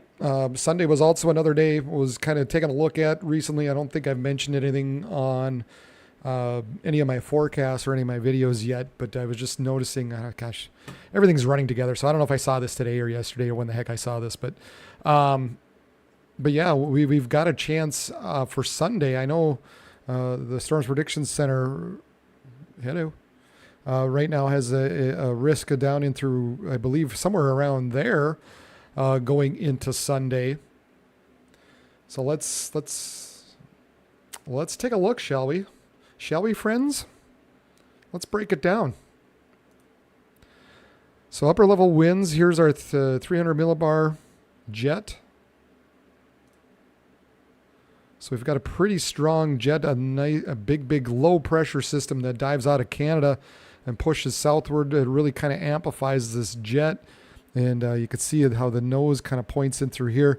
A little bit of a tip when we're talking about a jet stream. A lot of times we talk about the left. This is called the left exit region and the right entrance region. So you get the airflow. We call this the entrance region and the exit region. Kind of coming in through here. These two areas is where meteorologists at least look for potential or the better chance at least for lift in the severe weather. So when we see these types of jet streams poking northward, we're really looking at this kind of quadrant in particular as we go into Sunday evening in particular.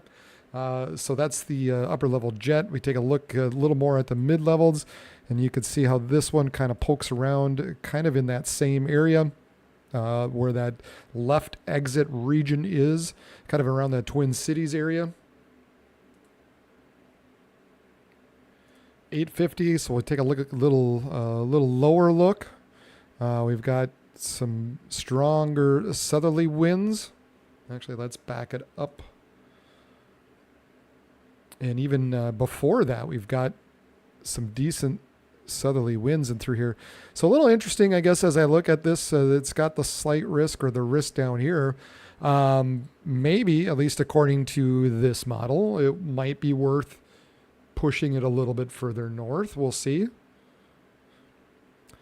Taking a look at what's actually going on with this system. Here's your, whoopsies. Here's going to be your cold front going into the late afternoon hours.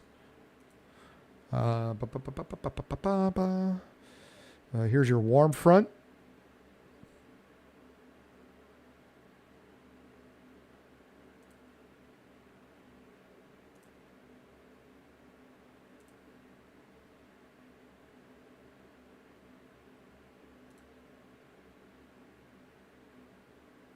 A little bit higher Cape values in through here. So that's one thing. Maybe it's not going to be very warm. Might be the limiting factor, and it is, at least according to this model. Temperatures maybe not going to be warm enough. This is where the temperature is a little bit warmer further to the south into the 80s. So that might be the limiting factor into why they've got that area of concern a little bit further south. Looks like that might be where the better Cape sets up as of now anyway.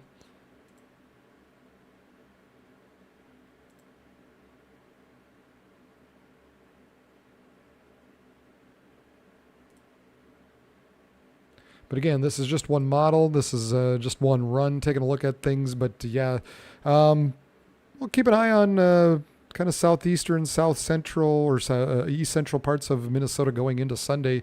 Probably going to be need to be monitored, just based on a quick look that we've just had there. It has been a musical night. I'm all about movies and songs, and got to be relatable, right? You gotta relate to things. Got to make them memorable. People remember things better with songs, and I do with movies. So, yeah.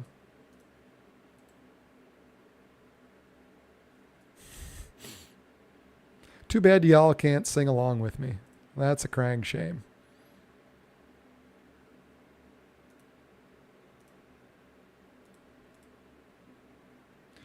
So some of these stronger winds, or that push going in through Wilmer, 42 mile per hour wind gusts. So nothing too significant. Like I said, something that might just, knock over a garbage can or something. 48 down in Redwood Falls.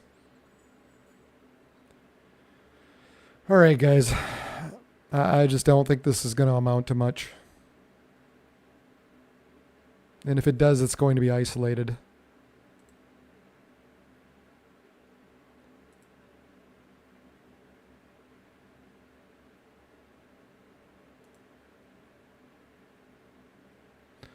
So probably what I'll do, what should I do? What should I do?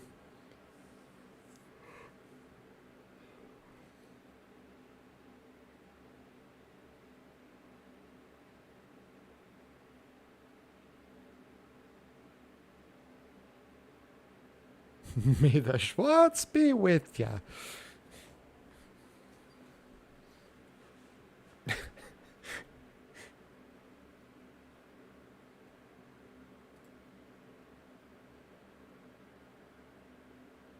Good night, Northern Grace. Sleep tight.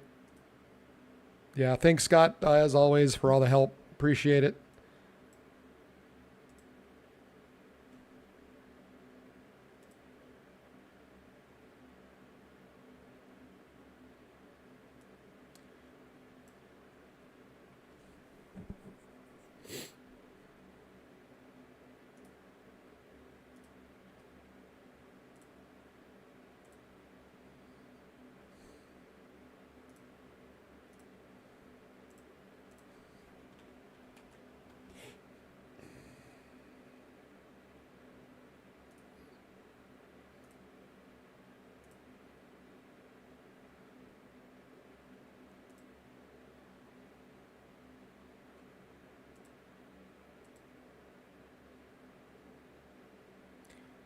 Cool, cool, cool. 1,652 subscribers. We went up quite a bit today. Thank you for everybody for subscribing. Thanks for everybody to help. Thanks for everybody who has hit the thumbs up button. Thanks to everybody who has put up with my thing crashing once again. Eventually I'll get this.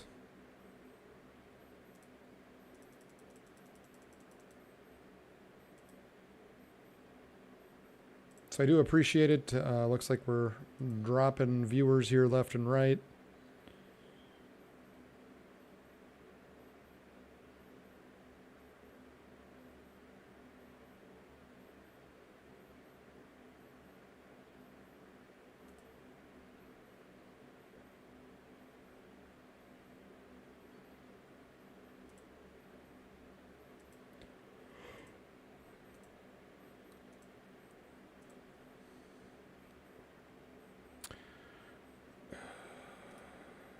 Oh, what the heck? What in the hell?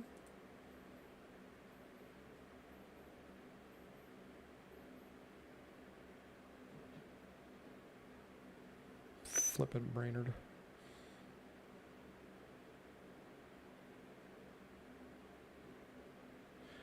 Okay, I think I'm just going to put this over to the automated page, let the Twin Cities Know Weather Radio go.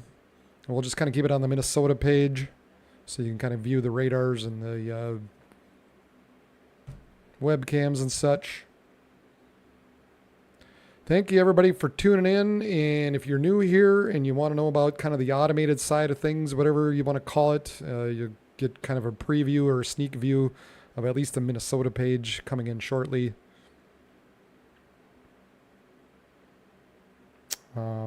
Gosh darn. Please.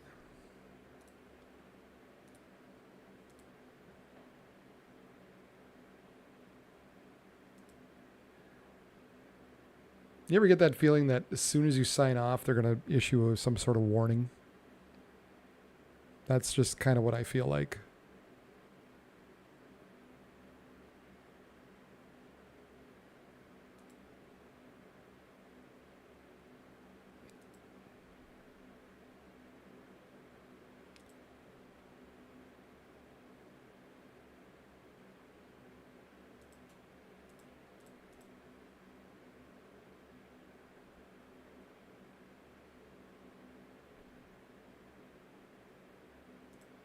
Well, we'll kind of put it over to the automated side. If something happens, I'll make sure and jump back on the camera, but I think that's what I'll do. I'll just put it over to, I'll just put it over to this other page, and if something crazy happens, I will jump back on, but otherwise, if not, have a good night, everybody. Thanks for watching, and we'll see you, we'll have the stream up once again tomorrow.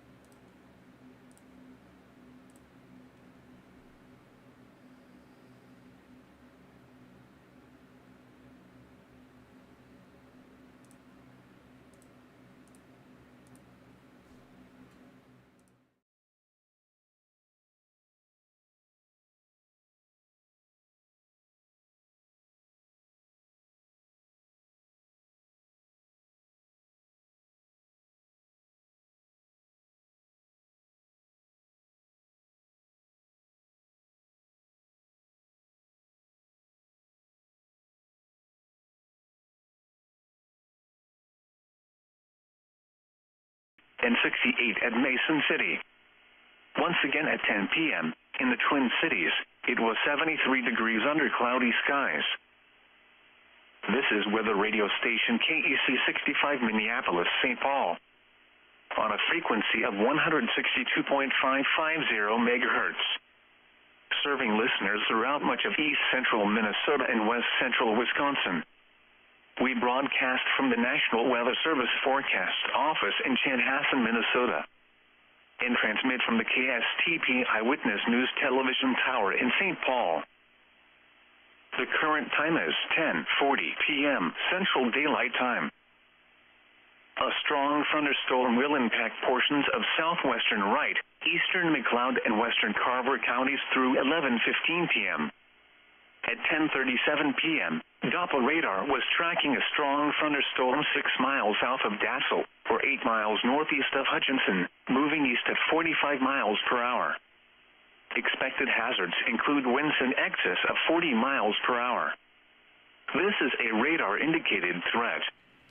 The following impacts are expected. Gusty winds could knock down tree limbs and blow around unsecured objects. The strong thunderstorm will be near Tokato and Silver Lake around 10:40 p.m. Winstead and Howard Lake around 10:50 p.m. Other locations in the path of the storm include Montrose, Watertown, Delano, and Rockford. This includes the following highways: U South, Highway 12 between mile markers 117 and 140, U.S. Highway 212 between mile markers 114 and 126. If outdoors, consider seeking shelter inside a building. Torrential rainfall is also occurring with this storm and may lead to localized flooding. Do not drive your vehicle through flooded roadways. A severe thunderstorm watch remains in effect until 2 a.m. for central Minnesota.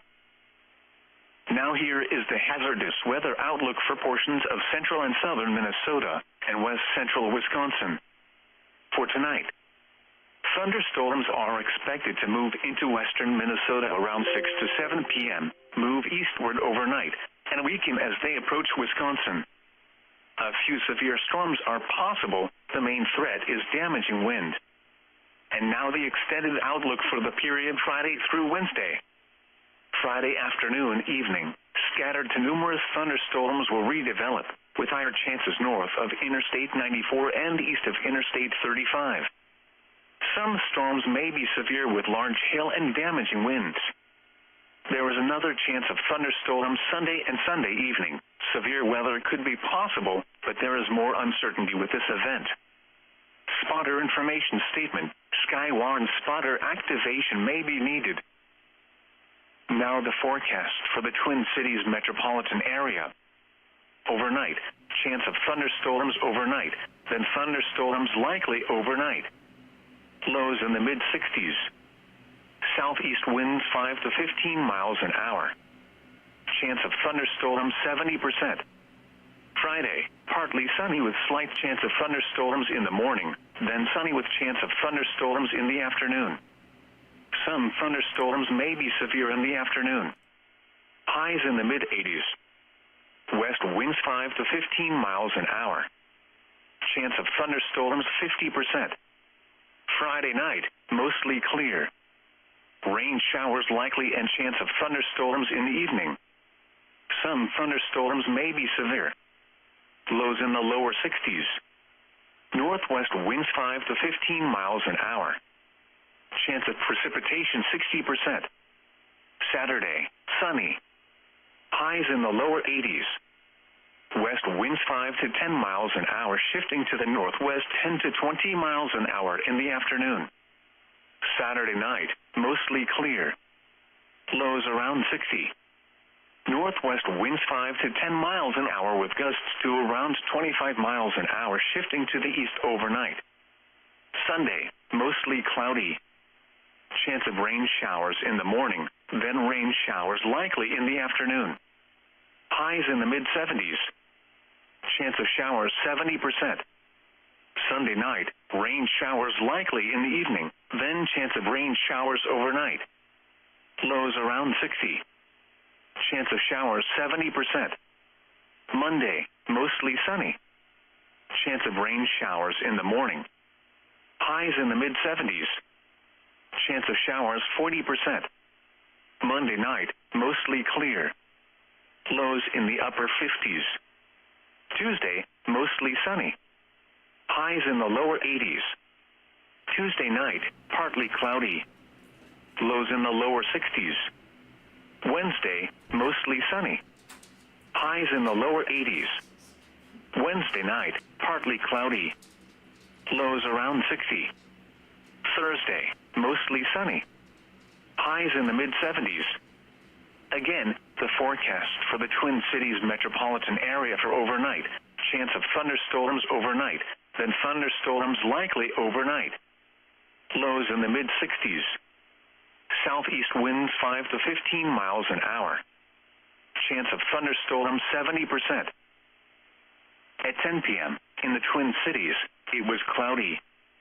The temperature was 73 degrees, the dew point was 61, and the relative humidity was 65%. The wind was southeast at 8 miles an hour. The pressure was 29.72 inches and rising. Around the metro, it was cloudy, with a temperature of 71 at St. Paul, 72 at South St. Paul, and 66 at Lakeville. Under cloudy skies, Eden Prairie reported 71, Crystal reported 72, and Blaine reported 72. At Lake Elmo, it was fair, with a temperature of 66. Across the rest of Minnesota, a thunderstorm was reported with a temperature of 68 at Alexandria and 63 at Marshall. At Bemidji, rain was falling with a temperature of 59. It was mostly cloudy with a temperature of 69 at Rochester, 63 at Duluth, and 60 at Hibbing. It was cloudy with a temperature of 72 at Mankato, 68 at St. Cloud, 67 at Brainerd, and 63 at International Falls. Around Wisconsin, at Green Bay, it was partly cloudy with a temperature of 62. It was mostly cloudy with a temperature of 71 at Eau Claire, 69 at Osceola, 67 at Rice Lake, and 64 at Wausau. Under mostly cloudy skies, Madison reported 68, Milwaukee reported 73, and La Crosse reported 74. Across the eastern Dakotas, at Sioux Falls, thunder was reported with a temperature of 75. It was cloudy with a temperature of 66 at Fargo and 68 at Watertown.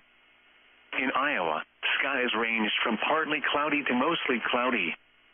It was 76 at Des Moines, 77 at Sioux City, and 68 at Mason City. Once again at 10 p.m., in the Twin Cities, it was 73 degrees under cloudy skies. This is weather radio station KEC 65 Minneapolis, St. Paul. On a frequency of 162.550 megahertz.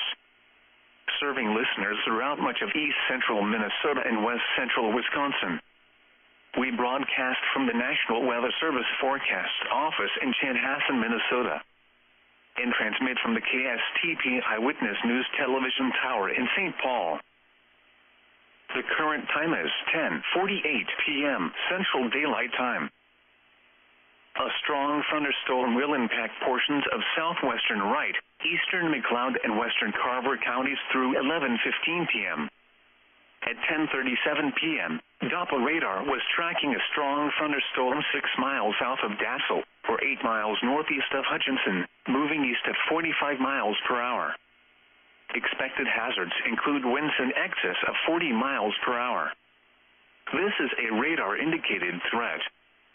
The following impacts are expected. Gusty winds could knock down tree limbs and blow around unsecured objects. The strong thunderstorm will be near Tokedo and Silver Lake around 10:40 p.m. Winstead and Howard Lake around 10:50 p.m. Other locations in the path of the storm include Montrose, Watertown, Delano, and Rockford. This includes the following highways: U South, Highway 12 between mile markers 117 and 140. U.S. Highway 212 between mile markers 114 and 126. If outdoors, consider seeking shelter inside a building. Torrential rainfall is also occurring with this storm and may lead to localized flooding. Do not drive your vehicle through flooded roadways. A severe thunderstorm watch remains in effect until 2 a.m. for central Minnesota. Now the forecast for the Twin Cities metropolitan area. Overnight, chance of thunderstorms overnight, then thunderstorms likely overnight. Lows in the mid-60s. Southeast winds 5 to 15 miles an hour. Chance of thunderstorms 70%. Friday, partly sunny with slight chance of thunderstorms in the morning, then sunny with chance of thunderstorms in the afternoon. Some thunderstorms may be severe in the afternoon. Highs in the mid-80s. West winds 5 to 15 miles an hour. Chance of thunderstorms 50%. Friday night, mostly clear. Rain showers likely and chance of thunderstorms in the evening. Some thunderstorms may be severe. Lows in the lower 60s. Northwest winds 5 to 15 miles an hour. Chance of precipitation 60%. Saturday, sunny. Highs in the lower 80s. West winds 5 to 10 miles an hour, shifting to the northwest 10 to 20 miles an hour in the afternoon. Saturday night, mostly clear. Lows around 60. Northwest winds 5 to 10 miles an hour with gusts to around 25 miles an hour, shifting to the east overnight. Sunday, mostly cloudy. Chance of rain showers in the morning, then rain showers likely in the afternoon. Highs in the mid-70s. Chance of showers 70%. Sunday night, rain showers likely in the evening, then chance of rain showers overnight. Lows around 60. Chance of showers 70%. Monday, mostly sunny. Chance of rain showers in the morning. Highs in the mid-70s. Chance of showers 40%. Monday night, mostly clear. Lows in the upper 50s. Tuesday, mostly sunny. Highs in the lower 80s. Tuesday night, partly cloudy. Lows in the lower 60s. Wednesday, mostly sunny. Highs in the lower 80s. Wednesday night, partly cloudy. Lows around 60. Thursday, mostly sunny. Highs in the mid-70s. Again, the forecast for the Twin Cities metropolitan area for overnight. Chance of thunderstorms overnight, then thunderstorms likely overnight. Lows in the mid-60s. Southeast winds 5 to 15 miles an hour. Chance of thunderstorms 70%. At 10 p.m., in the Twin Cities, it was cloudy. The temperature was 73 degrees, the dew point was 61, and the relative humidity was 65%. The wind was southeast at 8 miles an hour. The pressure was 29.72 inches and rising. Around the metro, it was cloudy, with a temperature of 71 at St. Paul, 72 at South St. Paul, and 66 at Lakeville.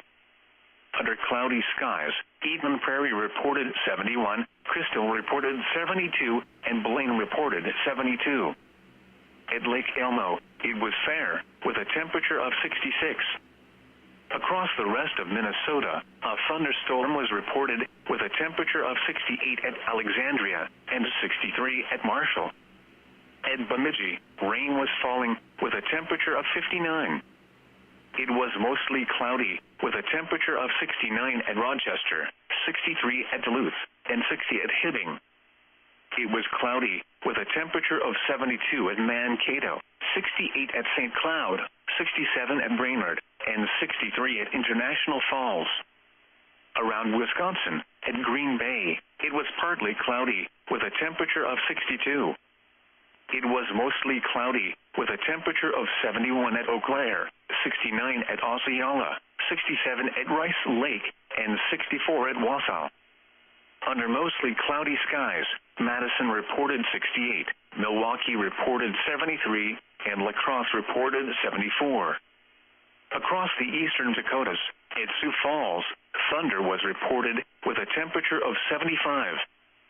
it was cloudy, with a temperature of 66 at Fargo and 68 at Watertown. In Iowa, skies ranged from partly cloudy to mostly cloudy. It was 76 at Des Moines, 77 at Sioux City, and 68 at Mason City. Once again at 10 p.m., in the Twin Cities, it was 73 degrees under cloudy skies. This is weather radio station KEC 65 Minneapolis-St. Paul, on a frequency of 162.550 megahertz, serving listeners throughout much of east central Minnesota and west central Wisconsin. We broadcast from the National Weather Service Forecast Office in Chanhassen, Minnesota, and transmit from the KSTP Eyewitness News Television Tower in St. Paul. The current time is 10:55 p.m. Central Daylight Time. A strong thunderstorm will impact portions of southwestern Wright, eastern McLeod, and western Carver counties through 11:15 p.m. At 10:37 p.m., Doppler radar was tracking a strong thunderstorm 6 miles south of Dassel, or 8 miles northeast of Hutchinson, moving east at 45 miles per hour. Expected hazards include winds in excess of 40 miles per hour. This is a radar-indicated threat. The following impacts are expected. Gusty winds could knock down tree limbs and blow around unsecured objects. The strong thunderstorm will be near Tokedo and Silver Lake around 10:40 p.m. Winstead and Howard Lake around 10:50 p.m. Other locations in the path of the storm include Montrose, Watertown, Delano, and Rockford.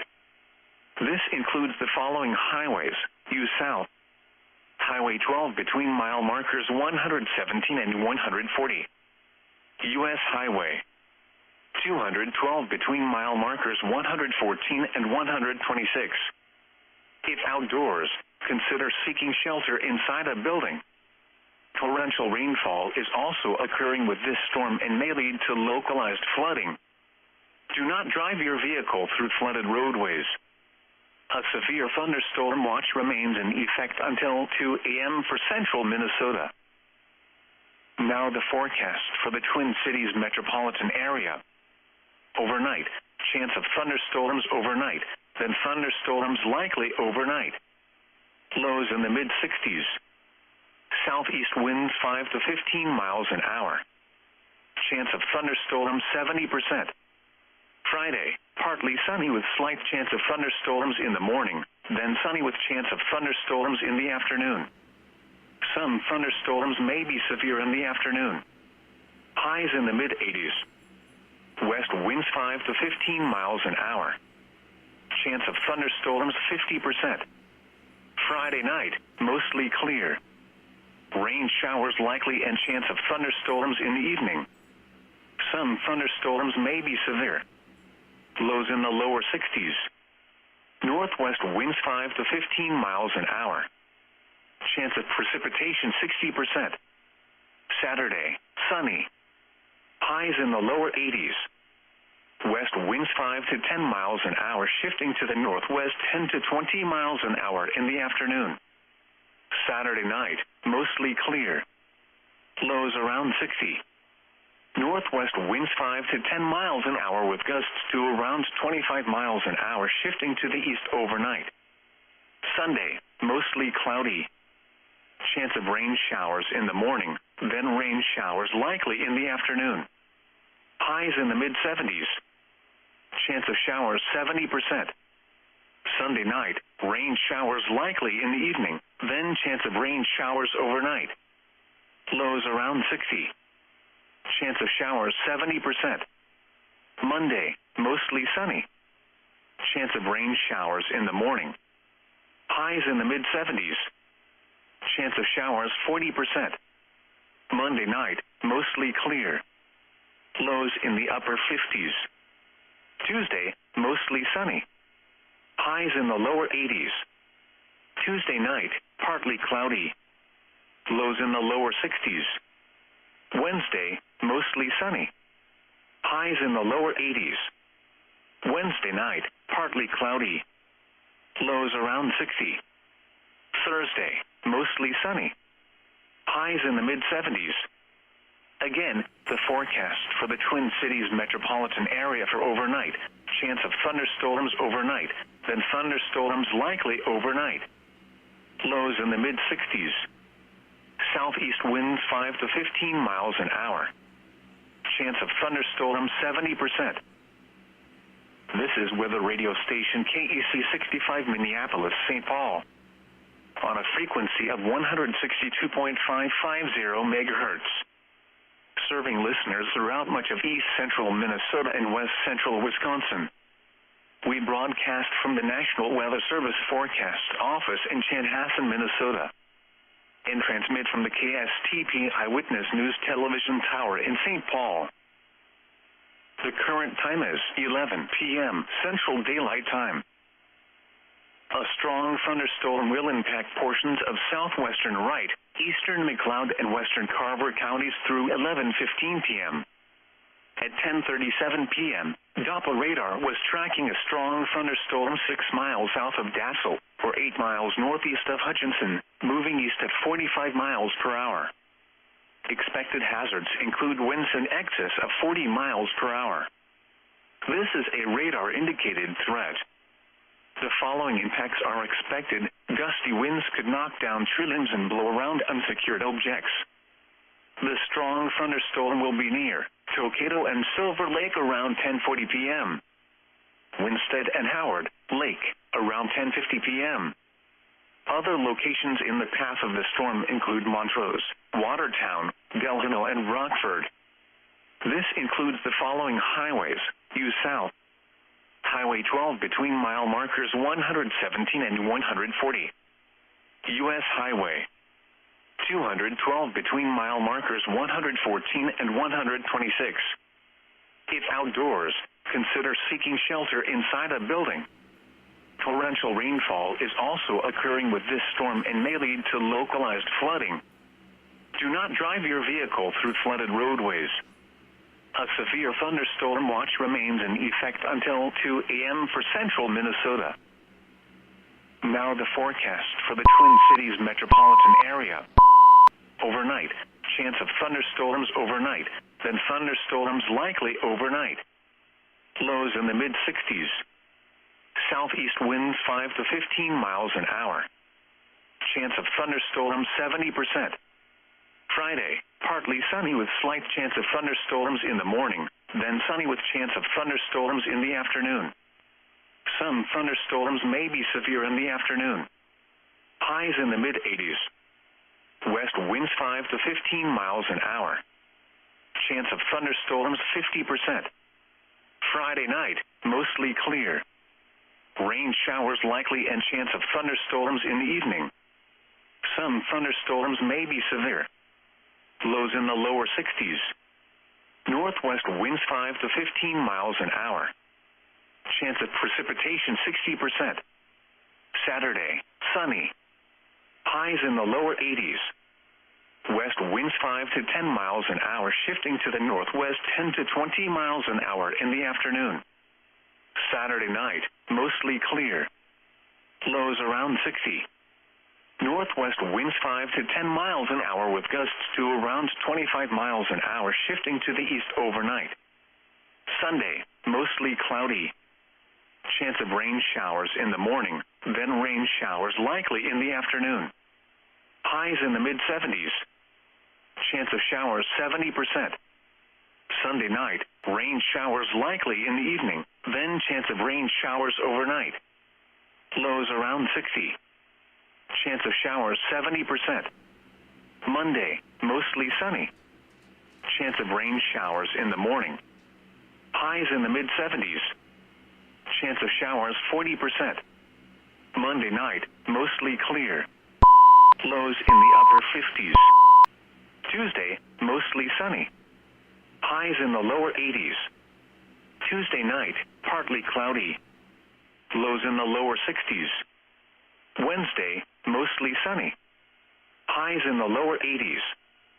Wednesday night, partly cloudy. Lows around 60. Thursday, mostly sunny. Highs in the mid-70s. Again, the forecast for the Twin Cities metropolitan area for overnight. Chance of thunderstorms overnight, then thunderstorms likely overnight. Lows in the mid-60s. Southeast winds 5 to 15 miles an hour. Chance of thunderstorms 70%. This is weather radio station KEC 65 Minneapolis, St. Paul. On a frequency of 162.550 megahertz. Serving listeners throughout much of east central Minnesota and west central Wisconsin. We broadcast from the National Weather Service Forecast Office in Chanhassen, Minnesota, and transmit from the KSTP Eyewitness News Television Tower in St. Paul. The current time is 11:05 p.m. Central Daylight Time. A strong thunderstorm will impact portions of southwestern Wright, eastern McLeod, and western Carver counties through 11:15 p.m. At 10:37 p.m., Doppler radar was tracking a strong thunderstorm 6 miles south of Dassel, or 8 miles northeast of Hutchinson, moving east at 45 miles per hour. Expected hazards include winds in excess of 40 miles per hour. This is a radar-indicated threat. The following impacts are expected. Gusty winds could knock down tree limbs and blow around unsecured objects. The strong thunderstorm will be near Tokedo and Silver Lake around 10:40 p.m. Winstead and Howard Lake around 10:50 p.m. Other locations in the path of the storm include Montrose, Watertown, Delano, and Rockford. This includes the following highways: U South, Highway 12 between mile markers 117 and 140. U.S. Highway 212 between mile markers 114 and 126. If outdoors, consider seeking shelter inside a building. Torrential rainfall is also occurring with this storm and may lead to localized flooding. Do not drive your vehicle through flooded roadways. A severe thunderstorm watch remains in effect until 2 a.m. for central Minnesota. Now the forecast for the Twin Cities metropolitan area. Overnight, chance of thunderstorms overnight, then thunderstorms likely overnight. Lows in the mid-60s. Southeast winds 5 to 15 miles an hour. Chance of thunderstorms 70%. Friday, partly sunny with slight chance of thunderstorms in the morning, then sunny with chance of thunderstorms in the afternoon. Some thunderstorms may be severe in the afternoon. Highs in the mid-80s. West winds 5 to 15 miles an hour. Chance of thunderstorms 50%. Friday night, mostly clear. Rain showers likely and chance of thunderstorms in the evening. Some thunderstorms may be severe. Lows in the lower 60s. Northwest winds 5 to 15 miles an hour. Chance of precipitation 60%. Saturday, sunny. Highs in the lower 80s. West winds 5 to 10 miles an hour, shifting to the northwest 10 to 20 miles an hour in the afternoon. Saturday night, mostly clear. Lows around 60. Northwest winds 5 to 10 miles an hour with gusts to around 25 miles an hour, shifting to the east overnight. Sunday, mostly cloudy. Chance of rain showers in the morning, then rain showers likely in the afternoon. Highs in the mid-70s.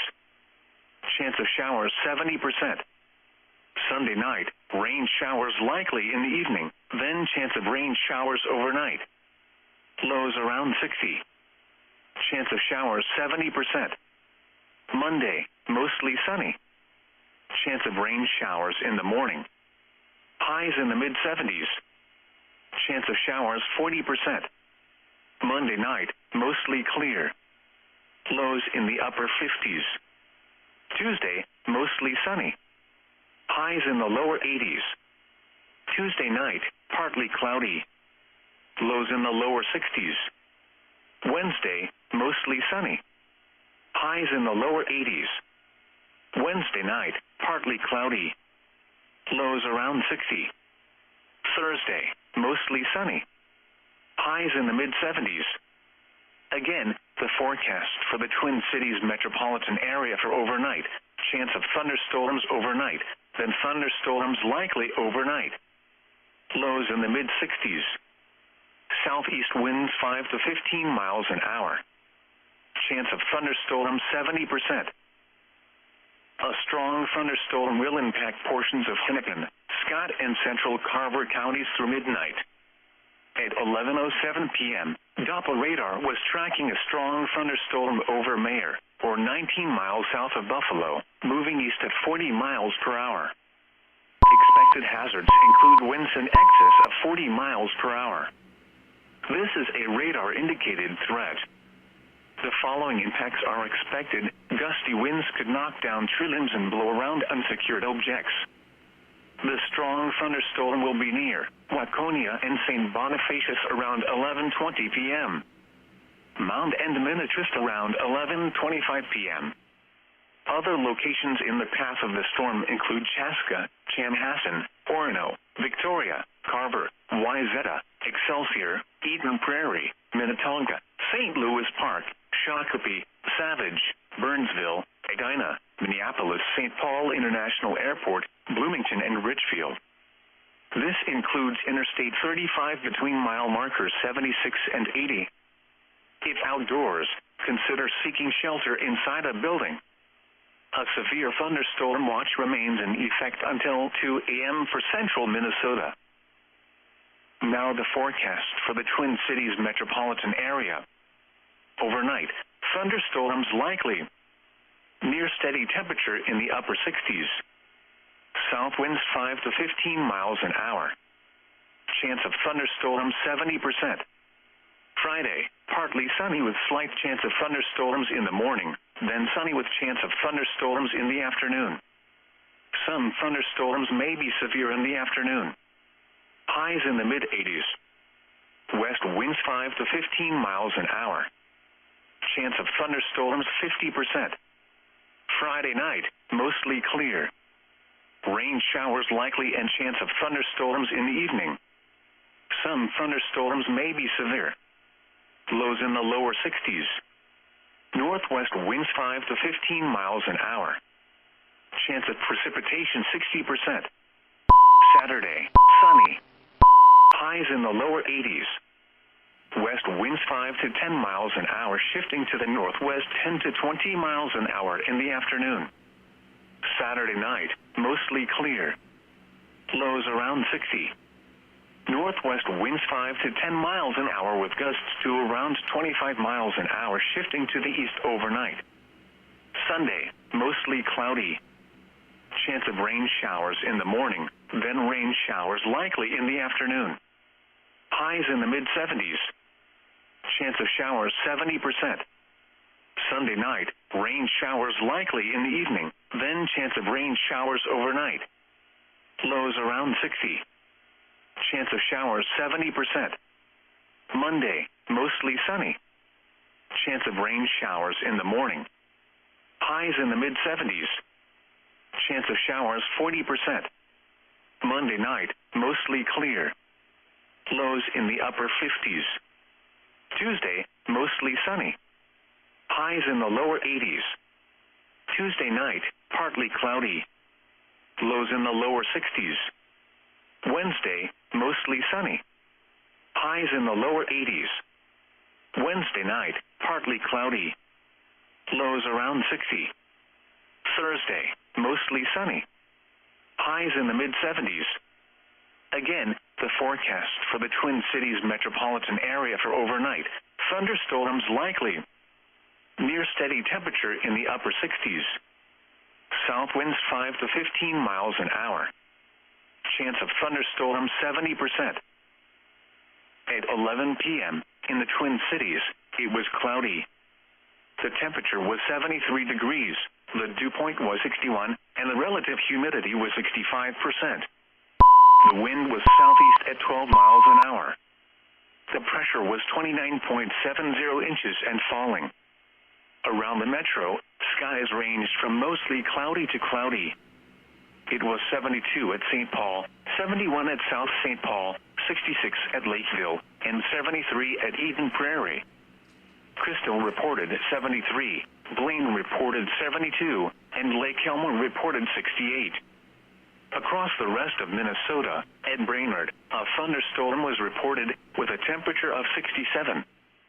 Rain was falling with a temperature of 68 at St. Cloud, 59 at Bemidji, 60 at Hibbing, and 62 at International Falls. It was mostly cloudy with a temperature of 67 at Rochester and 63 at Duluth. It was cloudy with a temperature of 72 at Mankato and 64 at Marshall. At Alexandria, rain and fog were reported with a temperature of 66.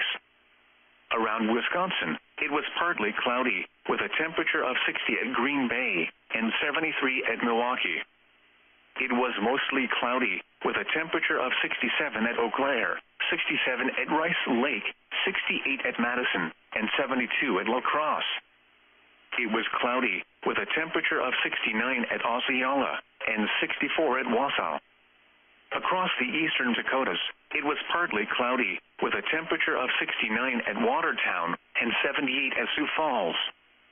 At Fargo, it was cloudy with a temperature of 65. In Iowa, it was mostly cloudy. It was 74 at Des Moines, 76 at Sioux City, and 68 at Mason City. Once again at 11 p.m., in the Twin Cities, it was 73 degrees under cloudy skies. This is weather radio station KEC 65 Minneapolis-St. Paul. On a frequency of 162.550 megahertz. Serving listeners throughout much of east central Minnesota and west central Wisconsin. We broadcast from the National Weather Service Forecast Office in Chanhassen, Minnesota. And transmit from the KSTP Eyewitness News Television Tower in St. Paul. The current time is 11:16 p.m. Central Daylight Time. A strong thunderstorm will impact portions of Hennepin, Scott, and central Carver counties through midnight. At 11:07 p.m., Doppler radar was tracking a strong thunderstorm over Mayer, or 19 miles south of Buffalo, moving east at 40 miles per hour. Expected hazards include winds in excess of 40 miles per hour. This is a radar-indicated threat. The following impacts are expected. Gusty winds could knock down tree limbs and blow around unsecured objects.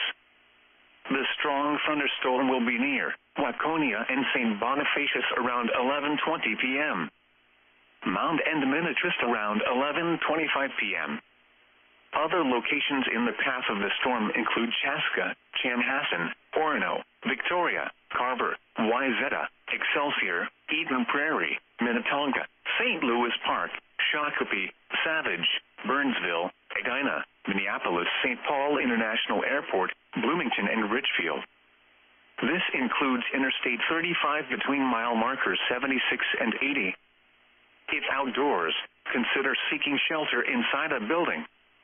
A severe thunderstorm watch remains in effect until 2 a.m. for central Minnesota. Now the forecast for the Twin Cities metropolitan area. Overnight, thunderstorms likely. Near steady temperature in the upper 60s. South winds 5 to 15 miles an hour. Chance of thunderstorms 70%. Friday, partly sunny with slight chance of thunderstorms in the morning, then sunny with chance of thunderstorms in the afternoon. Some thunderstorms may be severe in the afternoon. Highs in the mid-80s. West winds 5 to 15 miles an hour. Chance of thunderstorms 50%. Friday night, mostly clear. Rain showers likely and chance of thunderstorms in the evening. Some thunderstorms may be severe. Lows in the lower 60s. Northwest winds 5 to 15 miles an hour. Chance of precipitation 60%. Saturday, sunny. Highs in the lower 80s. West winds 5 to 10 miles an hour, shifting to the northwest 10 to 20 miles an hour in the afternoon. Saturday night, mostly clear. Lows around 60. Northwest winds 5 to 10 miles an hour with gusts to around 25 miles an hour, shifting to the east overnight. Sunday, mostly cloudy. Chance of rain showers in the morning, then rain showers likely in the afternoon. Highs in the mid-70s. Chance of showers 70%. Sunday night, rain showers likely in the evening, then chance of rain showers overnight. Lows around 60. Chance of showers 70%. Monday, mostly sunny. Chance of rain showers in the morning. Highs in the mid-70s. Chance of showers 40%. Monday night, mostly clear. Lows in the upper 50s. Tuesday, mostly sunny. Highs in the lower 80s. Tuesday night, partly cloudy. Lows in the lower 60s.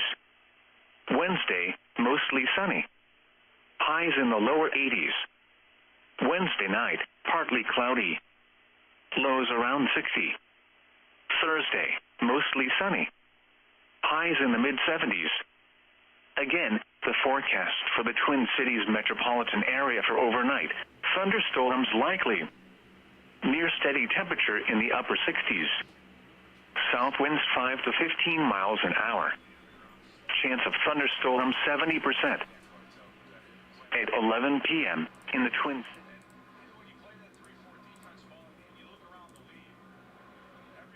Was 61, and the relative humidity was 65%. The wind was southeast at 12 miles an hour. The pressure was 29.70 inches and falling. Around the metro, skies ranged from mostly cloudy to cloudy.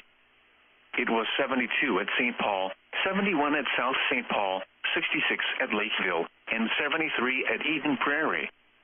Crystal reported 73, Blaine reported 72, and Lake Elmo reported 68. Across the rest of Minnesota, at Brainerd, a thunderstorm was reported with a temperature of 67. Rain was falling with a temperature of 68 at St. Cloud, 59 at Bemidji, 60 at Hibbing, and 62 at International Falls. It was mostly cloudy with a temperature of 67 at Rochester and 63 at Duluth. It was cloudy with a temperature of 72 at Mankato and 64 at Marshall. At Alexandria, rain and fog were reported with a temperature of 66.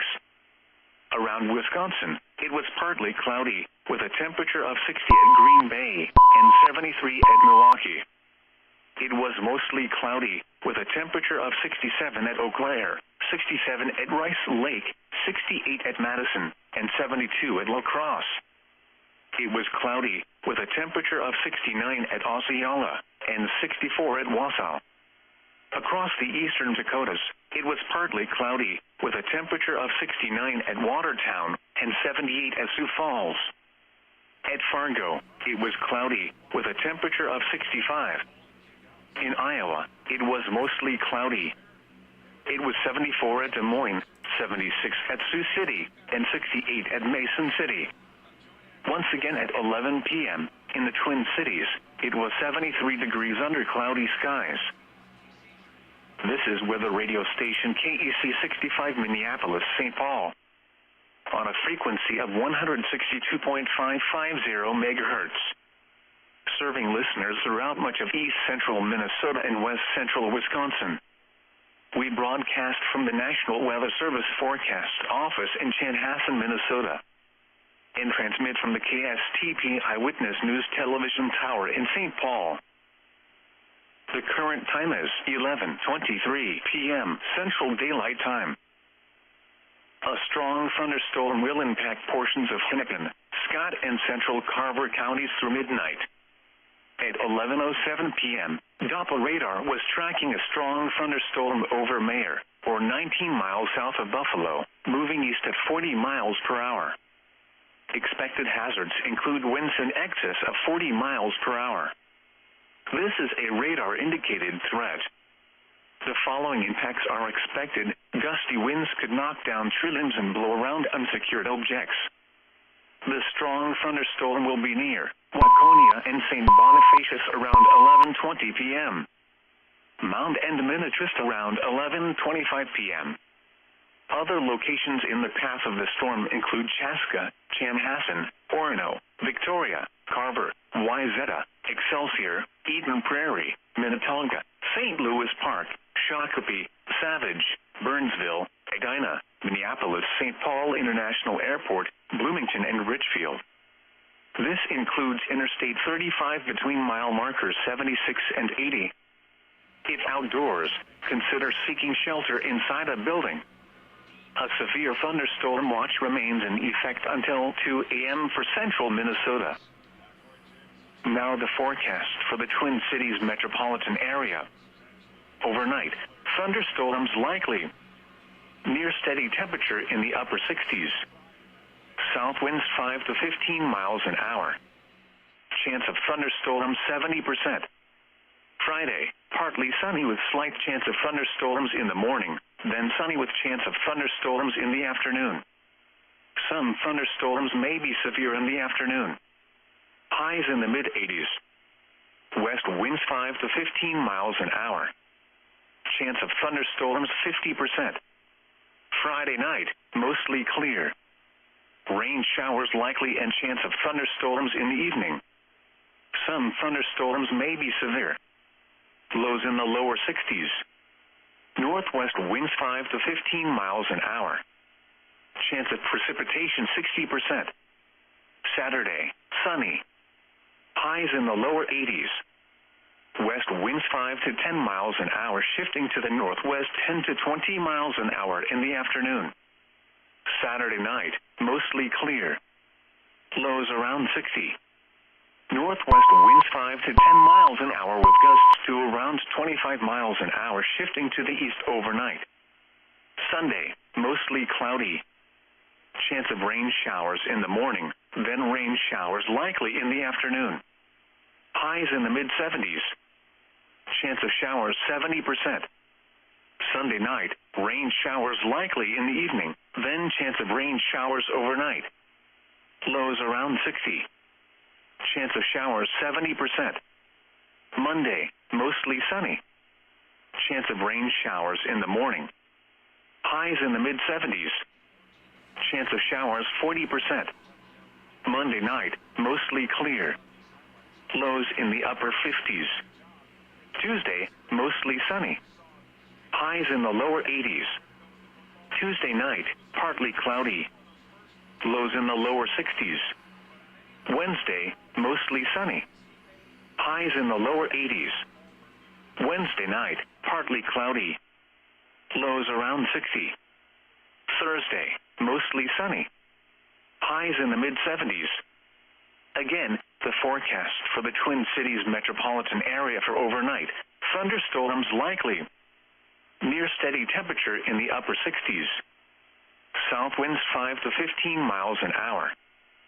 Chance of thunderstorms 70%. At 11 p.m., in the Twin Cities, it was cloudy. The temperature was 73 degrees, the dew point was 61, and the relative humidity was 65%. The wind was southeast at 12 miles an hour. The pressure was 29.70 inches and falling. Around the metro, skies ranged from mostly cloudy to cloudy. It was 72 at St. Paul, 71 at South St. Paul, 66 at Lakeville, and 73 at Eden Prairie. Crystal reported 73, Blaine reported 72, and Lake Elmo reported 68. Across the rest of Minnesota, at Brainerd, a thunderstorm was reported with a temperature of 67. Rain was falling with a temperature of 68 at St. Cloud, 59 at Bemidji, 60 at Hibbing, and 62 at International Falls. It was mostly cloudy with a temperature of 67 at Rochester and 63 at Duluth. It was cloudy with a temperature of 72 at Mankato and 64 at Marshall. At Alexandria, rain and fog were reported with a temperature of 66. Around Wisconsin, it was partly cloudy with a temperature of 60 at Green Bay and 73 at Milwaukee. It was mostly cloudy with a temperature of 67 at Eau Claire, 67 at Rice Lake, 68 at Madison, and 72 at La Crosse. It was cloudy with a temperature of 69 at Osceola and 64 at Wausau. Across the eastern Dakotas, it was partly cloudy with a temperature of 69 at Watertown and 78 at Sioux Falls. At Fargo, it was cloudy with a temperature of 65. In Iowa, it was mostly cloudy. it was 74 at Des Moines, 76 at Sioux City, and 68 at Mason City. Once again at 11 p.m., in the Twin Cities, it was 73 degrees under cloudy skies. This is weather radio station KEC 65 Minneapolis-St. Paul, on a frequency of 162.550 megahertz, serving listeners throughout much of east central Minnesota and west central Wisconsin. We broadcast from the National Weather Service Forecast Office in Chanhassen, Minnesota, and transmit from the KSTP Eyewitness News Television Tower in St. Paul.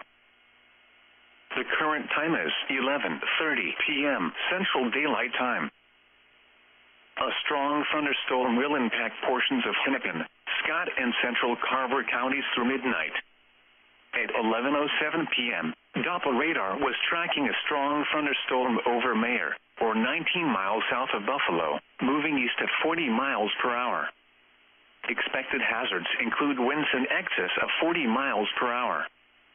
This is a radar-indicated threat. The following impacts are expected. Gusty winds could knock down tree limbs and blow around unsecured objects. The strong thunderstorm will be near Waconia and St. Bonifacius around 11:20 p.m. Mound and Minnetrist around 11:25 p.m. Other locations in the path of the storm include Chaska, Chanhassen, Orono, Victoria, Carver, Wayzata, Excelsior, Eden Prairie, Minnetonka, St. Louis Park, Shakopee, Savage, Burnsville, Edina, Minneapolis, St. Paul International Airport, Bloomington, and Richfield. This includes Interstate 35 between mile markers 76 and 80. If outdoors, consider seeking shelter inside a building. A severe thunderstorm watch remains in effect until 2 a.m. for central Minnesota. Now the forecast for the Twin Cities metropolitan area. Overnight, thunderstorms likely. Near steady temperature in the upper 60s. South winds 5 to 15 miles an hour. Chance of thunderstorms 70%. Friday, partly sunny with slight chance of thunderstorms in the morning, then sunny with chance of thunderstorms in the afternoon. Some thunderstorms may be severe in the afternoon. Highs in the mid-80s. West winds 5 to 15 miles an hour. Chance of thunderstorms 50%. Friday night, mostly clear. Rain showers likely and chance of thunderstorms in the evening. Some thunderstorms may be severe. Lows in the lower 60s. Northwest winds 5 to 15 miles an hour. Chance of precipitation 60%. Saturday, sunny. Highs in the lower 80s. West winds 5 to 10 miles an hour, shifting to the northwest 10 to 20 miles an hour in the afternoon. Saturday night, mostly clear. Lows around 60. Northwest winds 5 to 10 miles an hour with gusts to around 25 miles an hour, shifting to the east overnight. Sunday, mostly cloudy. Chance of rain showers in the morning, then rain showers likely in the afternoon. Highs in the mid-70s. Chance of showers 70%. Sunday night, rain showers likely in the evening, then chance of rain showers overnight. Lows around 60. Chance of showers 70%. Monday, mostly sunny. Chance of rain showers in the morning. Highs in the mid-70s. Chance of showers 40%. Monday night, mostly clear. Lows in the upper 50s. Tuesday, mostly sunny. Highs in the lower 80s. Tuesday night, partly cloudy. Lows in the lower 60s. Wednesday, mostly sunny. Highs in the lower 80s. Wednesday night, partly cloudy. Lows around 60. Thursday, mostly sunny. Highs in the mid-70s. Again, the forecast for the Twin Cities metropolitan area for overnight. Thunderstorms likely. Near steady temperature in the upper 60s. South winds 5 to 15 miles an hour. Chance of thunderstorms 70%. At 11 p.m., in the Twin Cities, it was cloudy. The temperature was 73 degrees, the dew point was 61, and the relative humidity was 65%. The wind was southeast at 12 miles an hour. The pressure was 29.70 inches and falling. Around the metro, skies ranged from mostly cloudy to cloudy. It was 72 at St. Paul, 71 at South St. Paul, 66 at Lakeville, and 73 at Eden Prairie. Crystal reported 73, Blaine reported 72, and Lake Elmo reported 68. Across the rest of Minnesota, at Brainerd, a thunderstorm was reported with a temperature of 67. Rain was falling with a temperature of 68 at St. Cloud, 59 at Bemidji, 60 at Hibbing, and 62 at International Falls. It was mostly cloudy with a temperature of 67 at Rochester and 63 at Duluth. It was cloudy with a temperature of 72 at Mankato and 64 at Marshall. At Alexandria, rain and fog were reported with a temperature of 66. Around Wisconsin, it was partly cloudy with a temperature of 60 at Green Bay and 73 at Milwaukee. It was mostly cloudy with a temperature of 67 at Eau Claire, 67 at Rice Lake, 68 at Madison, and 72 at La Crosse. It was cloudy with a temperature of 69 at Osceola and 64 at Wausau. Across the eastern Dakotas, it was partly cloudy with a temperature of 69 at Watertown and 78 at Sioux Falls. At Fargo, it was cloudy with a temperature of 65. In Iowa, it was mostly cloudy. It was 74 at Des Moines, 76 at Sioux City, and 68 at Mason City. Once again at 11 p.m., in the Twin Cities, it was 73 degrees under cloudy skies. This is weather radio station KEC 65 Minneapolis, St. Paul. On a frequency of 162.550 megahertz. Serving listeners throughout much of east central Minnesota and west central Wisconsin. We broadcast from the National Weather Service Forecast Office in Chanhassen, Minnesota. And transmit from the KSTP Eyewitness News Television Tower in St. Paul. The current time is 11:37 p.m. Central Daylight Time. A strong thunderstorm will impact portions of Hennepin, Scott, and central Carver counties through midnight. At 11:07 p.m., Doppler radar was tracking a strong thunderstorm over Mayer, or 19 miles south of Buffalo, moving east at 40 miles per hour. Expected hazards include winds in excess of 40 miles per hour. This is a radar-indicated threat. The following impacts are expected. Gusty winds could knock down tree limbs and blow around unsecured objects. The strong thunderstorm will be near Waconia and St. Bonifacius around 11:20 p.m. Mound and Minnetrist around 11:25 p.m. Other locations in the path of the storm include Chaska, Chanhassen, Orono, Victoria, Carver, Wayzata, Excelsior, Eden Prairie, Minnetonka, St. Louis Park, Shakopee, Savage, Burnsville, Edina, Minneapolis, St. Paul International Airport, Bloomington, and Richfield. This includes Interstate 35 between mile markers 76 and 80. If outdoors, consider seeking shelter inside a building. A severe thunderstorm watch remains in effect until 2 a.m. for central Minnesota. Now the forecast for the Twin Cities metropolitan area. Overnight, thunderstorms likely. Near steady temperature in the upper 60s. South winds 5 to 15 miles an hour. Chance of thunderstorms 70%. Friday, partly sunny with slight chance of thunderstorms in the morning, then sunny with chance of thunderstorms in the afternoon. Some thunderstorms may be severe in the afternoon. Highs in the mid-80s. West winds 5 to 15 miles an hour. Chance of thunderstorms 50%. Friday night, mostly clear. Rain showers likely and chance of thunderstorms in the evening. Some thunderstorms may be severe. Lows in the lower 60s. Northwest winds 5 to 15 miles an hour. Chance of precipitation 60%. Saturday, sunny.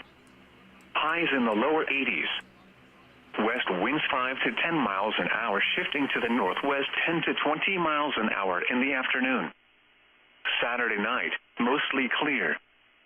Lows around 60. Northwest winds 5 to 10 miles an hour with gusts to around 25 miles an hour, shifting to the east overnight. Sunday, mostly cloudy. Chance of rain showers in the morning, then rain showers likely in the afternoon. Highs in the mid-70s. Chance of showers 70%.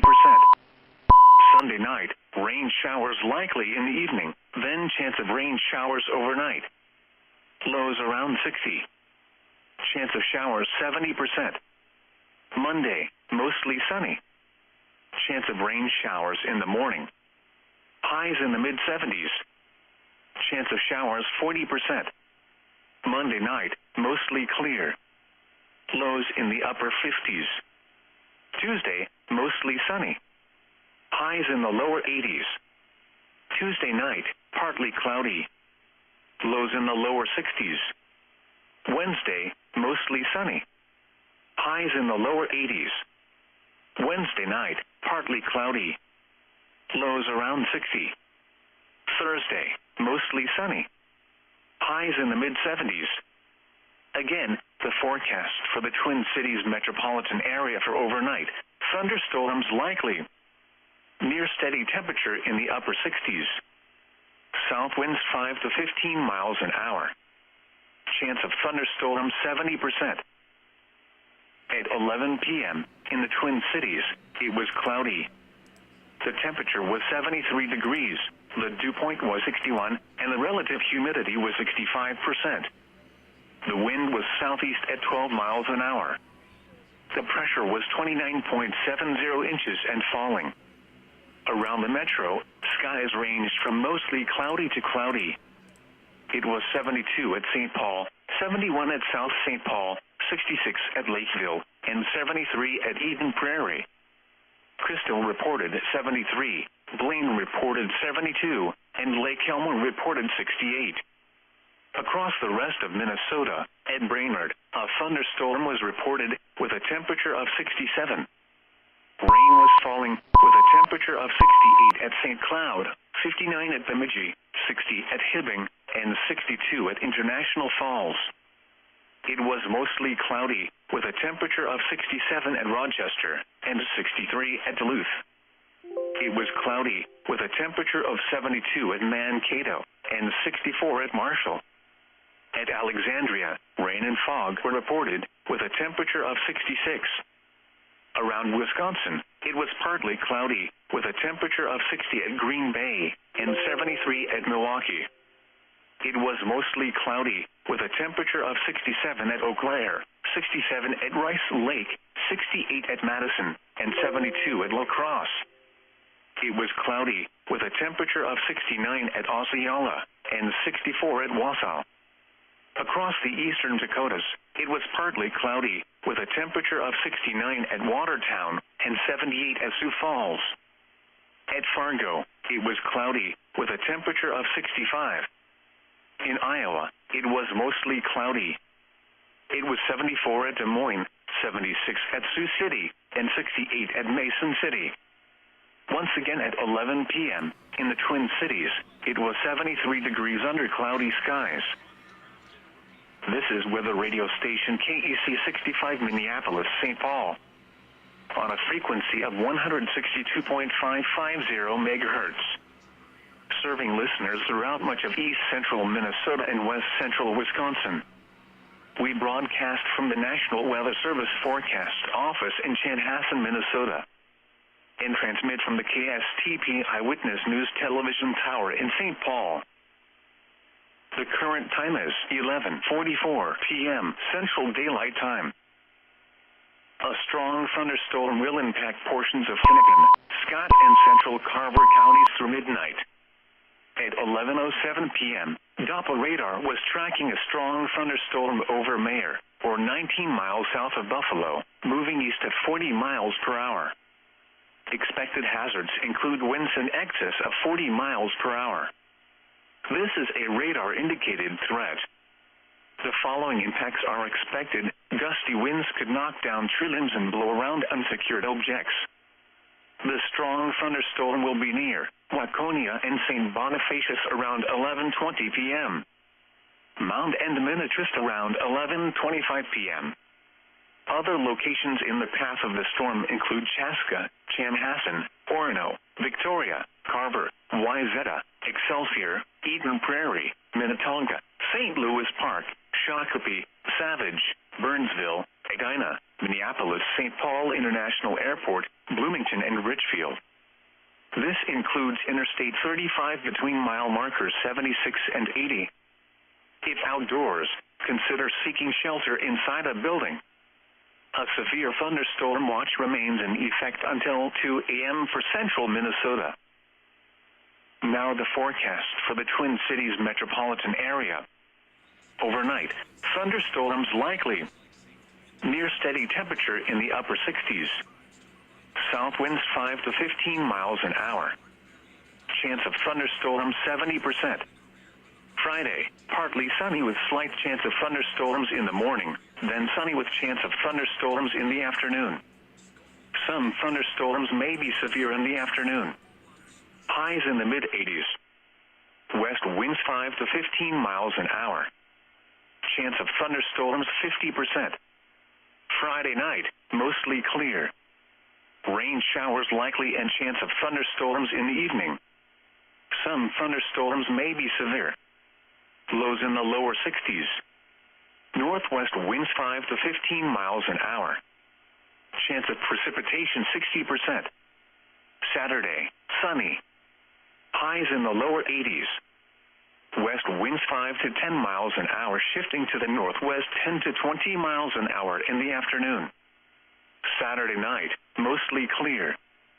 Lows around 60. Northwest winds 5 to 10 miles an hour with gusts to around 25 miles an hour, shifting to the east overnight. Sunday, mostly cloudy. Chance of rain showers in the morning, then rain showers likely in the afternoon. Highs in the mid-70s. Chance of showers 70%. Sunday night, rain showers likely in the evening, then chance of rain showers overnight. Lows around 60. Chance of showers 70%. Monday, mostly sunny. Chance of rain showers in the morning. Highs in the mid-70s. Chance of showers 40%. Monday night, mostly clear. Lows in the upper 50s. Tuesday, mostly sunny. Highs in the lower 80s. Tuesday night, partly cloudy. Lows in the lower 60s. Wednesday, mostly sunny. Highs in the lower 80s. Wednesday night, partly cloudy. Lows around 60. Thursday, mostly sunny. Highs in the mid-70s. Again, the forecast for the Twin Cities metropolitan area for overnight. Thunderstorms likely. Near steady temperature in the upper 60s. South winds 5 to 15 miles an hour. Chance of thunderstorms 70%. At 11 p.m. in the Twin Cities, it was cloudy. The temperature was 73 degrees, the dew point was 61, and the relative humidity was 65%. The wind was southeast at 12 miles an hour. The pressure was 29.70 inches and falling. Around the metro, skies ranged from mostly cloudy to cloudy. It was 72 at St. Paul, 71 at South St. Paul, 66 at Lakeville, and 73 at Eden Prairie. Crystal reported 73, Blaine reported 72, and Lake Helmer reported 68.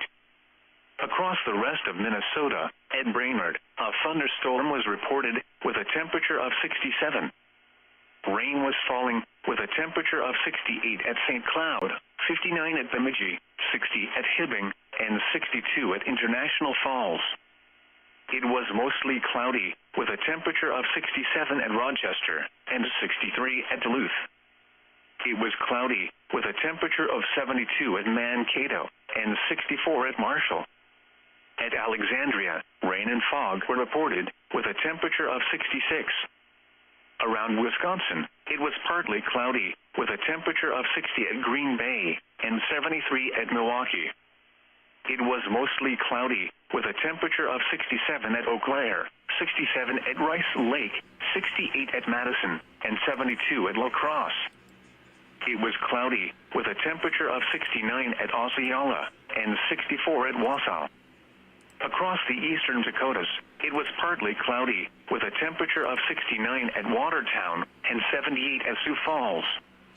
At Fargo, it was cloudy, with a temperature of 65. In Iowa, it was mostly cloudy. It was 74 at Des Moines, 76 at Sioux City, and 68 at Mason City. Once again at 11 p.m., in the Twin Cities, it was 73 degrees under cloudy skies. This is weather radio station KEC 65 Minneapolis, St. Paul, on a frequency of 162.550 megahertz, serving listeners throughout much of east central Minnesota and west central Wisconsin. We broadcast from the National Weather Service Forecast Office in Chanhassen, Minnesota, and transmit from the KSTP Eyewitness News Television Tower in St. Paul. The current time is 11:51 p.m. Central Daylight Time. A strong thunderstorm will impact portions of Hennepin, Scott, and central Carver counties through midnight. At 11:07 p.m., Doppler radar was tracking a strong thunderstorm over Mayer, or 19 miles south of Buffalo, moving east at 40 miles per hour. Expected hazards include winds in excess of 40 miles per hour. This is a radar-indicated threat. The following impacts are expected. Gusty winds could knock down tree limbs and blow around unsecured objects. The strong thunderstorm will be near Waconia and St. Bonifacius around 11:20 p.m. Mound and Minnetrist around 11:25 p.m. Other locations in the path of the storm include Chaska, Chanhassen, Orono, Victoria, Carver, Wayzata, Excelsior, Eden Prairie, Minnetonka, St. Louis Park, Shakopee, Savage, Burnsville, Edina, Minneapolis, St. Paul International Airport, Bloomington, and Richfield. This includes Interstate 35 between mile markers 76 and 80. If outdoors, consider seeking shelter inside a building. A severe thunderstorm watch remains in effect until 2 a.m. for central Minnesota. Now the forecast for the Twin Cities metropolitan area. Overnight, thunderstorms likely. Near steady temperature in the upper 60s. South winds 5 to 15 miles an hour. Chance of thunderstorms 70%. Friday, partly sunny with slight chance of thunderstorms in the morning, then sunny with chance of thunderstorms in the afternoon. Some thunderstorms may be severe in the afternoon. Highs in the mid-80s. West winds 5 to 15 miles an hour. Chance of thunderstorms 50%. Friday night, mostly clear. Rain showers likely and chance of thunderstorms in the evening. Some thunderstorms may be severe. Lows in the lower 60s. Northwest winds 5 to 15 miles an hour. Chance of precipitation 60%. Saturday, sunny. Highs in the lower 80s. West winds 5 to 10 miles an hour, shifting to the northwest 10 to 20 miles an hour in the afternoon. Saturday night, mostly clear. Lows around 60. Northwest winds 5 to 10 miles an hour with gusts to around 25 miles an hour, shifting to the east overnight. Sunday, mostly cloudy. Chance of rain showers in the morning, then rain showers likely in the afternoon. Highs in the mid-70s. Chance of showers 70%. Sunday night, rain showers likely in the evening, then chance of rain showers overnight. Lows around 60. Chance of showers 70%. Monday, mostly sunny. Chance of rain showers in the morning. Highs in the mid-70s.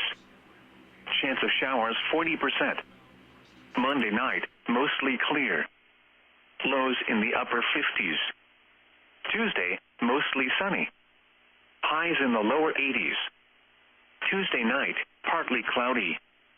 lows in the lower 60s. Wednesday, mostly sunny. Highs in the lower 80s. Wednesday night, partly cloudy. Lows around 60. Thursday, mostly sunny. Highs in the mid-70s. Again, the forecast for the Twin Cities metropolitan area for overnight. Thunderstorms likely. Near steady temperature in the upper 60s. South winds 5 to 15 miles an hour. Chance of thunderstorms 70%. At 11 p.m., in the Twin Cities, it was cloudy. The temperature was 73 degrees, the dew point was 61, and the relative humidity was 65%. The wind was southeast at 12 miles an hour. The pressure was 29.70 inches and falling. Around the metro, skies ranged from mostly cloudy to cloudy. It was 72 at St. Paul, 71 at South St. Paul, 66 at Lakeville, and 73 at Eden Prairie. Crystal reported 73, Blaine reported 72, and Lake Elmo reported 68. Across the rest of Minnesota, at Brainerd, a thunderstorm was reported with a temperature of 67. Rain was falling with a temperature of 68 at St. Cloud, 59 at Bemidji, 60 at Hibbing, and 62 at International Falls. It was mostly cloudy with a temperature of 67 at Rochester and 63 at Duluth. It was cloudy with a temperature of 72 at Mankato and 64 at Marshall. At Alexandria, rain and fog were reported with a temperature of 66. Around Wisconsin, it was partly cloudy with a temperature of 60 at Green Bay and 73 at Milwaukee. It was mostly cloudy with a temperature of 67 at Eau Claire, 67 at Rice Lake, 68 at Madison, and 72 at La Crosse. It was cloudy with a temperature of 69 at Osceola and 64 at Wausau. Across the eastern Dakotas, it was partly cloudy with a temperature of 69 at Watertown and 78 at Sioux Falls. At Fargo, it was cloudy with a temperature of 65. In Iowa, it was mostly cloudy. It was 74 at Des Moines, 76 at Sioux City, and 68 at Mason City. Once again at 11 p.m., in the Twin Cities, it was 73 degrees under cloudy skies. This is weather radio station KEC 65 Minneapolis, St. Paul.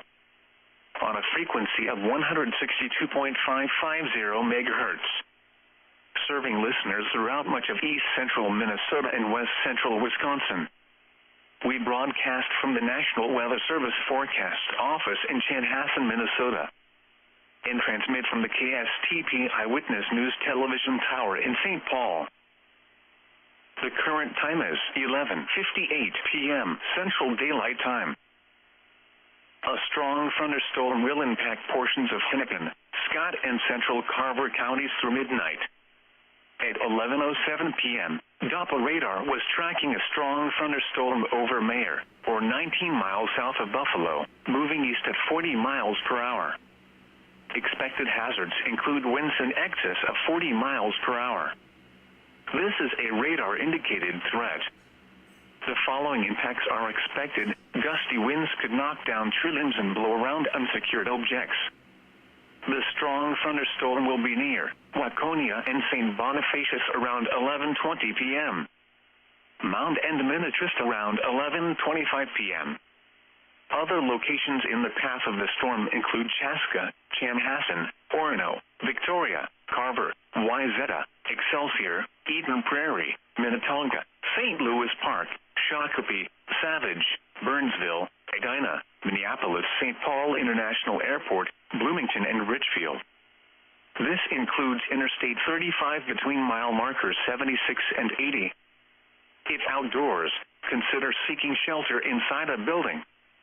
A severe thunderstorm watch remains in effect until 2 a.m. for central Minnesota. A strong thunderstorm will impact portions of southeastern Lee Sewer, northwestern Steele, northern Waseca, and Rice counties through 12:45 a.m. At 11:57 p.m., Doppler radar was tracking a strong thunderstorm near Waterville, or 15 miles west of Faribault, moving east at 40 miles per hour. Expected hazards include winds in excess of 40 miles per hour. This is a radar-indicated threat. The following impacts are expected. Gusty winds could knock down tree limbs and blow around unsecured objects. The strong thunderstorm will be near Morristown and Warsaw around 12:10 a.m. Faribault around 12:15 a.m. Other locations in the path of the storm include Medford and Owatonna. This includes the following highways: Interstate 35 between mile markers 37 and 66. Due south. Highway 14 between mile markers 144 and 156, in between mile markers 160 and 175. If outdoors, consider seeking shelter inside a building. A severe thunderstorm watch remains in effect until 2 a.m. for south central Minnesota. Now the forecast for the Twin Cities metropolitan area. Overnight, thunderstorms likely. Near steady temperature in the upper 60s. South winds 5 to 15 miles an hour. Chance of thunderstorms 70%. Friday, partly sunny with slight chance of thunderstorms in the morning, then sunny with chance of thunderstorms in the afternoon. Some thunderstorms may be severe.